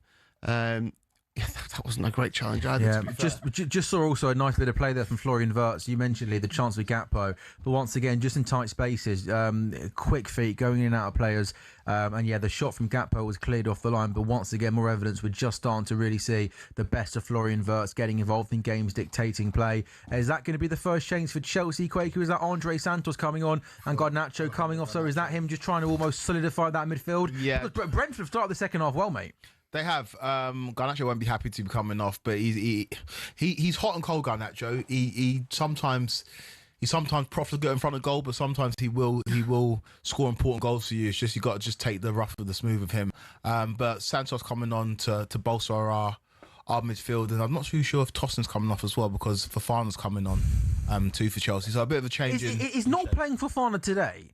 Is that just he just wrote? Is Fofana not fit enough to play back-to-back games? Is that what it is? Yeah. He can't be wanting to rotate Fofana for Tosin, right? No, he's just not fit enough. And it's also true that apparently the medical people sit on the bench with the manager and tell them how long they can play, basically. That was true. Pardon? That was true. Yeah, they're very involved in everything that goes on at Chelsea. They're numbers driven, and I think that was a bone of contention for Maresca, who wanted to play Reece James more and wanted to play Fofana more, but yeah, these are players that have to be managed, and I think it's for the best, right? We've seen them. Calvert-Lewin should have scored. The ball's a little bit behind him. It comes in from the right-hand side. You think he's going to put it away, especially the form he's been in recently, but he just puts it wide. We'll have a look at the replay here, but needs to hit the target at least for our bet build. Yeah, space down the right-hand side, and Calvert-Lewin makes he makes such a good run towards that near post. I love when centre-forwards made that run across the centre-back, and Brendan Harrison carries the ball a long, long way. Good run from Calvert-Lewin, but yeah, the first time shot from a tight angle, to be fair, just goes past Burn. It's a hard finish, but you almost kind of want to that one where you kind of roll your you backheel it, don't you, into the far corner. Not an easy finish, but because the angle he was at, it was going to be hard to try and beat the goalkeeper from that range. So we've got no goals yet, do we, in our second halves? By the way, we have another guy in the Championship. Charlton are in a wretched run of form, 19th, not too far outside the relegation zone, leading Sheffield United by a goal 2-0. Sheffield United have won 7 of their last 10 Championship matches, but find themselves 1-0 down away at Charlton this afternoon. Abby, what's happened to Xavi Simons? He looks in a bad way. Yeah, I don't actually know who did the challenge and who. Did you see who did it? No. But he was down for quite some time. Sorry. Was that not the Bowen yellow? That was the Bowen yellow card. Yeah, that was the Bowen yellow card. Okay, yeah. So he'd been down for quite some time. I mean, Solanke's getting ready to come on. I mean, I'm hoping that doesn't mean that Xavi Simons comes off.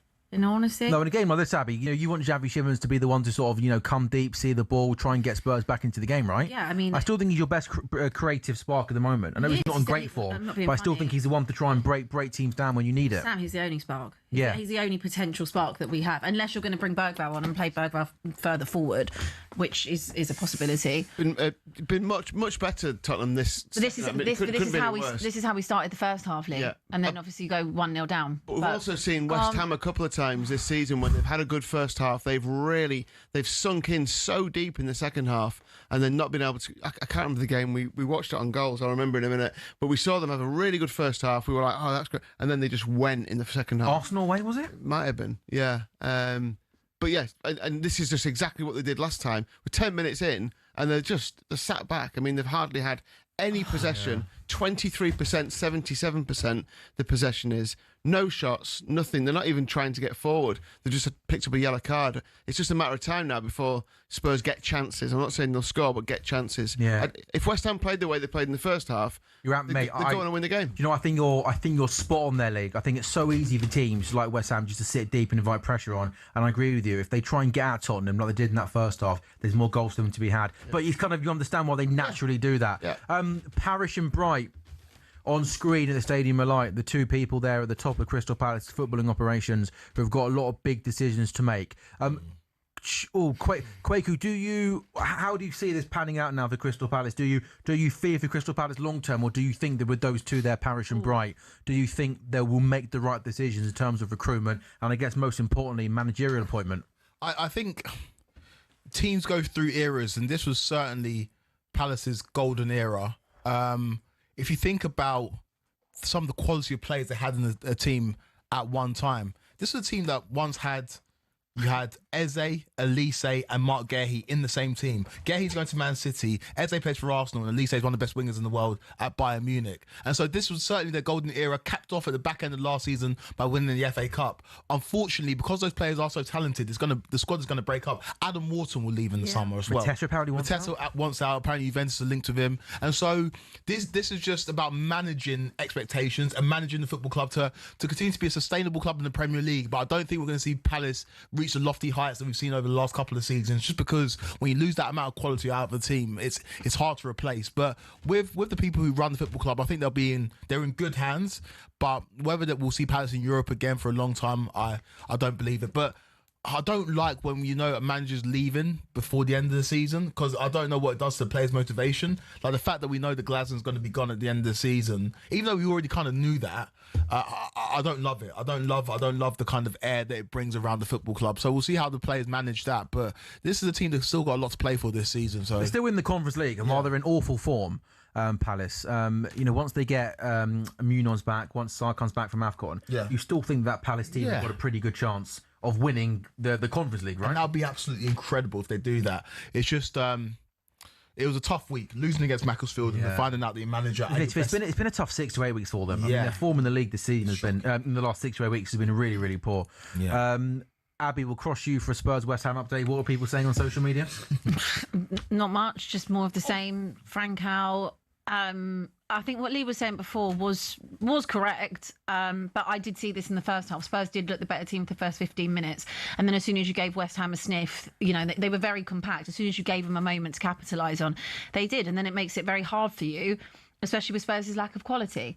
Like, I feel like I'm constantly repeating myself when it comes to Spurs, and it's probably incredibly irritating and annoying to Oh, Burnley have scored at Anfield. Oh, I'm locked in. Liverpool won, Burnley won, and you know what? It is an outstanding. Well, it's a really, really nice finish. It's been coming a little bit. Yeah, Burnley. Well, Burnley. You didn't celebrate that goal nearly enough, Sam.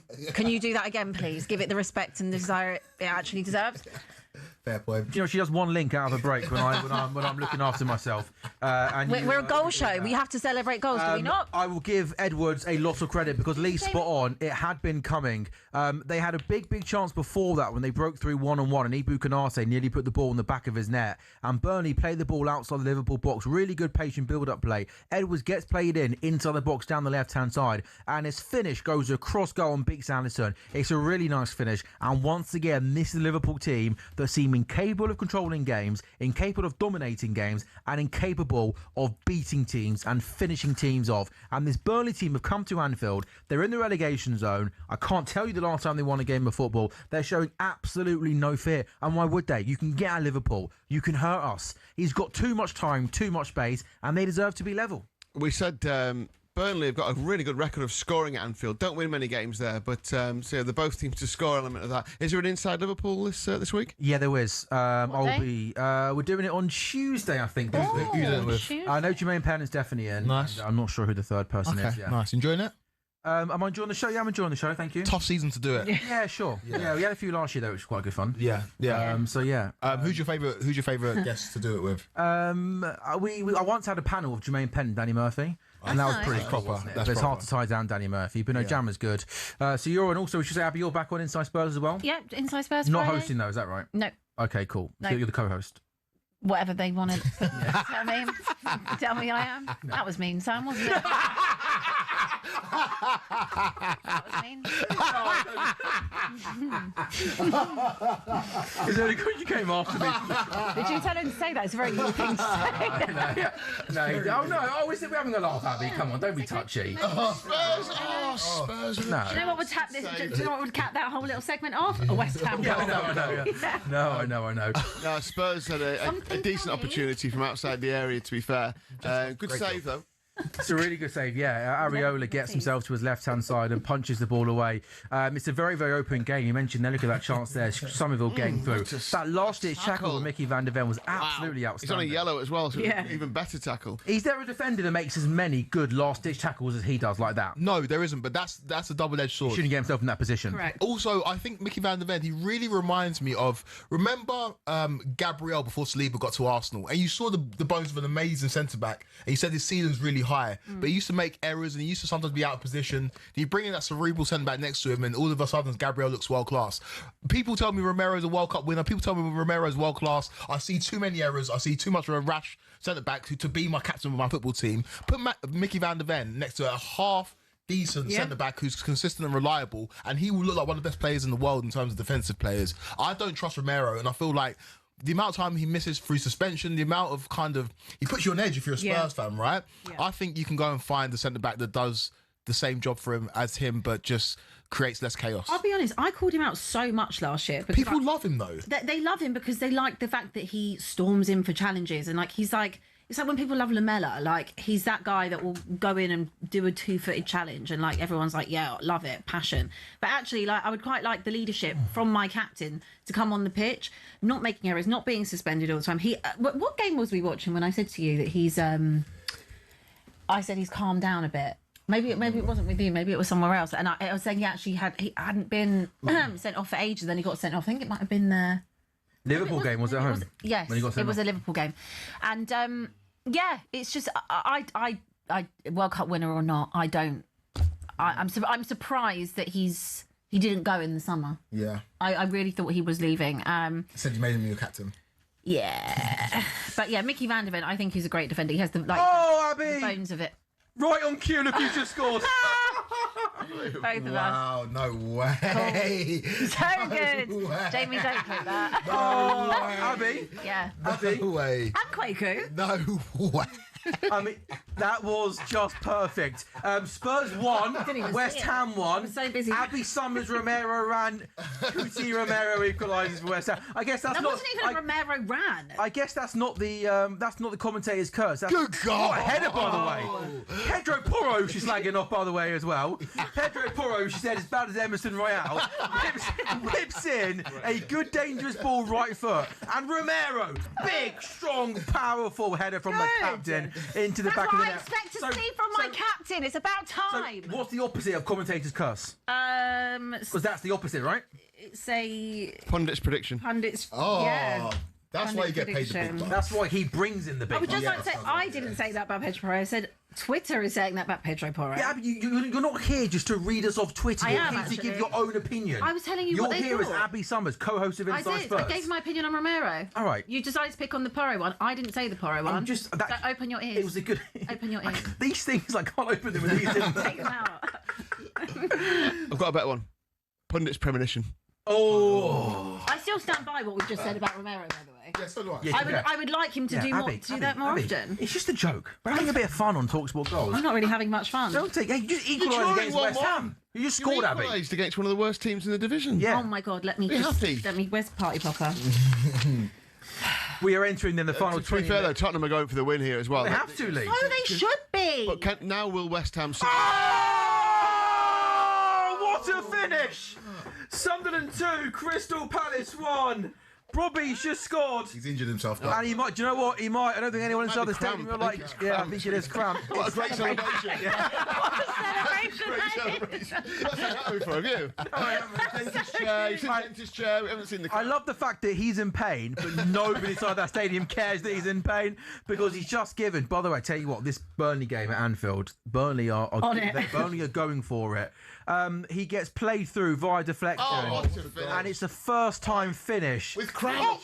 And he literally gets cramp, and he goes in under the inside of the bar. Kwaku, how good is that finish though from Robbie? Oh, it's a great finish, and he's a streaky player, Robbie. He's a handful, not the most clinical, but I also will say cramp after the 71st minute in January. I mean, come on, man. What? 71st minute, you're getting You cramp. can't get cramp in January. But look at them calves. Yeah, but like I understand. Sorry. Sorry. At what time in the season is getting cramp accepted? Okay, so World Cup semi-final, right? Extra time, cramp, because you've played a long season. You're in the midst of it. You should be the fittest you are. In the 70th minute, you're getting cramp. Come on, mate. Cramp can happen at any point. No, it doesn't happen It at any does point. happen No, at it any doesn't. point. Lee got cramp in the studio once. Yeah, but Lee's not an elite. Oh, you might be. No, you're right. That's fair. Yeah, and that was in October. That was. Like, that was 2 months into the season. To be fair, that was 6.5 hours into the show, though. wasn't it? Yes, sitting down, it can do that to For you. 70 minutes into a Premier League game in January, you're getting cramp. Like, I'm What not month too would sure. it be I acceptable? don't think he got cramp. It was just a celebration. Yeah, just a celebration. I think he did get Planned cramp. it before the game. By the way, I love. If I score today, I'm going to do the cramp one. Yeah. I'll hold your leg up. Also, I love, by the way, he's literally just scored an outstanding goal, and Quaker's having a go at him for getting cramp. I don't know. Do you know what I mean? Do you not know what I mean, though? No, I don't, mate. This is like an under the lights thing. No, This it's is not. like that It's just type like, of thing. It's like cramp in the 70th minute. Like, when do you see that? Woke nonsense. Yeah, a little bit. Or just like, get a life. Just... Oh, Abby, have a look at that. There's a that one bicycle kick from the West Ham's new centre forward, and it just goes wide of the post. Crossing from the right. Right, there is plenty going on. I'm going to try and dot the I's, cross the T's, and I'll probably be interrupted by someone screaming, but please go for it. Chelsea 1, Brentford 0. Chelsea still lead. Oh, here we go. Here, Kwaku. Here's my thing. Here we go. The referee's going to saunter over now. Here we go. Here we go. Yeah, go on, here we go. Yeah. You just. Oh, he's pointing the finger. Yeah, you Got the pointing that finger finger. out. You pointing that finger, referee. Honestly, it drives me insane. Howard Webb, if you're watching, sort that out. It's a waste of time. Chelsea 1, Brentford 0. João Pedro goal still giving Chelsea the lead. Leeds 0, Fulham 0. Brentford, though, by the way, in that game, been really, really impressive. It's still Liverpool 1, Burnley 1. Marcus Edwards equalising for Burnley in the second half. A lovely left-footed finish from inside the box. Burnley making a couple of substitutions. Esteve and Armando Bloya, who are coming off. Sunderland 2, Crystal Palace 1. Bobby might have cramp, but he gave Sunderland the lead. Thanks for a wonderful, exquisite finish. And it's Tottenham 1, West Ham 1. And Abby Summers, I'll come back to you in a second. But Igor Thiago Quake, who's just headed wide, it is all Brentford. It is all Brentford. The ball comes in from the right-hand side. Great ball into the box. Igor Thiago, a man who's already scored scored 16 league goals this season. You expect him to finish it from there, heads it wide, and yeah, it's been all Brentford the last 10 minutes. Chelsea can count themselves lucky not to be behind. I think Thiago should do a lot better there. I think should the get keeper was rooted, wasn't he? Yeah, he was. Quakey, why are Chelsea allowing so many chances of Brentford? I mean, has Andre Santos come on, not made a difference? Not really, no. It hasn't really solidified things. So Santos came on. It pushed Enzo Fernandez into the number 10, Cole Palmer out to the right-hand side. Chelsea have actually got a Cole Palmer issue, and not in the sense of... Oh, what's this issue, Cole Palmer? He's just not playing his best football. Chelsea fans are very apologetic for anything that Cole Palmer doesn't do right, and we'd like to defend him massively. But we can't deny that since he's come back from injury, and he might still be carrying a little bit of a knock, he's not been the same player. On the ball, not as sharp, decision making not as crisp, and I look at him as a player that will go to the World Cup, but we know how stacked England are in that position, and just needs to start finding his best form, not just for Chelsea, but for his hopes of going to the World Cup in the summer. And in this game, he's really struggled. He's been out of it. Haven't really seen too much from him on the ball, and he's on the right hand side, and he's doing a lot of running defensively, but not really doing much going forwards. Liam Delap's just come on for João Pedro. How would you assess Liam Delap's first 6 months as the Chelsea player? Up and down. Like I went big with it on this show. I said that volley he scored for Ipswich last season. It's Leif Davis. How can we forget Leif Davis game? That was early as well. Ipswich scored a great goal last season, like a volley, a long ball, 50-yard ball, an amazing volley. And Quakey saw it and went, take him to the Euros, or what Euros, wasn't it, wherever it was. He's got to go, get him on that plane. Liam Delap. Oh, it was Leif Davis. It wasn't Liam Delap. We've all been there, Quaker, mate. We've all been there. I think he's going to come good, though. Like, do you think in a couple of years he could be someone that scores 30 goals for Chelsea? 30 goals? Well, no. 20 goals a season. No, I'm not too sure if he is that man based on what I've seen. But again, it takes players a long time to develop. And so we'll see. It's been in and out because of injury and because of suspension. But Jones for Liverpool just goes wide. Sorry, Szoboszlai had a header. I thought Jones was going to meet it at the back post. He didn't. Goes out for a corner. Quaker, back to you. Yeah. Delap! He's going to give a penalty here. Yeah. Queverham Kelleher is in trouble. Brentford have had, you know what, this is such a shame. They've been so good, Brentford, but they're trying to play out from the back. And I think Queverham Kelleher either mispassed the ball or miscontrolled the ball. And as he tries to stop Delap getting a shot away, he comes out and clatters into him. And, Liverpool scores! Handball. He's given handball, is he? Ekitike had the ball that was given offside. Ekitike had the ball in the back of the net. Quaker, talk us through the Stamford Bridge. Yeah, so Brentford get themselves in a lot of trouble. The pass back's not great. Yeah. Kelleher mistouches it. Delap's doing his job. He presses, he gets his foot there, and Kelleher brings him down for a Chelsea penalty. What a shame. I'm sorry, not I know you won't have too much sympathy, but Brentford have been really good. And that Collins pass was a hospital pass that put Kelleher in trouble. As well, isn't it? No, Collins and Kelleher, both of them, I think, have been outstanding. I think Nathan Collins is a player, but I think some of the big clubs, Brentford going well at the moment, but I think some of the bigger clubs might look at Collins in the summer. I think he's been outstanding for Brentford. Lots of Premier League experience, scores goals as well. I like him a lot. Ekitike was offside, by the way. Still Liverpool 1, Burnley 1. Cole Palmer has got the ball on the spot. Not guaranteed, though. Not guaranteed. Kelleher's a great penalty stopper. We know that from Liverpool. Final against your lot, right? Yeah, get a couple of penalties. But it's Cole Palmer, and he puts it in. Mentioned that he needs to find some form. He's not played his best game today, but he scored the goal. Got on the score sheet. Didn't do his Patterson celebration. He looks angry, doesn't he? Very happy. That was commentators. By the way, Tottenham just look like they're going to. Tottenham look like they're going to score every time they go forward at the minute. Over 2-1, or just under 2-1 now for Tottenham to win this game. I think that's. I think they're going to do it. I think they'll get more chances. I think they'll get a couple of chances in this game. West Ham just continue to do what they were doing before. They're unable to get out. Now Tottenham's penning them in. We've probably peppered them the last 10-15 minutes or so, trying to win as many corners as possible, because that is actually the one area where we're quite good at, is on set pieces. But yeah, so I think also having Solanke, just giving you a bit more of a target, is helpful. Sorry, I thought Brentford were in there. At the Stadium of Light, by the way, Sunderland are as Crystal Palace break now, so I won't say what I was about to say. I was about to say that Sunderland, I just look, every time I look at that game, they're on top, Sunderland. Palace have had this problem of really fading in the last quarter of a game, haven't they, with all the games that they've been playing, and it seems to be going that way again. They just seem to be tiring as Sunderland are pouring it on a bit more, so Sunderland in the ascendancy there. I don't love it. Quaker, I don't like when players do this. Did Cole Palmer just kind of put his finger to his ears, almost like, who's talking now? Yeah, I don't like players that are out of form, then score a goal, and then almost be like, what? Yeah. But people have probably been talking about you like you would literally were doing just there. Yeah. Because he hasn't been in good form, right? Yeah. And, like, don't score a penalty. Like, go and score 4, 5, 6 goals in a row, and then maybe shush people. And Reece James doing what leaders should do. When he didn't celebrate the goal, Reece James trying to G him up and tell him to like celebrate because you scored a goal that's effectively won Chelsea this game. The body language wasn't great, but he's a top player, man. I think he's a player. Of course he is. He's a on his day. He's a world class player for sure. And look, we all hope from an England point of view that he can find form again. But yeah, we know he's had some injuries. You know he's had some niggles. But yeah, Chelsea 2-up at home to Brentford, which feels a touch harsh from Brentford. But yeah, big win for this will be for Liam Racine. So Liam Racine has got a 100% win record as Chelsea manager. Not fraudulent. Yeah, what do you mean in the league? Yeah. Is it in the league? Sorry. Yeah, in the league. Yeah. Yeah. I suppose so. 1 out 1. You're very harsh. I'm not very harsh. Like, come on. Very harsh. Like, It's very harsh. Imagine the week that you employ a manager, or like the 2 weeks you've been in charge, you hear about building Lego and washing hands and man age and They're kids. Like, you've got young squads. He's trying to teach them like it's nursery. that's part of the issue as well, by the way, in terms of the at Strasbourg. He had a young squad. At Chelsea, the team is very, very young, but you have got world-class players there. And if this is the squad that's going to be there for a long time, Oh, goodness me, how Liverpool not scored. I think Curtis Jones he drills the ball low and hard across the face of goal. Hugo Ekitike is literally a yard or two out, but just can't get anything on it and directed goalwardsly. Yeah, I don't know if he mishit it or just... Or maybe just a bit too hard. It was drilled across, wasn't it? Yeah, real I think pace. maybe it just was a bit too quick for him. I think it was a shot, in a way. Yeah, it was a shot. I think it was a shot more than anything else. Not a good shot. No. 20. We've got 10 minutes to go. Yeah. Maybe 15. This would be another awful result and another awful performance. I mean, this would be draws at home in the last couple of months to Leeds, Sunderland, and Burnley. The Honestly, 3 promoted teams at home, we wouldn't have beaten one of them. I don't want to be too harsh on Arne Slot. He won the league last season. Deserve all the credit in the world. It was a top job that he did.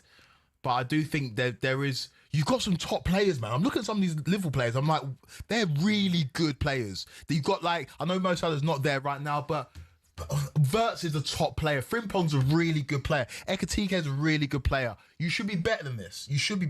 And I do think that if there's other managers available in the summer, I think it's definitely worth having them. Don't sack Slot, because Liverpool have never sacked a manager that's won them the league. But I do think there's a conversation to be had in the summer. He's not going to walk away there, is it? He's not going to walk away either. Sack him, haven't you? Yeah, but not mid-season is a bit too dramatic. Sorry, I didn't mean no. No, I think he's definitely going to get to the end of the season. But I do think I don't think it's disrespectful to talk about maybe a possibility of bringing somebody else in to get the most out. I agree with you, mate. I think at the start of the season when we were in that bad form, I always felt guilty talking about a manager who just won me. I've only seen us win 2 league titles, talking about him being sacked. Yeah. But we're over halfway through the season now, and we are not seeing performances improve really in any way, shape, or form. It's almost the same struggle. And look, the players have got to take some of the blame. But you're not going to sack 20 players, are you? No. And he at the moment just looks a little bit unsure as a head coach of how to get the best out of these players and turn our form around. And I do think that if we get to the end of the season and like we don't see an upturn in performances, I think the club would be right to sit him down and say, thank you, Arnie, for what you've done.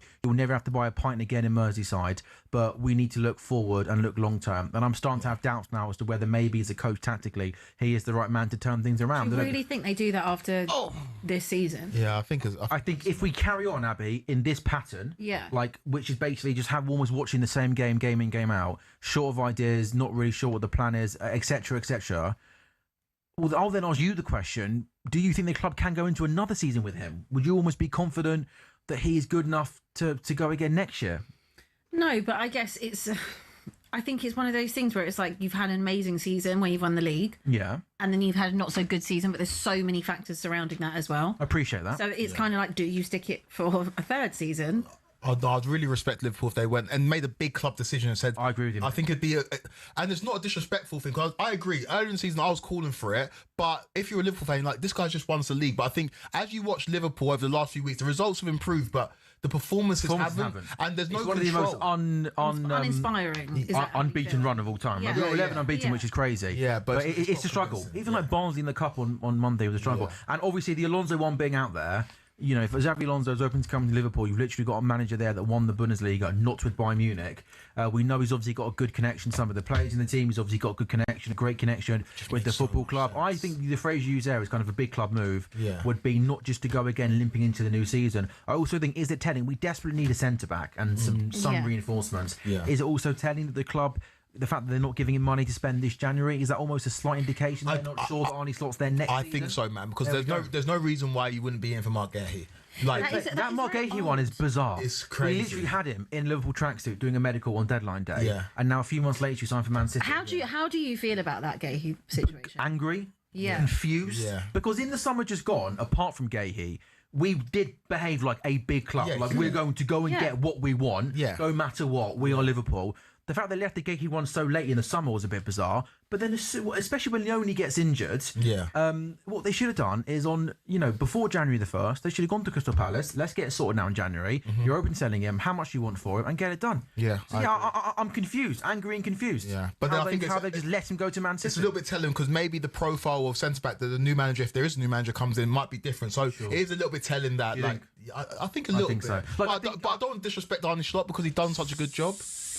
The ball got to the byline and he tried to fire a ball across the face of goal. It was blocked and it fell into the hands of the goalkeeper, Martin Dubravka. Who on earth is going to come top 4 this season? My goodness me. Liverpool will. It is. Liverpool I think we will. Do you think you will now?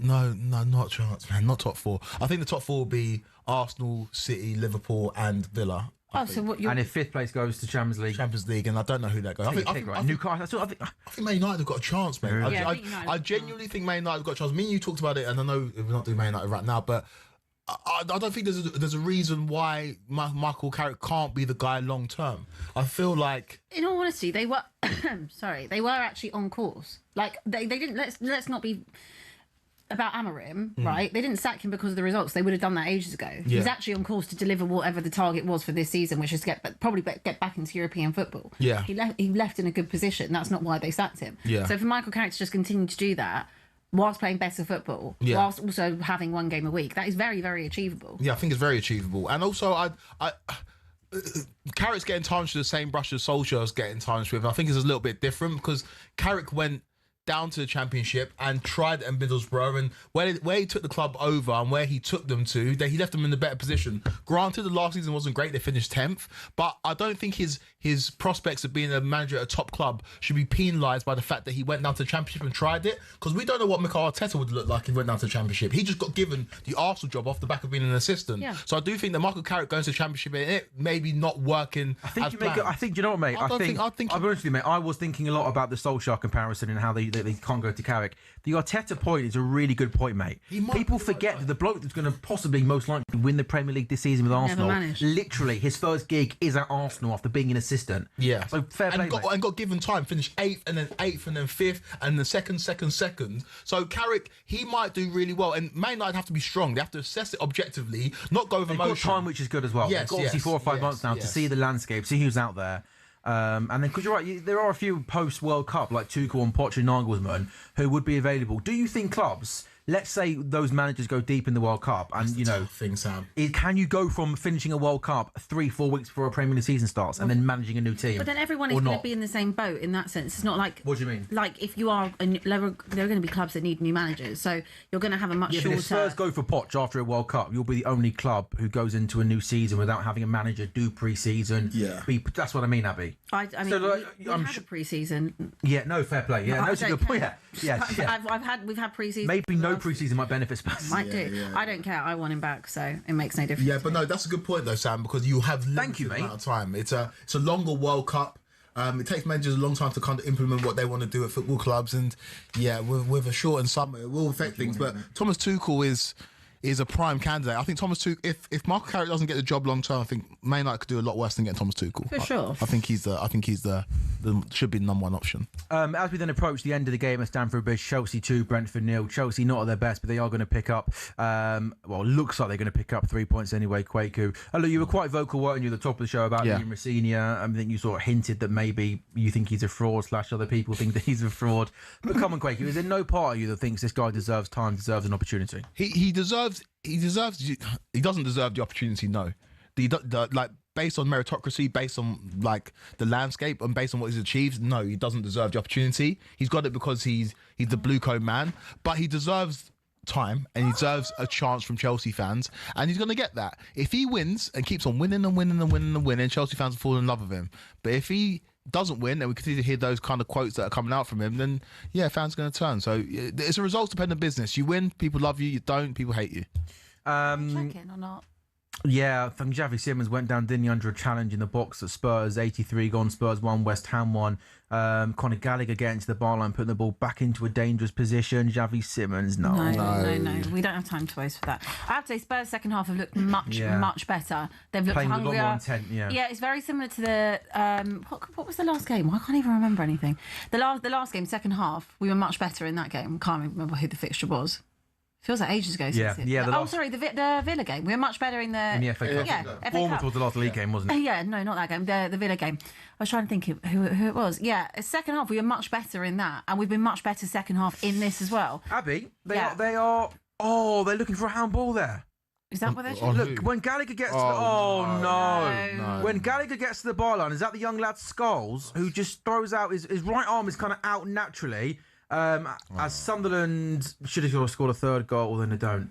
He's trying to stop Gallagher, and his arm comes out like that. Does the ball touch his fingers? It's a natural. That is a natural position. Oh, come on. It's not. It can't be a penalty, can it? No, that can't be. They are checking a handball as Gallagher heads the ball to the byline. His right arm is out like that. I agree with you, Lee, that I think his right arm is in a natural position, and it does definitely hit his finger. And I think the referee is waving play on here, and I think that would be the correct decision, wouldn't it? Yeah, I mean, I don't think there's much in that. It's clutching. Let's have another look at it. His arm's already there, isn't it? It used to be called ball to hand, didn't it? I think that's I think that would plays resumed. I think that's the most sensible conclusion. Liverpool 1, Burnley 1. 7 minutes of time added on at Anfield. Chelsea 2, Brentford 0. A minute left there. Leeds 0, Fulham 0. 30 seconds of normal time. 4 added on at Sunderland Palace. Sunderland 2, Palace 1. Spurs West Ham is a bit behind everybody else. Hey, Kwaku. Yeah. I think he's. Oh, I thought West Ham played a cramp there. I thought you were going to go on a rant. 5 minutes gone. Spurs 1, West Ham 1. Yeah, no, it's the games have delivered in terms of, well, for me as a Chelsea fan, I've got what I need to see. I would love a late West Ham winner here against Spurs, because Abby, I think it would help you in the long run. As a woman who wants Thomas Frank to be sacked, I think the West Ham winning will be the final nail in the coffin, right?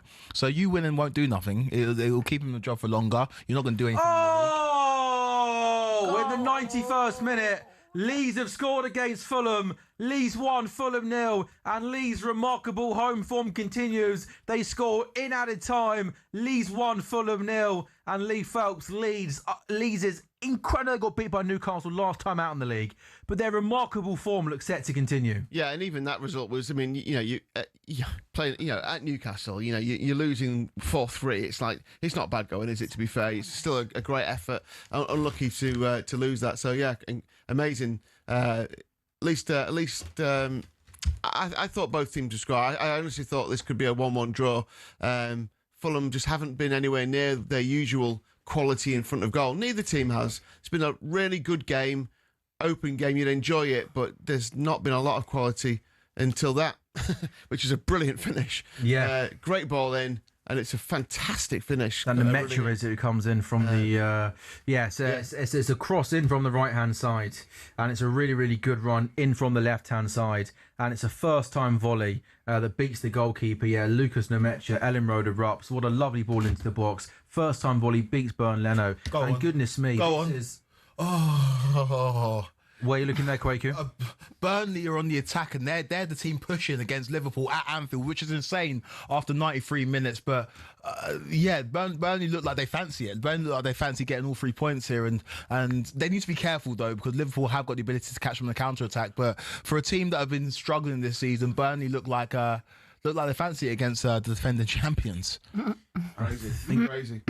Yeah, I thought Liverpool would just go on and win this 2 or 3-1.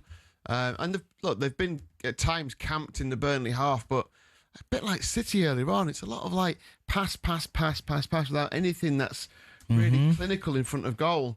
Just have a few shots. It's like you got Szoboszlai, who's like fantastic and are capable of scoring from long range. It's just like start peppering some shots into the goal. rather than trying to pass it into the back of the net all the time. Yeah, I mean, teams just don't seem to want to shoot, do they, from distance at the moment? And Nemec's in again here for Leeds down the left-hand side. He's got Calvert-Lewin in the box. Oh, good save. Leno makes an outstanding save. Big left hand. This is all Spurs, isn't it, Abby? Yeah, it was. And a shot from Xavi Simons just then that Ariolo had to push wild.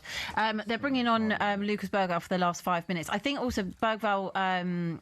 he was out, so I think that's why he probably didn't feature today earlier and come off the bench, whereas Basuma obviously had been playing at AFCON. So I think that's why they'll get 5 minutes now. I mean, look, the second half has been a lot more positive. It has been. Credit where it's due. But it is, like, what you see is what you get with Tottenham. The squad is what it is. The football is what it is. And the manager is what it is. I mean, like you said, if he was to lose the game, would he get sacked? I don't know.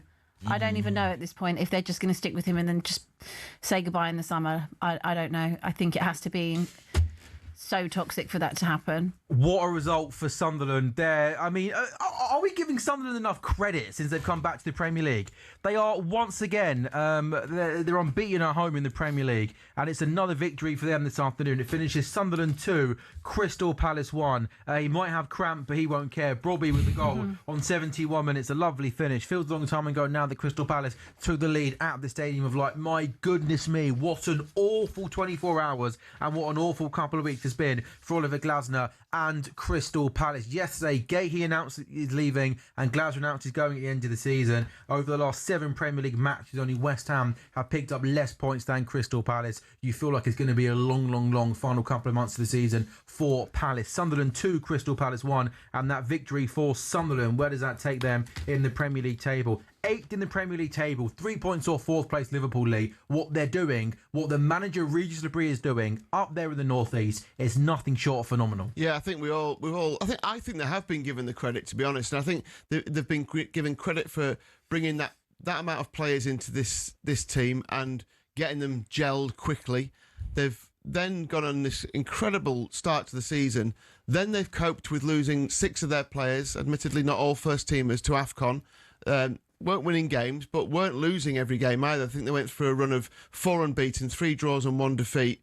And then they get the players back, and they're back at home where it's worth points, the Stadium of Light, a bit like Elland Road. I know it's a cliche, but it's true. Anyone who's been to the Stadium of Light will know that. And look, they bring those players back into the team and get another fantastic result. Brilliant. And Leeds and Sunderland, I mean, just unbelievable performances from promoted teams. Leeds now 10 points clear. I mean, West Ham, Wolves and Burnley are already down. I think West Ham are going down as well. Yeah, and one thing I would say about Burnley, they haven't got anywhere near as many points as the other teams, but I think Burnley, despite being in the bottom 3 and losing lots of games this season, are actually, I think, playing a lot better in games than maybe what it looks like on paper. And Wolves have had in the last few weeks, Wolves an upturn in form as well. But when it comes down to it, you know, barring miraculous changes in form, your average points is what you're going to finish with, and they are, all 3 of them are absolutely dreadful at the moment. You know, Leeds, you look at the points. And Leeds, right on cue, Leeds 1, Fulham 0.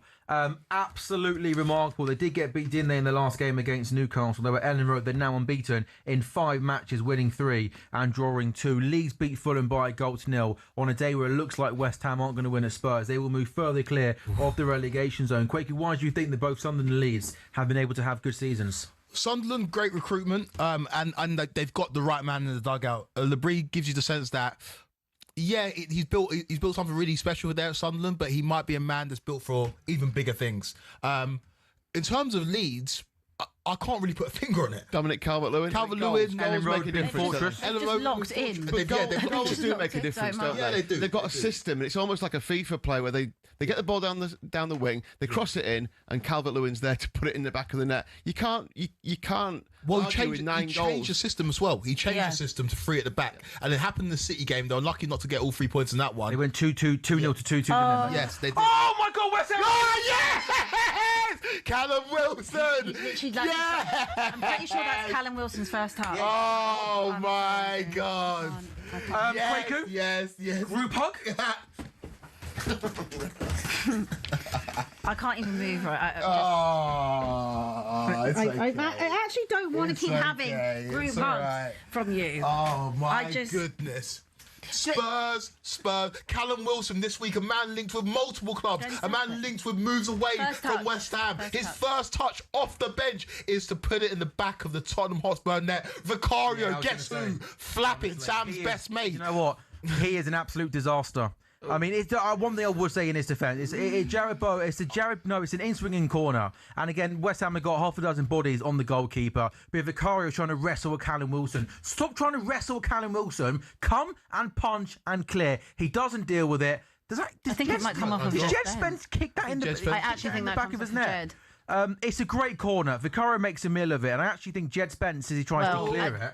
Also, Vicario's also tried to clatter him and take him out at the same time. Also, by the way, and can also just say as well, we should not, I know, Abby, you're a Spurs fan, Kwaku Afari, West Ham in a wretched run of form. How big of a 3 points is this going to be for West Ham in their bid for survival? Yeah, absolutely huge. After seeing Leeds win as well today, Leeds went 10 points clear of the bottom three. I think it's now reduced to 8 points. It's a huge win for West Ham if they can hold on. And for Thomas Frank and Spurs, again, good manager, wrong situation. They're checking offside. No. Offside. How can you see here? How? Offside from what? Also, how can you see from this angle? By the way? Confirmation, by the way, fair play to Burnley, gone to Anfield. Liverpool 1, Burnley 1. That's full time. Burnley continued to fight. Goal's been given, has it? Goal's been given. What on earth? Sorry, where was the offside there from the corner? They would be checking for a foul, no? Yeah, not for an offside. Yeah, sorry, but actually, how can he have been offside? Spurs had bodies on the line. I know, it's ridiculous. Guys. Kwaku, back to West Ham. This is that we know the problems there off the pitch in terms of boardroom, lack of recruitment. On the pitch has been a mess. Nuno's under pressure. This would be huge for West Ham. Oh, mate, absolutely massive for West Ham. And you can tell the problems run deep at West Ham because Nuno's a top manager. Barring the job that he did at Spurs, which he wasn't even that bad, 5 wins, 5 losses. He went to Wolves, made them from a championship club to a European side. Europa League quarterfinals. There we go. He took Forest from the brink of relegation to Europe. So the fact that it might not go right at West Ham and it might go down is testament to how much of a mess it is behind the scenes. But he's a good manager, man, and if he can just get the best out of players like Somerville, who we saw get on the score sheet today, then they've got a chance. West Ham are an institution. As much as we want to laugh about the West Ham way and the fans' inflated opinion about their football club, that West Ham are not a club that should be going down considering their exploits in the league over the last 3 or 4 years. You look at David Moyes and what he did at the football club. He took that club to Europe year after year after year. They won the Conference League. They got to semi-finals of the Europa League. They're a big football club, and the fact that they're now scrapping for their lives at the bottom of the table tells you how bad it is behind the scenes. But a result like this against one of their biggest rivals in the league is a huge springboard, considering that in the summer they sold their best player to Spurs. One of their other best players, Paqueta, wants to leave the football club. Jared Bowen isn't scoring goals, and this is a result. Bergvall with the ball across goal, and Mavropanos does well to clear. For West Ham and for Spurs. My God, Abby, is this rock bottom now? Given the form that West Ham are in particular. Yeah, this is it. I actually would be dumbfounded if he's still there by tomorrow morning. Just to give you some context, the home fans have been singing "You're getting sacked" in the morning to Thomas Frank. Yeah. And obviously they have all massively left the stadium as well. So, look, you get what you put into it, don't you, at the end of the day? The goalkeeping for that goal is not strong enough. We call out Vicario all the time, how flappy he is, weak, just pathetic. Like, the whole thing is pathetic. Yeah, you can wave your flag saying time to change. Who is going to listen? Who is going to listen to us? And there's no point. You know, also, when you get such a small turnout at the...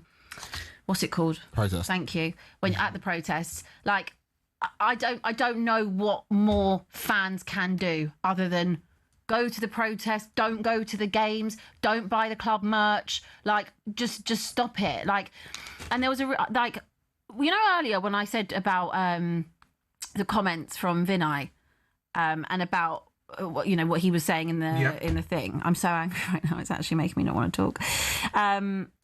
They're asking fans, right, to be sensible, to be calm, to be patient.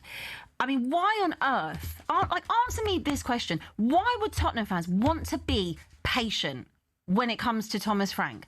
Like, out of all the managers we could have been patient with, where was the ownership being patient and giving someone like Pochettino what he deserved? Or where was it being patient when you decided to hire Jose Mourinho and giving him what he should have had? Or sacking him, a few days before you get to a cup final? Arguably the one person in the world you would want in a cup final. Or where was it being patient when you could have backed Conte? Or where was it being patient when you then, I guess, could have backed Ange? Which is still a ridiculous statement, because he still should have been sacked. But my point is, why should I be patient with Thomas Frank? So you can sit there, Lewis family, Off Enid. the line, sorry, Abby. Spurs have got the ball in the box. It's not going anywhere, guys. It's not going anywhere. No, it's not. You're right. It's not. tackle. It's not. Great tackle from Tadibo. And do you know what? It's annoying because actually the second half was one of the best halves I've seen us play all season. That's the bar. That is the bar. They're terrible, man. That's how low it is. Losing at home to West Ham. This is West Ham's cup final. It always has been. Right, Quakey, I think we know where Abby stands. Where do you stand on Thomas Frank? No, he has to go, man. Like, He has to go. Sack him right now. Yeah. Don't make it to the press conference. He shouldn't be going to the press conference after. Abby, guess who's unemployed right now? Ryan Mason. Oh, shut up, Quakey. Give it to him to the end of the season. No, but honestly, I do think hold off in terms of bringing in a permanent manager. Full time, I Spurs need to 1, West hear Ham 2. Have you got, I actually want to hear what the booze are, what the volume is at Tottenham. We can't, unfortunately, we'll get taken off air. Can you hear it? No. No, we can't hear it. We laughing at. So done. You know we can't hear it. Quake, you think he should be sacked? You think there's no way this man deserves more time, especially with the injuries up top? Yeah, I don't say doesn't deserve. I just think it's a right man, maybe wrong time. This is a Spurs side. What does that mean? Wrong time? What do you mean by that? So he's the right man in terms he's a good manager. Yeah. We can't erase the last 4 or 5 years of what we've seen from Thomas Frank. But he's gone into a situation that was already toxic. The fan base was already done with the football club in terms of the way it was run. He's come in, unfortunate with injuries. It's just the wrong timing at Tottenham. I don't think anybody really would have succeeded here. And given what they want, throw him a bone. In the summer, bring back Pochettino and see if it changes things. But right now, think about how much Abby lost their mind over a cup. Do you know what I mean? The Spurs fans are ready to explode. They're ready to be unhappy. Even at the beginning of the season when he was doing well, Spurs fans were saying, "Oh, but I'm a bit bored. It's not exciting." That's football." true. No, but I still said I will still take being bored if it meant I can see improvement. But because of that narrative even being prevalent at that time, told you the fans weren't fully on board with him from the beginning. And so just put him out of his misery, put yourselves out of your misery, bring in an interim to the end of the season, Just and bring then Poch back. yeah, but you can't keep Frank till the end of the season now. No. So you got to sack him. You and can't. Bring an interim. Yeah, I don't know who that. Heitinger? Oh, you laugh, but he's there. He's there and he now, obviously managed Ajax, didn't he? I honestly, do you know maybe. what? Like when I see that second half performance, don't get me wrong, it's not an elite level. Like if we're comparing it, but it's a damn sight better than what I've seen over the last 6 months of watching Tottenham. And I think, I know they finished 17th, but they just can't be that bad. It has to also be down to the lack of. They can. No, but we I feel like we're running this clip back every week. They can't be that bad. It can't be all on them. They're not all terrible. Like they're not all terrible players. Hot take: Thomas Frank will be the Crystal Palace manager next season. And that fits. I don't, and I've seen That fits. so the Glasner could be the Spurs manager. Yeah, it kind of works. No. I think No, Thomas Frank. I have been one of Thomas Frank's biggest fans over the last couple. And when United were looking for a new manager and Chelsea were, I think this guy proved to Brentford what a good coach he is.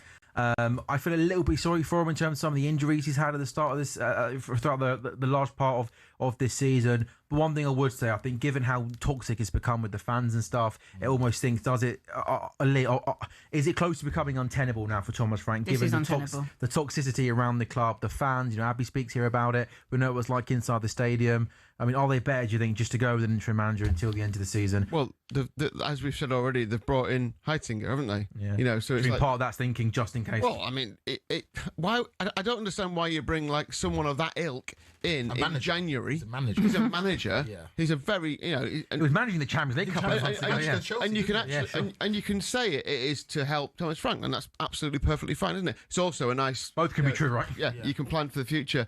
Frank's gone favourite to be the next manager to lose his job. And then, how about this for news? Go on. Then, Arne Slot next. After the 1-1 draw against Burnley. Well, and then Nuno as the third favourite. What are the odds on Slot? We haven't got the odds. I'm just asking for the odds now. But I would be really surprised if Slot goes for the end of the season. I'd be gobsmacked. I don't see that at all. Just a reaction to that result, which is a terrible result. Burnley are down.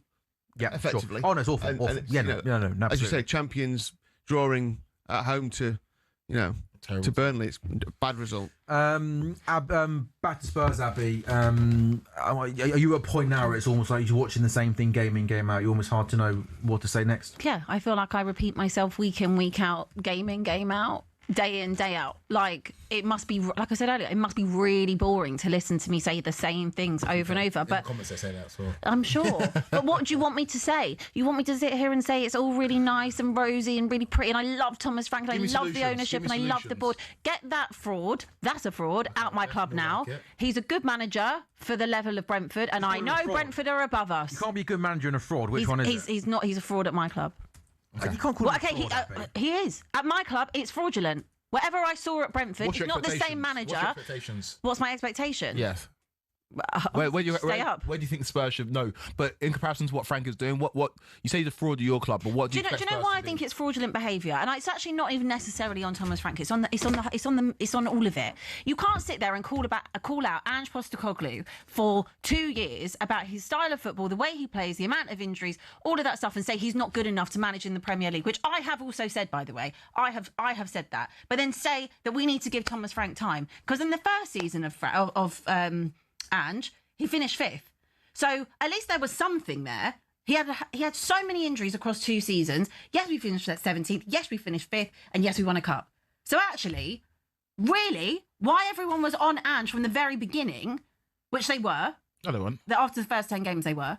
No, not Why really. should I afford and give more time to Thomas Frank? If anything, I would have given it to Ange.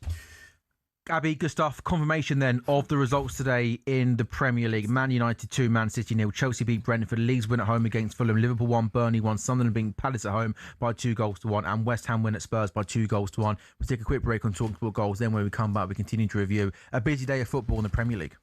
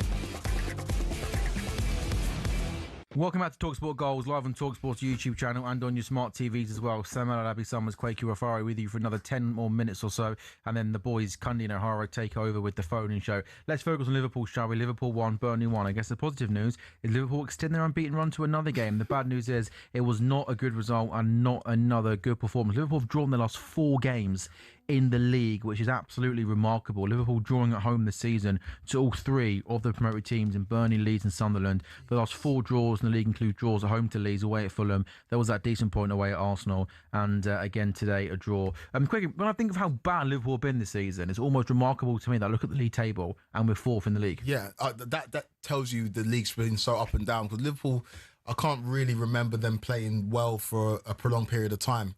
I just... Yeah, I think I went strong on the Arne Slot should be relieved of his duties earlier in the season, but I feel stronger about it now.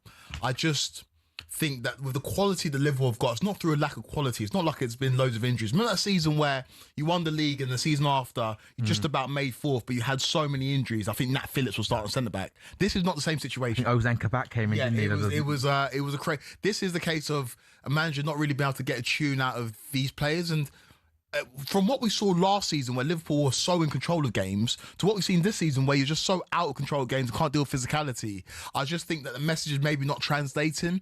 And unfortunately, like you said, you can't get rid of 22 players. And I think the head that has to roll maybe is the manager. But the thing about Liverpool is that you've got such a competitive side that you will finish in the top 4. And in the Champions League, I know that Arsenal wouldn't want to see you. Like, those teams wouldn't want to see you. So you can't ever rule Liverpool out in that competition. And if he does go far in the Champions League, then it's a different kind of conversation. But in terms of league form, Sam, you mentioned it there, 4 last games have been a draw. I've just not been impressed at all. And today, I think Burnley will look at it and say, we could have won that game. There was chances to win. So, yeah, I'm not too impressed. Lewis Steele from the Mail, Liverpool 17 points worse off than this time last season and would need to win every game from here to match last season's points tally. A truly sorry title defence. Mitigating circumstances, I know, but Arne Slot's football has been hard to watch for months now. I think that last kind of sentence is kind of true. That is that how Arne you feel Slot's as Liverpool football, fan? what bit? In terms of just the football...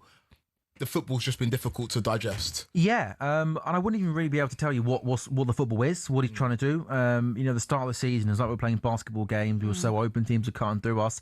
Now it tried looks, many formations. Yeah, he tried everything really at the start to try and get all these new players in and work out a system. At the moment now, teams come and play with the low block. We struggle to break them down. We struggle to create. And he looks as a manager, man. It's so hard because Liverpool are a massive football club, we know, and in all of our lifetimes we've won 2 league titles in 30 odd years, which is crazy. Klopp is Klopp, and this guy bought us that second league title. But we're in January now, guys, and like at no point in the season, even the 5 games we're winning at the start of the season, it was rubbish football. We were getting lucky, and it's been turgid, it's been hard, and I'm not sure, man. I'd be I wouldn't sack Arne Slot right now, because I like. Yeah. I don't think doing it now, I'm not sure. I still think right now, given how bad everybody... We know we're not winning the league this season. Given how bad everybody else is in the league, I think that we can still come top 4 or even top 5, because all the teams behind us are rubbish as well. Right? I can't believe we're 4th.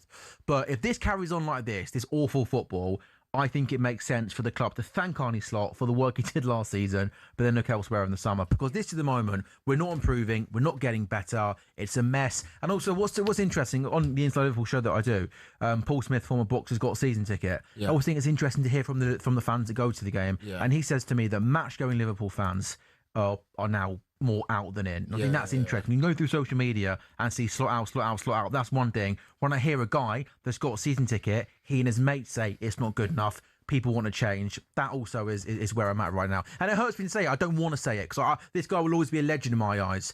But we're 6 months into a season. I can't tell you what he's trying to do. I can't think that he's struggling to sort it out. Performances aren't getting better. We're limping game by game, and you can't sack 20 players, can you? No. Some of these players this season have been absolutely woeful. Like, before he went away, Mo Salah, the best example of a generational season to being way off this. But you can't sack 20 players, can you? No. So, I'm not sure. Unless things drastically improve somehow, he's not there next season. He would probably prefer if you could reverse the 2 seasons. Say this was his first season, and you were 4th after 22 games in his first season. You'd be like, okay, taking over from... Yeah, imagine his first season, he was in 9-12 as Liverpool manager. Yeah, but you still... survived But yeah, because if you finish in the top 4, you'd be like, okay, cool. And then 9 defeats and 12 with no league title behind you. That's a stinking start, isn't it? No, it is. But then you would have said it's his first season coming in after Klopp. Like, you can give him patience and time. And if you're in the top 4 after 20-odd games, you'd be like, okay, that's not bad. And then you go on to... But, like, this being your second season after winning it in your first season, he's set himself a really high bar. You mentioned earlier, Quakey, you were like, my God, you've got so many good players. We have got so many good players, but there's too much talent to watch this team consistently churn out performances like this. Yeah. Do you know what I mean? Yeah. And, because you're right, a team like that should be tearing Burnley to pieces. Yeah, such a good team. And and also it's not just I actually think, and I am watching 5 games at a time, so I can't watch every second Liverpool. I think we actually probably created more chances in this game than I think some of the previous games. But in some of the previous games, like the Leeds game, Sunderland at home, we're not creating. We really, really are struggling. So we might create more chances like this. But yeah, it's hard work, and I think his substitutions aren't great. And I think a lot of Liverpool fans are done with Slot. The atmosphere is not great. I think they were booze at half time.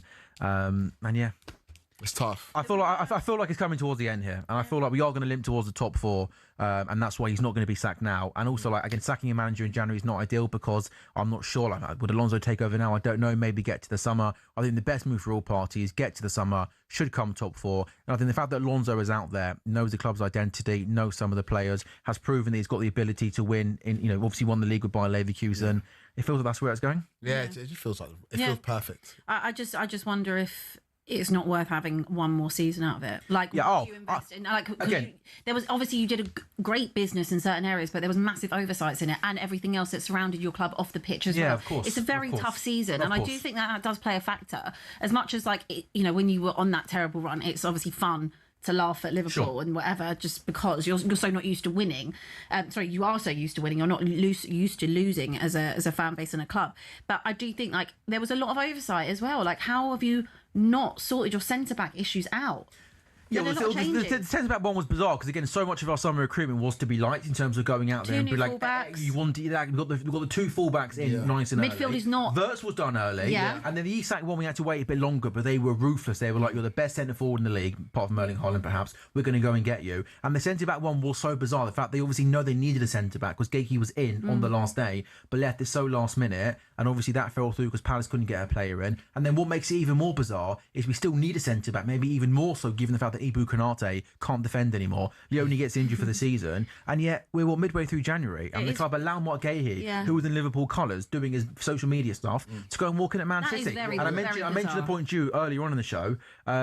Is that evidence that maybe the club aren't sure on Slot? The fact that they didn't give Slot. Would Mark Gahey, for example, not still fit any manager that comes in? Yeah, possibly. I think that's fair. That's a top-tier defender. And also, you're getting him for a really good price. Exactly. It's not like it's £100 million centre-back. It just seems to me like that's a very peculiar one to not get over the line in January. In hindsight, I think I agree with you. If Liverpool could have their time again in the summer, you wouldn't have signed Isak. I think you don't sign Wirtz, Isak, and Ekitike all in one summer. You sign Ekitike, I also think that's caused Arnie Slot problems. Yeah, I think you could see when everyone's available, he's like, oh goodness me, I've got these 3 lads. I've got Mo Salah there as well. I've had the 3 midfielders that played together so much last season did so well, and he was almost on the go trying to be like, how on earth do I get the best out of these players? We saw different formations. We saw Wirtz playing different positions. Quite unbalanced at times. Very, very unbalanced. So yeah, you're right. You almost take one of those away, maybe sign 2 of the 3, and then go right. But then how much was that on Arne Slot? How much was that decision? Yeah, I know. I think that people like Michael Edwards and Richie Hughes, that's their jobs to go in and sign. But then Liverpool were trying to assert themselves as a huge club, and when you were in for